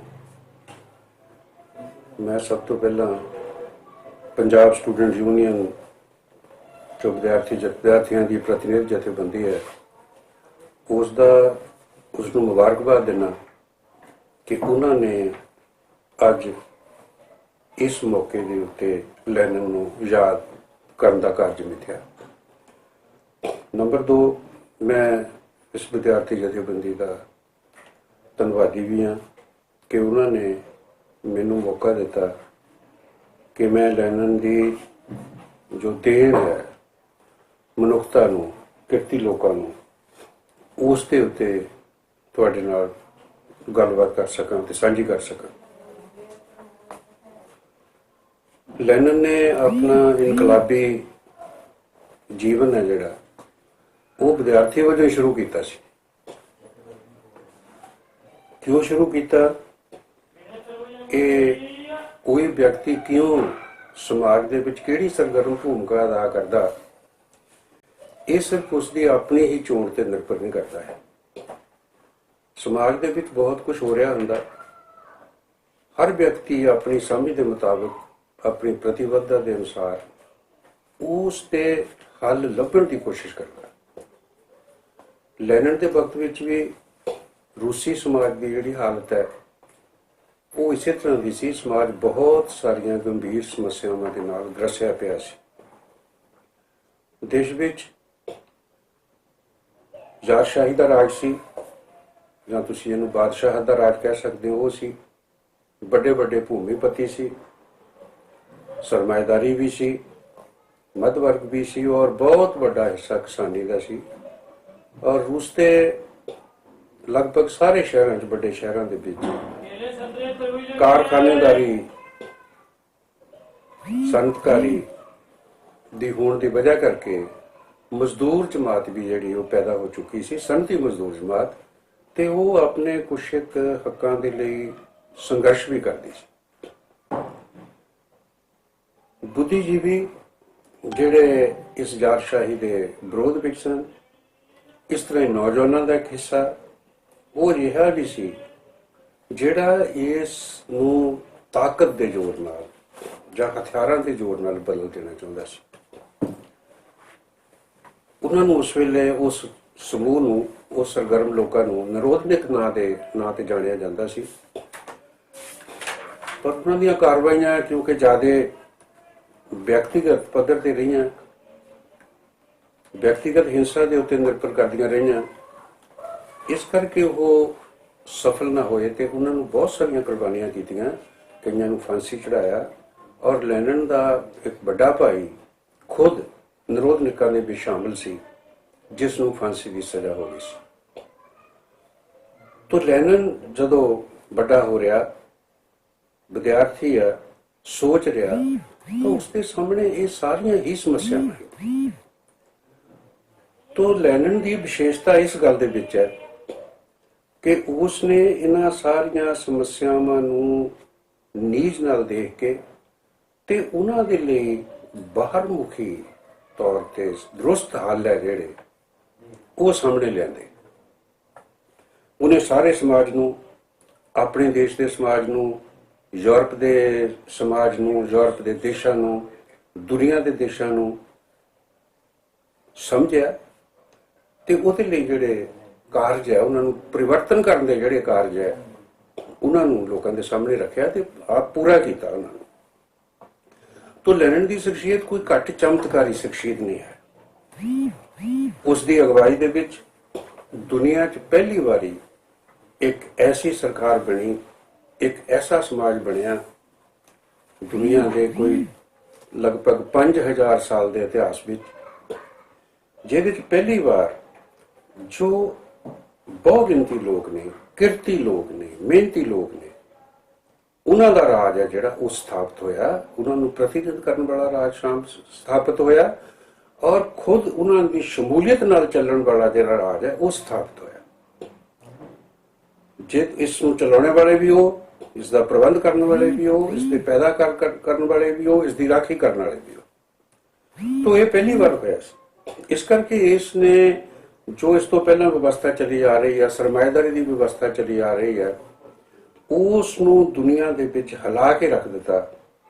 ਤੇ ਰੂਸ, ਜਿਹਨੂੰ ਇਹ ਸਮਝਿਆ ਜਾਂਦਾ ਸੀ ਕਿ ਉਹ ਯੂਰਪ ਦਾ ਸਿੱਖ ਮੈਨ ਹੈ, ਬਿਮਾਰ ਹੈ, ਕੌਮਾਂ ਦੀ ਜੇਲ੍ਹ ਹੈ, ਬਹੁਤ ਪਿਛਾਖੜੀ ਹੈ, ਰਿਐਕਸ਼ਨ ਦਾ ਗੜ੍ਹ ਹੈ, ਉਸ ਰੂਸ ਦੇ ਵਿੱਚ ਇੱਕ ਐਸਾ ਪਰਿਵਰਤਨ ਕਰਕੇ ਦਿਖਾ ਦਿੱਤਾ ਜਿਹੜਾ ਸਭ ਤੋਂ ਜ਼ਿਆਦਾ ਆਧੁਨਿਕ ਸੀ, ਸਭ ਤੋਂ ਜ਼ਿਆਦਾ ਮਾਡਰਨ ਸੀ। ਤੋ ਇਹ ਔਰ ਇਹਦੇ ਆਧਾਰ ਦੇ ਉੱਤੇ ਉੱਥੇ ਸਮਾਜਵਾਦ ਦੀ ਉਸਾਰੀ, ਮਜ਼ਦੂਰ ਜਮਾਤ ਤੇ ਕਿਸਾਨਾਂ ਦੇ ਨਾਲ ਉਹਨਾਂ ਦੀ ਸਾਂਝਾ ਰਾਜ ਹੈ ਜਿਹੜਾ, ਉਸ ਨੂੰ ਸਥਾਪਿਤ ਕਰਨਾ, ਸਾਂਝੀ ਖੇਤੀ ਸ਼ੁਰੂ ਕਰਨੀ, ਸਾਰੀ ਜਿਹੜੀ ਜਾਇਦਾਦ ਹੈ ਉਸ ਨੂੰ ਪਬਲਿਕ ਬਣਾਉਣਾ, ਇਹ ਸਾਰੇ ਜਿਹੜੇ ਕਾਰਜ ਨੇ ਉਹ ਲੈਨਨ ਨੇ ਸਮਾਜਵਾਦ ਦੀ ਉਸਾਰੀ ਦੇ ਅਧੀਨ ਕਰਕੇ ਦਿਖਾਏ, ਜਿਸ ਦੇ ਨਾਲ ਉੱਥੋਂ ਦੀ ਮਜ਼ਦੂਰ ਜਮਾਤ, ਉੱਥੋਂ ਦੀ ਕਿਸਾਨੀ, ਉੱਥੋਂ ਦਾ ਇੱਕ ਛੋਟਾ ਕਾਰੋਬਾਰੀ ਤਬਕਾ, ਮੱਧ ਵਰਗ, ਉਹਨਾਂ ਨੂੰ ਆਪਣੇ ਵਿਕਾਸ ਦੇ ਵਿੱਚ ਬਹੁਤ ਵੱਡਾ ਹੁਲਾਰਾ ਮਿਲਿਆ, ਬਹੁਤ ਵੱਡਾ ਹੁਲਾਰਾ ਮਿਲਿਆ। तो ਇਸੇ ਕਰਕੇ ਉਹਨਾਂ ਨੇ 1917 ਤੋਂ ਲੈ ਕੇ 1953 ਤੱਕ ਦਾ ਜੇ ਅਸੀਂ ਕਾਲ ਦੇਖ ਲਈਏ ਤੇ ਲਗਭਗ 26-27 ਸਾਲ ਦਾ ਜਿਹੜਾ ਸਮਾਂ ਹੈ, ਇਸ ਦੇ ਵਿੱਚ ਲਗਭਗ 2.5 ਦਹਾਕਿਆਂ ਦੇ ਵਿੱਚ ਸੋਵੀਅਤ ਯੂਨੀਅਨ ਨੇ, ਰਸ਼ੀਆ ਨੇ ਉਹ ਪ੍ਰਾਪਤੀਆਂ ਕਰ ਲਈਆਂ ਜਿਹੜੀਆਂ ਸਾਮਰਾਜੀ ਮੁਲਕਾਂ ਨੇ ਇੱਕ ਸਦੀ ਵਿੱਚ ਨਹੀਂ ਸੀ ਕੀਤੀਆਂ। तो इस करके करिश्मा कोई घट नहीं है जिसने मनुख की, मजदूरों की, किरतियां की जिहड़ा अंदरला उत्साह, उन्हां दी शक्ति, उस प्रबंध नाल उन्हां दा एक सुर होना, उन्हां दी अपनत, उस ते लई उन्होंने इन्नी कुर्बानी की, इन्नी सख्त मेहनत की कि सोवियत रूस एक सारी दुनिया के मेहनती लोगों लई, गुलाम लोगों लई मिसाल बन गया, प्रेरणा बन गया। तो इस करके लैनन की जिहड़ी समुची देन है उसनों इसे प्रसंग दे विच रख के जिहड़ा वो देखा जा सकता। आखिर किहड़े कदम उसने पुट्टे, किहड़ी समझ बनाई जिस दे आधार उत्ते वो परिवर्तन ये सारे दा सारा कर सके। बड़े खेतर ने, पर मैं ਜਿਹੜੇ 4 ਜਾਂ 5 ਨੁਕਤੇ ਨੇ ਉਹਦੀ ਦੇਣ ਦੇ, ਉਹਨਾਂ ਦੇ ਉੱਤੇ ਹੀ ਗੱਲਬਾत ਹੈ ਜਿਹੜੀ ਉਹ ਤੁਹਾਡੇ ਨਾਲ ਸਾਂਝੀ ਕਰਨਾ ਚਾਹੁੰਦਾ। ਲੈਨਨ ਦੀ ਪਹਿਲੀ ਬਹੁਤ ਵੱਡੀ ਮਹੱਤਵਪੂਰਨ ਅਰਥ ਸ਼ਾਸਤਰ ਨੂੰ ਔਰ ਰਾਜਨੀਤੀ ਸ਼ਾਸਤਰ ਨੂੰ ਹੈ ਜਿਹੜੀ, ਉਹ ਇਹ ਹੈ ਸਾਮਰਾਜਵਾਦ ਦੀ ਵਿਆਖਿਆ, ਨੰਬਰ 1। ਨੰਬਰ 2, ਜੰਗ ਕੀ ਹੈ, ਜੰਗ ਦੇ ਬਾਰੇ ਕੀ ਭੂਮਿਕਾ ਸਾਨੂੰ ਕੀ ਅਦਾ ਕਰਨੀ ਚਾਹੀਦੀ। ਨੰਬਰ 3 ਕਿ ਇਸ ਜਦੋਂ ਹਾਲਾਤ ਹੈ, ਸੰਕਟ ਹੈ, ਤਾਂ ਉਸ ਸੰਕਟ ਨੂੰ, ਉਸ ਸਮਾਜ ਨੂੰ ਬਦਲਣ ਦੇ ਲਈ ਇੱਕ ਐਸਾ ਵਾਹਨ ਚਾਹੀਦਾ, ਇੱਕ ਐਸੀ ਧੁਰੀ ਚਾਹੀਦੀ ਹੈ ਜਿਹੜੀ ਸਭ ਤੋਂ ਅੱਗੇ ਹੋ ਕੇ ਚੱਲ ਸਕੇ, ਜਿਸ ਨੂੰ ਲੈਨਨ ਨੇ ਕਿਹਾ ਕਿ ਮਜ਼ਦੂਰ ਜਮਾਤ ਦੀ ਪਾਰਟੀ ਜਾਂ ਕਮਿਊਨਿਸਟ ਪਾਰਟੀ ਜਿਹੜੀ ਉਸ ਦੀ ਹੋਣ। ਇਸ ਤੋਂ ਅੱਗੇ ਕਿ ਉਹ ਮਜ਼ਦੂਰ ਜਮਾਤ ਦਾ ਜਦੋਂ ਰਾਜ ਆ ਜਾਂਦਾ ਤਾਂ ਉਸ ਦੇ ਰਾਜ ਦੀ ਰੂਹ, ਉਹਦੀ ਨੇਚਰ, ਉਹਦਾ ਸੁਭਾਅ ਕੀ ਹੋਊਗਾ। ਇਹਦੇ ਨਾਲ ਹੀ ਕਿ ਸਮਾਜਵਾਦ ਦੀ ਜਿਹੜੀ ਉਸਾਰੀ ਹੈ ਉਹ ਇੱਕ ਦੇਸ਼ ਦੇ ਵਿੱਚ ਹੋ ਸਕਦੀ ਹੈ। ਉਹਦੇ ਲਈ ਜ਼ਰੂਰੀ ਨਹੀਂ ਹੈ ਕਿ ਪਹਿਲਾਂ ਜਿਹੜਾ ਸਾਰੇ ਦੇਸ਼ਾਂ ਦੇ ਵਿੱਚ ਜਿਹੜਾ ਉਹ ਇਨਕਲਾਬ ਹੋਵੇ, ਉਸ ਤੋਂ ਬਾਅਦ ਹੀ ਜਿਹੜਾ ਸਮਾਜਵਾਦ ਦੀ ਉਸਾਰੀ ਹੋ ਸਕਦੀ ਹੈ। ਇਹ ਵੀ ਲੈਨਨ ਨੇ ਇੱਕ ਬੜੀ ਠੋਸ ਦੇਣ ਹੈ ਜਿਹੜੀ ਉਹ ਸਾਰੀ ਦੁਨੀਆ ਦੇ ਸਾਹਮਣੇ ਰੱਖੀ। ਸਭ ਤੋਂ ਪਹਿਲਾਂ ਸਾਮਰਾਜਵਾਦ ਦਾ ਸਵਾਲ ਹੈ। ਲੈਨਨ ਨੇ ਸਾਮਰਾਜਵਾਦ ਦੇ ਉੱਤੇ ਉਹਦੀ ਪੂਰੀ ਦੀ ਪੂਰੀ ਇੱਕ ਕਿਤਾਬ ਹੈ ਜਿਹੜੀ ਹੁਣ ਤੱਕ ਵੀ ਦੁਨੀਆ ਭਰ ਦੇ ਜਿਹੜੇ ਅਰਥ ਸ਼ਾਸਤਰੀ ਨੇ ਉਹਨਾਂ ਦੇ ਲਈ ਉਹ ਇੱਕ ਦਿਸ਼ਾ ਸਰੋਤ ਹੈ ਕਿ ਸਾਮਰਾਜਵਾਦ ਪੂੰਜੀਵਾਦ ਦੀ ਉੱਚਤਮ ਅਵਸਥਾ ਜਾਂ ਉਸ ਦੀ ਅੰਤਮ ਅਵਸਥਾ। ਤੋ ਇਸ ਦਾ ਕਿਉਂ ਇਹਦੇ ਬਾਰੇ ਜਾਣਨਾ ਜ਼ਰੂਰੀ ਹੈ, ਅੱਜ ਕਿਉਂ ਇਹਦੇ ਬਾਰੇ ਜਾਣਨਾ ਜ਼ਰੂਰੀ ਹੈ? ਇਸ ਕਰਕੇ ਜਾਣਨਾ ਜ਼ਰੂਰੀ ਹੈ ਕਿ ਸਾਮਰਾਜਵਾਦ ਹੈ ਜਿਹੜਾ ਉਹ ਕੋਈ ਅਵਗਤ ਪਹਿਲਾਂ ਵਰਗਾ ਨਹੀਂ ਹੈ, ਵੱਖਰਾ ਹੋ ਗਿਆ, ਬਦਲ ਗਿਆ, ਪਰ ਉਹ ਖਤਮ ਨਹੀਂ ਹੋਇਆ। ਉਹ ਸਾਡੀ ਜ਼ਿੰਦਗੀ ਦੇ, ਸਾਡੇ ਸਮਾਜ ਦੇ, ਸਾਡੀਆਂ ਸਰਗਰਮੀਆਂ ਦੇ, ਸਾਡੇ ਰੁਜ਼ਗਾਰ ਦੇ ਹਰ ਨੁੱਕਰ ਦੇ ਉੱਤੇ ਖੜਾ ਔਰ ਉਸ ਨੂੰ ਪ੍ਰਭਾਵਿਤ ਕਰ ਰਿਹਾ। ਤੇ ਜੇ ਨਹੀਂ ਦਿਸ ਰਿਹਾ ਤਾਂ ਉਹਦੇ ਵੀ ਕਈ ਕਾਰਨ ਹੈ ਜਿਹੜੇ ਉਹਨੂੰ ਪਛਾਣਨ ਵਾਲੇ, ਉਹਨਾਂ ਦੀ ਆਪਣੀ ਕਮਜ਼ੋਰੀ ਵੀ ਹੈ, ਔਰ ਉਸ ਨੇ ਉਹ ਪਛਾਣਿਆ ਨਾ ਜਾਵੇ, ਉਹਨੇ ਇੱਕ ਪਰਦਾ ਜਿਹੜਾ ਉਹ ਆਪਣੇ ਉੱਤੇ ਪਾਇਆ ਹੋਇਆ। ਮੈਂ ਇਸ ਗੱਲ ਨੂੰ ਜ਼ਿਆਦਾ ਸਪਸ਼ਟ ਕਰਨ ਲਈ ਜੇ ਨਾ ਦੂਰ ਜਾਵਾਂ ਤਾਂ ਇੱਕ ਹੀ ਮਿਸਾਲ ਜਿਹੜੀ ਉਹ ਮੈਂ ਦੇਣੀ ਚਾਹੁੰਦਾ।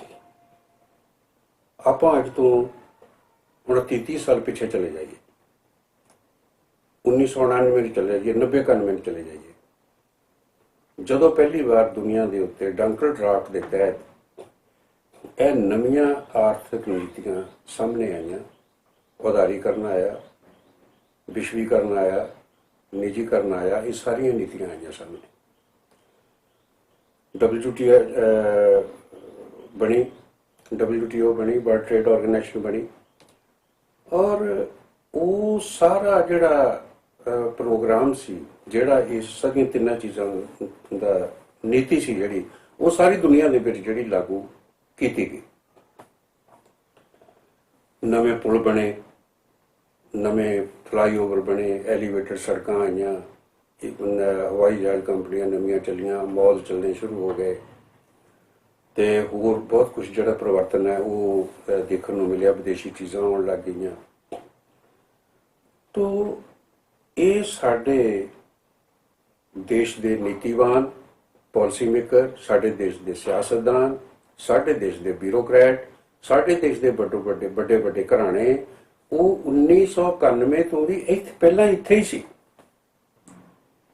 ਕਿਸੇ ਨੇ ਇਹ ਨਹੀਂ ਸੋਚਿਆ ਕਿ ਇਹ ਕੰਮ ਜਿਹੜੇ ਆ ਚੀਜ਼ਾਂ ਇਹ ਕਾਰਜ ਕਰਨ ਵਾਲੇ ਆ, ਜਾਂ ਇਹੀ ਸੋਚਿਆ ਹੋਵੇ ਕਿ ਬਹੁਤ ਵੱਡਾ ਇੱਕ ਕ੍ਰਾਂਤੀਕਾਰੀ ਕਦਮ ਹੈ।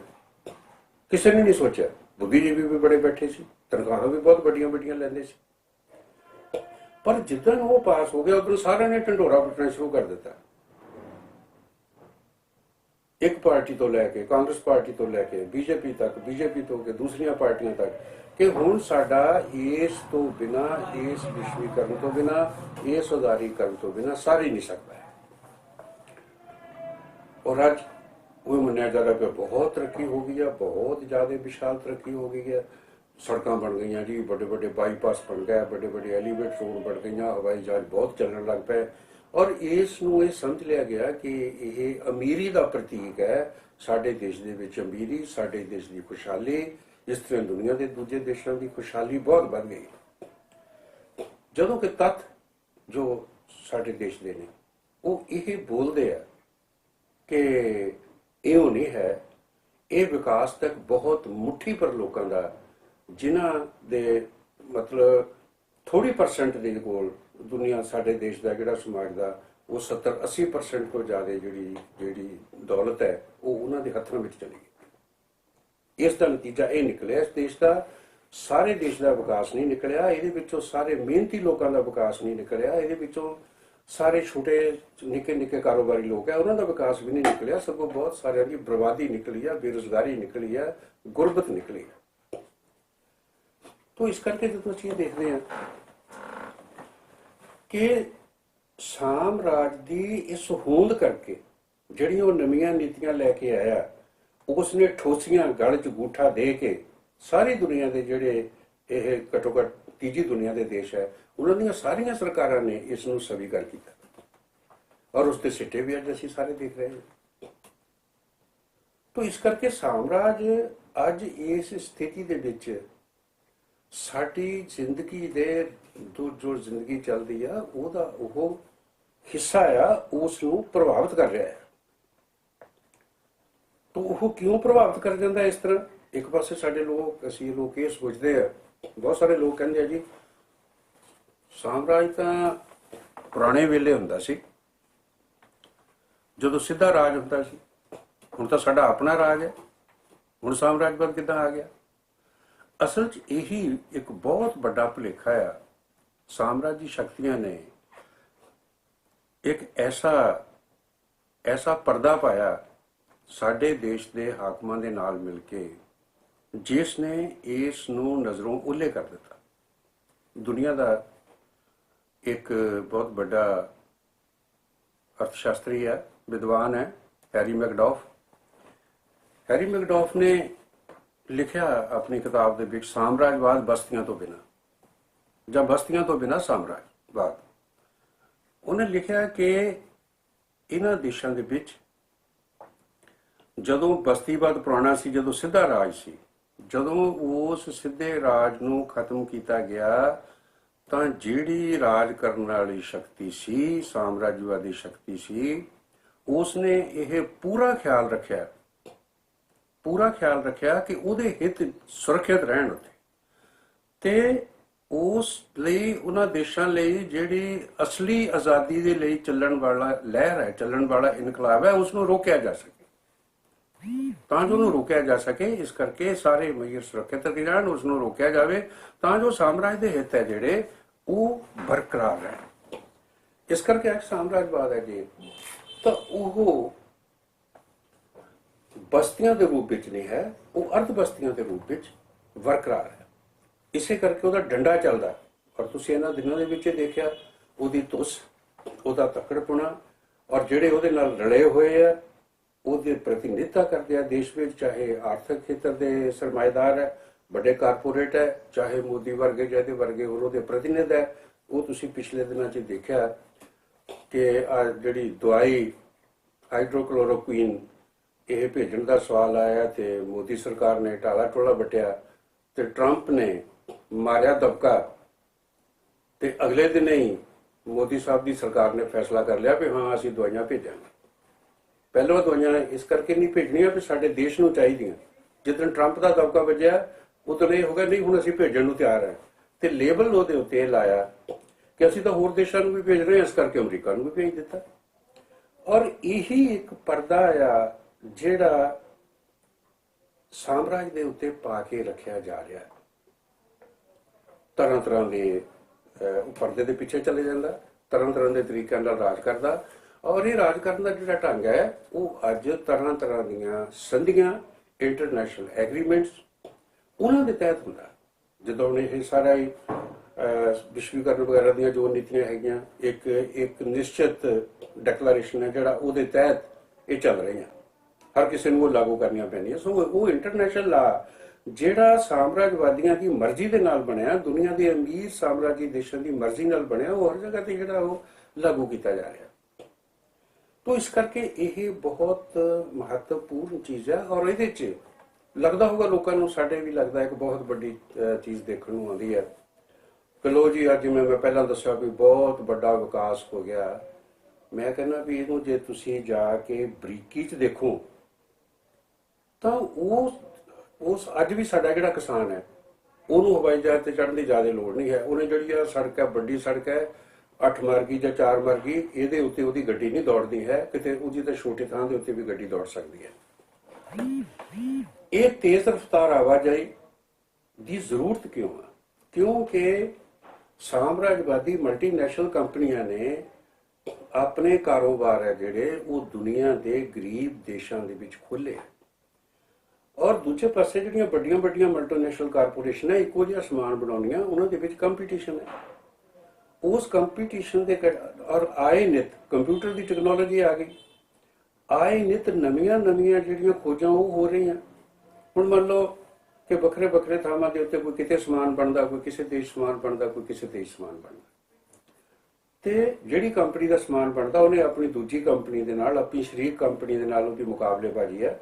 ਇਸ ਕਰਕੇ ਉਹ ਚਾਹੁੰਦੀ ਆ ਕਿ ਮੈਂ ਆ ਨਵਾਂ ਮਾਡਲ ਇੰਟਰੋਡਿਊਸ ਕਰਨਾ, ਦੂਜੀ ਕੰਪਨੀ ਤੋਂ ਪਹਿਲਾਂ ਇੰਟਰੋਡਿਊਸ ਕਰਦਿਆਂ ਮਾਡਲ ਇਸ ਦਾ ਮੇਰੇ ਕੰਪਿਊਟਰ ਇੰਜੀਨੀਅਰ ਹੈ ਜਿਹੜੇ ਉਹਨਾਂ ਨੇ ਤਿਆਰ ਕਰ ਦਿੱਤਾ।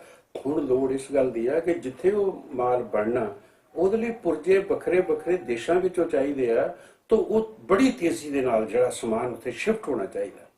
ਸਾਡੇ ਜਿਹੜੇ ਇੰਜੀਨੀਅਰ ਹੈ ਜਾਂ ਹੋਰ ਜਿਹੜੇ CEO ਵਗੈਰਾ ਹੈਗੇ ਆ ਉਹ ਵੀ ਬੜੀ ਛੇਤੀ ਨਾਲ ਉੱਥੇ ਸ਼ਿਫਟ ਹੋਣੇ ਚਾਹੀਦੇ ਆ, ਸਟਾਫ ਛੇਤੀ ਨਾਲ ਸ਼ਿਫਟ ਹੋਣਾ ਚਾਹੀਦਾ। ਇਸ ਕਰਕੇ ਬੜੀ ਤੇਜ਼ ਰਫ਼ਤਾਰ ਜਿਹੜੀ ਆ ਉਹ 에ਅਰਲਾਈਨ ਚਾਹੀਦੀ।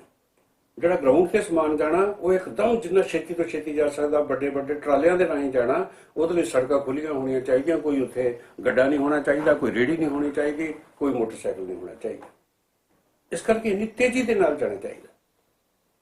ਇਹ ਸਾਰਾ ਹੀ ਅਡੰਬਰ ਹੈ, ਇਹ ਬਹੁਤ ਵੱਡਾ ਅਡੰਬਰ ਹੈ ਜਿਹੜਾ ਸਾਡੇ ਆਪਣੇ ਦੇਸ਼ ਦੇ ਲੋਕਾਂ ਦੇ ਜਾਂ ਦੁਨੀਆ ਦੇ ਗਰੀਬ ਦੇਸ਼ ਕਿਰਤੀ ਲੋਕਾਂ ਦੇ ਕਿਸੇ ਦੇ ਫਾਇਦੇ 'ਚ ਨਹੀਂ ਹੈ, ਇਹ ਉਹਨਾਂ ਦੇ ਫਾਇਦੇ 'ਚ ਹੈ। ਹਾਂ, ਦੂਜੀ ਗੱਲ ਇਹ ਹੈ ਕਿ ਜਨਤਾ ਆਮ ਆਦਮੀ ਜਿਹੜਾ ਬੜਾ ਭੁਲੇਖੇ 'ਚ ਆ ਜਾਂਦਾ ਜੇ ਕਿਤੇ ਸੜਕ ਬਣਨ ਲੱਗੇ, ਲੋ ਜੀ ਬਹੁਤ ਵਿਕਾਸ ਹੋ ਗਿਆ, ਬਹੁਤ ਜ਼ਿਆਦਾ। ਇਹ ਵਿਕਾਸ ਅੱਜ ਕੋਈ ਨਵਾਂ ਨਹੀਂ ਹੈ। ਜਦੋਂ ਰਾਜ ਕਰਨ ਵਾਲੇ ਲੋਕ ਹੈ, ਉਹ ਚਾਹੇ ਰਾਜੇ ਬਾਦਸ਼ਾਹ ਸੀ, ਚਾਹੇ ਜੋ ਸਾਮਰਾਜਵਾਦੀ ਸਰਕਾਰਾਂ ਹੈਗੀਆਂ ਜਾਂ ਕਾਰਪੋਰੇਟ ਹੈਗਾ, ਉਹ ਆਪਣੇ ਫਾਇਦੇ ਲਈ ਜਦੋਂ ਕੋਈ ਚੀਜ਼ ਚਲਾਉਂਦਾ ਤਾਂ ਉਸ ਦਾ ਥੋੜਾ ਬੈਨੀਫਿਟ ਹੈ ਜਿਹੜਾ ਉਹ ਆਮ ਲੋਕਾਂ ਨੂੰ ਵੀ ਮਿਲ ਜਾਂਦਾ। ਜਦੋਂ ਉਹਨਾਂ ਨੇ ਆਪਣੀ ਫੌਜੀ ਹਿੱਤਾਂ ਦੀ ਕਰਕੇ ਰੇਲ ਬਣਾਈ, ਸੜਕਾਂ ਬਣਾਈਆਂ, ਤਾਂ ਉਹਦੇ 'ਚ ਆਮ ਆਦਮੀ ਜਿਹੜਾ ਉਸ ਨੂੰ ਵੀ ਚੜ੍ਹਨ ਦਾ ਮੌਕਾ ਮਿਲ ਗਿਆ, ਕਿਉਂਕਿ ਉਹ ਇਕੱਲਾ ਹੀ ਸਿਰਫ ਉਹਨੂੰ ਉਸ ਫੌਜੀ ਮਕਸਦ ਲਈ ਨਹੀਂ ਸੀ ਵਰਤਦੇ, ਇਹਨਾਂ ਕੰਮਾਂ ਲਈ ਵੀ ਵਰਤਦੇ ਸੀ। ਤਾਂ ਇਸ ਕਰਕੇ ਅੱਜ ਵੀ ਉਹਨਾਂ ਦਾ ਮਕਸਦ ਹੈ ਜਿਹੜਾ ਉਹ ਲੋਕਾਂ ਨੂੰ ਸਹੂਲਤਾਂ ਪ੍ਰਦਾਨ ਨਹੀਂ ਕਰਨਾ ਹੈ, ਸਗੋਂ ਆਪਣੇ ਬਿਜ਼ਨਸ ਨੂੰ ਅੱਗੇ ਵਧਾ ਕੇ ਇਹਨਾਂ ਨੂੰ ਜੋ ਦਿੰਦੇ ਆ ਉਹਨਾਂ ਤੋਂ ਮੁੜ ਕੇ ਵਾਪਸ ਲੈ ਲੈਣਾ। ਔਰ ਇਹ ਜਿਹੜੀ ਲੁੱਟ ਖਸੁੱਟ ਹੈ ਇਹ ਇਸ ਹੱਦ ਤੱਕ ਹੈ ਜਿਸ ਦਾ ਜਿਹੜਾ ਅਨੁਮਾਨ ਲਾਉਣਾ ਉਹ ਵੀ ਤੁਸੀਂ ਬੜਾ ਤੁਹਾਨੂੰ ਔਖਾ ਲੱਗਦਾ ਹੋਊਗਾ, ਪਰ ਆਪਾਂ ਦੇਖ ਸਕਦੇ ਹਾਂ ਕਿ ਉਹ ਕਿਸ ਰੂਪ ਦੇ ਵਿੱਚ ਹੈ। ਉਦਾਹਰਨ ਦੇ ਤੌਰ ਤੇ ਇਹ ਅੱਜ ਤੋਂ 10 ਸਾਲ ਪੁਰਾਣੇ ਅੰਕੜੇ ਆ। 2020 ਦੇ ਵਿੱਚ ਜਿਹੜਾ ਆਈਫੋਨ ਹੈ ਐਪਲ ਦਾ, ਇਸ ਦੀ ਜਿਹੜੀ ਸਾਰੀ ਅਸੈਂਬਲੀ ਆ ਉਹ ਵੱਖਰੇ ਵੱਖਰੇ ਦੇਸ਼ਾਂ 'ਚ ਹੋ ਕੇ ਮੁੱਖ ਤੌਰ ਦੇ ਉੱਤੇ ਚੀਨ ਵਿੱਚ ਹੁੰਦੀ ਸੀ। ਇਹਦਾ ਅਮਰੀਕਾ ਵਿੱਚ ਰਿਟੇਲ ਕੀਮਤ ਸੀ, ਜਿਹੜੀ ਰਿਟੇਲ ਪ੍ਰਾਈਸ ਸੀ ਉਹ 500 ਯਾਨੀ ਕਿ 49 ਰੁਪਏ, ਇੱਕ ਘੱਟ 50, 549 ਰੁਪਏ ਸੀ ਉੱਥੇ।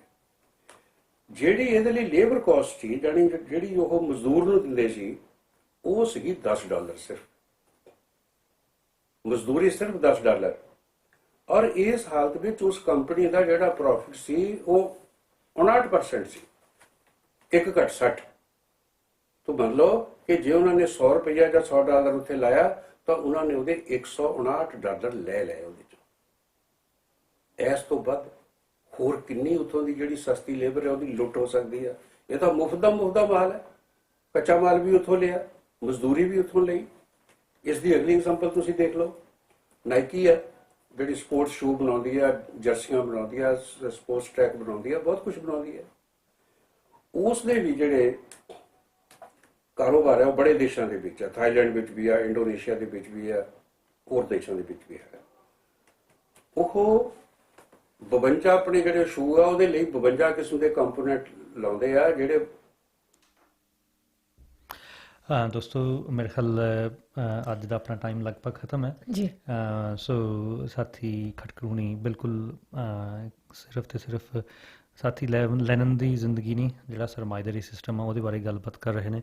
ਹੁਣੀ ਅਨੂ ਜੀ ਜਿਹੜੀ ਗੱਲ ਕਰ ਰਹੇ ਸੀਗੇ ਐਪਲ ਫੋਨ ਦੀ ਜੀ, ਤੇ ਉਹਦੇ ਜਿਹੜੇ ਮੇਨ ਜਿਹੜੇ ਸਬ ਕੰਟਰੈਕਟਰ ਨੇ ਉਹ ਹੈਗੇ ਫੌਕਸਕੌਨ, ਠੀਕ, ਜਿਹੜੇ ਬਣਾਉਂਦੇ ਨੇ।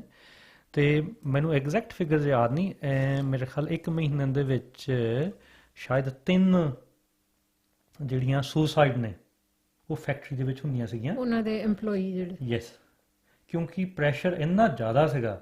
ਕੱਲੇ ਸਿਰਫ ਤੇ ਸਿਰਫ ਜਿਹੜੇ ਮਜ਼ਦੂਰ ਵੀ ਕਰਦੇ ਸੀਗੇ, ਜਿਹੜੇ ਮੈਨੇਜਰ ਸੀਗੇ ਉੱਪਰ, ਜਿਹੜੇ ਪ੍ਰੋਡਕਸ਼ਨ ਮੈਨੇਜਰ, ਉਹ ਵੀ ਸਟ੍ਰੈਸ ਦੇ ਵਿੱਚ ਇੰਨੇ ਸੀਗੇ ਕਿ ਉਹ ਖੁਦ। ਫਿਰ ਇਹਨਾਂ ਨੇ ਉਹਦਾ ਹੱਲ ਜਿਹੜਾ ਕੀ ਲੱਭਿਆ ਕਿ ਉਹ ਜਿਹੜੀਆਂ ਫੈਕਟਰੀਆਂ ਨੇ, ਜਿਹੜੇ ਕਿਉਂਕਿ ਮਲਟੀ ਸਟੋਰੀ ਨੇ ਫੈਕਟਰੀਆਂ ਨਾ ਜੀ, ਤੇ ਉਹਦੇ ਫਿਰ ਉਹਨਾਂ ਨੇ ਉਹ ਗ੍ਰਿਲ ਲਾਤੀ ਵੀ ਇਹ ਤੋਂ ਕੋਈ ਛਾਲ ਮਾਰ। ਅੱਛਾ, ਉਹ ਆਪਣੀ ਕੰਮ ਦੀ ਬਿਲਡਿੰਗ ਤੋਂ, ਫੈਕਟਰੀ ਤੋਂ ਹੀ ਛਾਲ ਮਾਰ ਕੇ ਸੁਸਾਈਡ ਕਰਦੇ ਸੀ। ਠੀਕ ਹੈ, ਮਤਲਬ ਤੇ ਹੱਲ ਨਹੀਂ ਪਰ ਲੱਭਿਆ ਕਿ ਉਹ ਕਰਦੇ ਕਿਉਂ ਨਹੀਂ ਸੁਸਾਈਡ। ਹਾਂ, ਔਰ ਇਹ ਬਿਲਕੁਲ ਸਾਥੀ ਉਹਨਾਂ ਦੀ ਗੱਲ ਸਹੀ ਹੈ ਕਿ ਇਹਨਾਂ ਦਾ ਜਿਹੜਾ ਮਾਡਲ, ਜਿਹੜਾ ਪ੍ਰੋਫਿਟ ਦਾ ਜਿਹੜਾ ਮਾਡਲ ਵਾ, ਇਹ ਤੇ ਅਸੀਂ ਇਹਨਾਂ ਮੁਲਕਾਂ ਦੇ ਵਿੱਚ ਉਹ ਚੀਜ਼ ਨਹੀਂ ਦੇਖਦੇ, ਪਰ ਜਿਨ੍ਹਾਂ ਮੁਲਕਾਂ ਦੇ ਵਿੱਚ ਜਾ ਕੇ ਇਹ ਲੁੱਟ ਖਸੁੱਟ ਕਰਦੇ ਨੇ, ਉਹ ਉੱਥੇ ਬਹੁਤ ਜਿਹੜੇ ਹਾਲਾਤ ਨੇ ਮੈਨੂੰ ਇਹਦੇ ਤੋਂ ਭਾਰਤੀ ਜੀ ਯਾਦ ਹੀ ਆ ਗਿਆ ਕਿ ਅਸੀਂ ਮਾਡਲ, ਬਿਜ਼ਨਸ ਮਾਡਲ ਦੀ ਗੱਲ ਹੈ ਜਿਹੜੀ ਮੇਰੇ ਖਿਆਲ ਪਿਛਲੇ 1-2 ਦਿਨਾਂ 'ਚ ਜਿਹੜੇ ਲੇਬਰ ਪਾਰਟੀ ਦੇ MP ਨੇ ਡਾਕਟਰ ਡੈਬਰਾ ਰਸਲ, ਉਹ ਸ਼ਾਇਦ ਫਾਈਨੈਂਸ ਮਿਨਿਸਟਰ ਗ੍ਰਾਂਟ ਰੋਬਰਟਸਨ ਨੂੰ ਇੰਟਰਵਿਊ ਕਰ ਰਹੇ ਸੀਗੇ। ਉਹ ਫੇਸਬੁੱਕ ਤੇ ਉਹਨਾਂ ਦਾ ਰਿਮੋਟ ਮੀਟਿੰਗਸ ਨੇ ਇਸ ਵਕਤ, ਤੇ ਉਹਦੇ ਵਿੱਚ ਵੀ ਉਹ ਵੇਜ ਸਬਸਿਡੀ ਨੂੰ ਲੈ ਕੇ ਮੇਰੇ ਖਿਆਲ ਉਹਨਾਂ ਦੀ ਗੱਲਬਾਤ ਹੈ ਕਿ ਕੁਝ ਅਗਰ ਬਿਜ਼ਨਸਿਸ ਜਿਹੜੇ ਪਹਿਲਾਂ ਹੀ ਬੰਦ ਹੋਣ ਦੀ ਕਗਾਰ ਤੇ ਪਹੁੰਚੇ ਹੋਏ ਸੀਗੇ, ਤਾਂ ਉਹਨਾਂ ਲਈ ਸ਼ਾਇਦ ਇਹ COVID-19 ਇੱਕ ਬਹਾਨਾ ਨਹੀਂ ਉਹਨਾਂ ਨੂੰ ਬਣਾਉਣਾ ਚਾਹੀਦਾ। ਮੈਨੂੰ ਲੱਗਦਾ ਇਸ ਤਰ੍ਹਾਂ ਦੀ ਗੱਲ ਪਾਸੀ ਜਿਹਦੇ ਲਈ ਉਹਨਾਂ ਦਾ ਕਾਫੀ ਵਿਰੋਧ ਹੋ ਰਿਹਾ ਸ਼ਾਇਦ। ਹਾਂਜੀ, ਮੇਰੇ ਖਿਆਲ ਇਹੋ ਜੀ ਸੀ ਉਹਨਾਂ ਦਾ, ਚਲਾ ਕੇ ਅਸੀਂ ਗੱਲਬਾਤ ਉਹ ਵੀ ਆਉਂਦੇ ਸਮਝ ਕਰ ਲਵਾਂਗੇ। ਪਰ ਉਹ ਮੈਂ ਜਿਹੜਾ ਪੁਆਇੰਟ ਰੱਖਣ ਜਾ ਰਹੀ ਹਾਂ ਕਿ ਖਾਸ ਕਰਕੇ ਜਿਹੜਾ ਪ੍ਰਵਾਸੀ ਕਾਮਿਆਂ ਦਾ ਜਿਹੜਾ ਸ਼ੋਸ਼ਣ ਹੁੰਦਾ ਹੈ, ਉਸ ਸਾਰੇ ਏਰੀਏ 'ਚ ਅਸੀਂ ਇਹ ਦੇਖਦੇ ਹਾਂ ਕਿ ਉਹਨਾਂ ਬਿਜ਼ਨਸਿਸ ਦਾ ਮਾਡਲ ਹੀ ਸ਼ੋਸ਼ਣ ਤੇ ਆਧਾਰਿਤ ਆ। ਔਰ ਇਹ ਸ਼ੋਸ਼ਣ ਦੇ ਨੂੰ ਜੀ ਵੱਖਰੇ ਵੱਖਰੇ ਪੈਮਾਨੇ ਨੇ। ਹਾਂਜੀ, ਬਿਲਕੁਲ। ਜਿਹੜਾ ਇੱਕ ਜਨਰਲ, ਉਹ ਅਸੀਂ ਪਹਿਲੇ ਵੀ ਗੱਲ ਕਈ ਵਾਰੀ ਕਰਦੇ ਹਾਂ ਕਿ ਅਸੀਂ ਸਾਰੇ ਹੀ ਐਕਸਪਲੋਇਟ ਹੁੰਦੇ ਹਾਂ, ਚਾਹੇ ਅਸੀਂ ਉਹ ਆਪਣੀ ਜਿਹੜੀ ਫਿਜ਼ੀਕਲ ਲੇਬਰ ਹੈ ਉਹਦੇ ਵੱਟੇ ਸਾਨੂੰ ਮੁਆਵਜ਼ਾ ਮਿਲਦਾ, ਜਾਂ ਸਾਡੀ ਦਿਮਾਗੀ ਜਿਹੜੀ ਤਾਕਤ ਹੈ ਉਹਦੇ ਵੱਟੇ। ਪਰ ਜਿਹੜੇ ਉਹ ਬਿਜ਼ਨਸ ਵਾਲੇ ਨੇ ਉਹ ਉਸ ਪ੍ਰੋਡਕਟ ਨੂੰ ਕਾਫੀ ਵੱਧ ਉਹਦੇ 'ਚੋਂ ਮੁਨਾਫਾ ਕਮਾਉਂਦੇ ਨੇ, ਪਰ ਸਾਨੂੰ ਜਿਹੜਾ ਸਾਡੀ ਮਿਹਨਤ ਦਾ ਮੁਆਵਜ਼ਾ ਦਿੰਦੇ ਨੇ ਉਹ ਬਹੁਤ ਘੱਟ ਹੁੰਦਾ ਆ। ਮਤਲਬ ਉਹ ਉੱਥੇ ਉਹਨਾਂ ਦਾ ਉਹ ਮੁਨਾਫਾ ਪਿਆ ਆ। ਹਾਂਜੀ, ਉਹ ਜਿਹੜੀ ਓਵਰਸੀਜ਼ ਉਹਦੀ ਗੱਲ ਕਰਦਾ ਸੀ, ਜਿਵੇਂ ਬਾਹਰ ਦੇ ਗਰੀਬ ਮੁਲਕਾਂ ਦੇ ਵਿੱਚ ਜਾ ਕੇ ਜਿਹੜਾ ਉਹ ਸ਼ੋਸ਼ਣ ਕੀਤਾ ਜਾਂਦਾ ਜੀ। ਸੋ ਦੋਸਤੋ, ਬਹੁਤ ਔਰ ਜਿਹੜੇ ਸੋਸ਼ਲ ਮੀਡੀਆ ਦੇ ਉੱਪਰ ਉਹ ਜਿਹੜਾ ਬੌਸ ਆ ਇਹਨਾਂ ਦਾ, ਐਪਲ ਦਾ, ਕੈਂਸਰ ਦੇ ਨਾਲ ਡੈਥ, ਸਟੀਵ ਜੌਬਸ, ਉਹਦੀਆਂ ਜਿਹੜੀਆਂ ਕੋਟੇਸ਼ਨ ਪਾਉਂਦੇ ਨੇ, ਕਿਉਂਕਿ ਮੈਨੂੰ ਤਾਂ ਕਾਫੀ ਗੁੱਸਾ ਆਉਂਦਾ ਕਿ ਦੁਨੀਆ ਦਾ ਸਭ ਤੋਂ ਵੱਡਾ ਐਕਸਪਲੋਇਟਰ, ਔਰ ਐ ਨਹੀਂ ਵੀ ਉਹਨੂੰ ਇਹ ਸਾਰੀਆਂ ਚੀਜ਼ਾਂ ਦਾ ਪਤਾ ਨਹੀਂ ਸੀਗਾ, ਕਿਉਂਕਿ ਟੌਪ ਦੇ ਉੱਪਰ ਜਾ ਕੇ ਜਿਹੜੀਆਂ ਨਾਈਕੀ ਸ਼ੂਜ਼ ਵਰਗੀਆਂ ਜਿਹੜੀਆਂ ਬਣਾਉਂਦੀਆਂ ਨੇ, ਉਹ ਇੱਕ 0 ਪੁਆਇੰਟ ਉਸ ਤੋਂ 9 ਲਾ ਕੇ ਉਹ ਸੈਕਿੰਡ ਦਾ ਹਿਸਾਬ ਤਾਂ ਰੱਖਦੇ ਨੇ ਵੀ ਇੱਕ ਜਿਹੜਾ ਸ਼ੂ ਆ ਕਿੰਨੇ ਚਿਰ ਦੇ ਵਿੱਚ ਬਣਦਾ ਆ। ਔਰ ਫਿਰ ਦੂਸਰੀ ਜਿਹੜੀ ਗੱਲ ਆ, ਹੁਣ ਇਹ ਜਿਹੜੀ ਗੱਲ ਕਰਦੇ ਆ ਐਪਲ ਦੀ ਕਰੀਏ ਜਾਂ ਨਾਈਕੀ ਦੀ ਕਰੀਏ, ਕਿਉਂਕਿ ਕਿੱਡੀ ਵੱਡੇ ਪੱਧਰ ਤੇ ਇਹ ਕਰਪਟ ਨੇ ਉਹਨੂੰ ਜੀ, ਕਿ ਦੂਜੇ ਗਰੀਬ ਮੁਲਕਾਂ, ਇੰਡੋਨੇਸ਼ੀਆ ਜਾਂ ਥਾਈਲੈਂਡ, ਉੱਥੇ ਜਾ ਕੇ, ਹਿੰਦੁਸਤਾਨ 'ਚ ਜਾ ਕੇ ਖੁਦ ਆਪਣੀਆਂ ਫੈਕਟਰੀਆਂ ਨਹੀਂ ਲਾਉਂਦੇ, ਅੱਗੇ ਸਬ ਕੰਟਰੈਕਟ ਰੱਖਦੇ ਨੇ ਜੀ। ਕਿਉਂਕਿ ਜਦੋਂ ਇਹਨਾਂ ਨੇ, ਕਿਉਂਕਿ ਇਹ ਸਰਮਾਏਦਾਰ ਨੇ, ਇਹ ਬਹੁਤ ਡਾਇਨਾਮਿਕ ਨੇ, ਇਹ ਨਾ, ਇਹ ਇਹਨਾਂ ਦੀ ਸਿੱਖਣ ਸ਼ਕਤੀ ਬਹੁਤ ਜ਼ਿਆਦਾ ਹੈ। ਆਪਣੇ ਆਪ ਨੂੰ ਅਡੈਪਟ ਕਰਨਾ ਇਹਨਾਂ ਨੂੰ ਬਹੁਤ ਚੰਗੀ ਤਰ੍ਹਾਂ ਆਉਂਦਾ, ਕਿਉਂਕਿ ਜੇ ਉਦਾਹਰਨ ਲਈਏ ਭੋਪਾਲ ਮੈਂ ਸਿੱਖਣ ਸ਼ਕਤੀ ਨਹੀਂ ਕਹਿਣਾ ਚਾਹੀਦਾ, ਕਿਉਂਕਿ ਬਾਕੀ ਵੀ ਹੋਰ ਜਿਹੜੇ ਲੋਕ EMPLOYEES ਨੇ ਉਹਨਾਂ ਦੀ ਸਿੱਖਣ ਸ਼ਕਤੀ ਕੋਈ ਘੱਟ ਨਹੀਂ ਹੈ। ਮਤਲਬ ਅਗਰ ਅਸੀਂ ਇਸ ਤਰ੍ਹਾਂ ਕਹਿੰਦੇ ਹਾਂ, ਉਹ ਸੁਣਨ ਵਾਲੇ ਨੂੰ ਇਸ ਤਰ੍ਹਾਂ ਲੱਗ ਸਕਦਾ ਕਿ ਬਾਕੀ ਸ਼ਾਇਦ ਸਾਰੇ ਮੰਦਬੁੱਧੀ ਫਿਰਦੇ ਨੇ। ਨਹੀਂ ਮੈਂ ਉਹ ਸਿੱਖਣ ਸ਼ਕਤੀ ਹਾਂ ਇਹ ਲੁੱਟ ਸੁੱਟ ਦੇ ਉਹ ਆਪਣੇ ਆਪ ਨੂੰ ਅੱਗੇ ਤੋਂ ਅੱਗੇ ਹੋਰ ਰਸਤੇ ਲੱਭ ਲੈਂਦੇ ਨੇ, ਐਕਸਪਲੋਇਟ ਕਿਉਂਕਿ ਇੱਕ ਜਿਹੜੇ ਕਿਸੇ ਚੀਜ਼ ਨੂੰ ਐਗਜ਼ੌਸਟ ਕਰ ਲਿਆ, ਨਿਚੋੜ ਲਿਆ, ਜਦੋਂ ਉਹਦੇ 'ਚ ਹੋਰ ਕੁਝ ਨਹੀਂ ਨਿਕਲਣਾ, ਹੁਣ ਹੋਰ ਲੱਭ ਲਿਆ ਅੱਗੇ ਰਸਤਾ। ਮੇਰਾ ਖਿਆਲ ਹੈ ਸ਼ਾਇਦ ਇਹ ਬਿਲਕੁਲ ਜੀ। ਜਦੋਂ ਮਾਰਕਸ ਵੀ ਕੈਪੀਟਲਿਜ਼ਮ ਸਿਸਟਮ ਨੂੰ ਇੱਕ ਬਹੁਤ ਡਾਇਨਾਮਿਕ ਸਿਸਟਮ ਕਹਿੰਦੇ ਆ ਕਿ ਕਿਸ ਤਰੀਕੇ ਨਾਲ ਅਡੈਪਟ ਕਰਦਾ ਲੁੱਟਣ। ਮੈਂ ਬਿਲਕੁਲ ਤੁਹਾਡੀ ਗੱਲ ਸਹੀ ਹੈ, ਮੈਂ ਬਾਕੀ ਲੋਕਾਂ ਨੂੰ ਉਹ ਨਹੀਂ ਕਹਿ ਰਿਹਾ। ਸੋ ਉਹ ਜਿਹੜੀ ਗੱਲਬਾਤ ਅਸੀਂ ਕਰ ਰਹੇ ਸੀਗੇ ਕਿ ਜਿਵੇਂ ਭੋਪਾਲ ਦੇ ਵਿੱਚ ਗੈਸ ਕਾਂਡ ਹੁੰਦਾ ਯੂਨੀਅਨ ਕਾਰਬਾਈਡ ਦਾ, ਔਰ ਸਿੱਧੀ ਉਹਨਾਂ ਦੀ ਫੈਕਟਰੀ ਸਾਰੇ ਕੰਪਰੋਮਾਈਜ਼, ਸੇਫਟੀ ਕੰਪਰੋਮਾਈਜ਼, ਬੜੀ ਲੰਬੀ ਸਟੋਰੀ ਐਨੀਵੇ। ਸੋ ਇਹ ਉਹ ਤੋਂ ਇਹ ਜਾਂ ਉਹੋ ਜਿਹੀਆਂ ਹੋਰ ਘਟਨਾਵਾਂ ਤੋਂ ਇਹ ਲੈਸਨ ਲੈਂਦੇ ਨੇ ਭਈ ਸਿੱਧਾ ਉੱਥੇ ਜਾ ਕੇ ਆਪਣੇ ਵੱਲੋਂ ਫੈਕਟਰੀ ਨੂੰ ਲਾਈ ਜਾਵੇ, ਉੱਥੇ ਦਾ ਇੱਕ ਸਬ ਕੰਟਰੈਕਟਰ ਲਿਆ ਜਾਵੇ ਕਿ ਕੋਈ ਵੀ ਜਦੋਂ ਫਿਰ ਘਟਨਾ ਹੁੰਦੀ ਹੈ ਲਾਇਬਿਲਿਟੀ ਨਹੀਂ ਰਹਿੰਦੀ ਹਾਂਜੀ ਹਾਂ।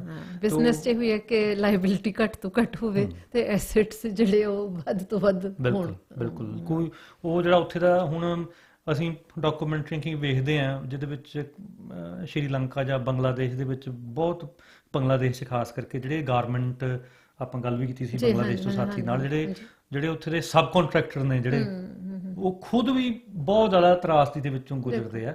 ਜਿਹੜੇ ਛੋਟੇ ਸਬ ਕੰਟਰੈਕਟਰ ਨੇ ਉਹ ਵੀ ਦੇਖਦੇ ਨੇ ਆਲੇ ਦੁਆਲੇ ਮਜ਼ਦੂਰਾਂ ਦੀ ਹਾਲਤ, ਪਰ ਪ੍ਰੈਸ਼ਰ ਉੱਪਰੋਂ ਹੁੰਦਾ ਹੈ ਕਿ ਆਹ ਚੀਜ਼ ਇੰਨੇ ਮਾਡਲ ਇਸ ਤਰ੍ਹਾਂ ਦਾ ਕਿ ਵੱਧ ਤੋਂ ਵੱਧ ਪ੍ਰੋਫਿਟ ਆ ਜਿਹੜਾ ਉਹ ਜਿਹੜੇ ਓਵਰਸੀਜ਼ ਜਿਹੜੇ ਬੈਠੇ ਨੇ ਉਹਨਾਂ ਨੂੰ ਜੀ। ਬਿਲਕੁਲ, ਤੋਂ ਅਗਲੇ ਹਫਤੇ ਨੂੰ ਜਾਰੀ ਰੱਖਾਂਗੇ। ਬਿਲਕੁਲ ਜੀ, ਅੱਜ ਦੇ ਪ੍ਰੋਗਰਾਮ ਦਾ ਸਮਾਂ ਸਮਾਪਤ ਹੈ ਜੀ। ਇਜਾਜ਼ਤ ਦਿਓ, ਅਗਲੇ ਸੋਮਵਾਰ ਦੁਬਾਰਾ ਤੁਸੀਂ ਸਾਡਾ ਰਿਕਾਰਡਡ ਪ੍ਰੋਗਰਾਮ ਹੈ ਜਿਹੜਾ ਸੁਣ ਸਕੋਗੇ।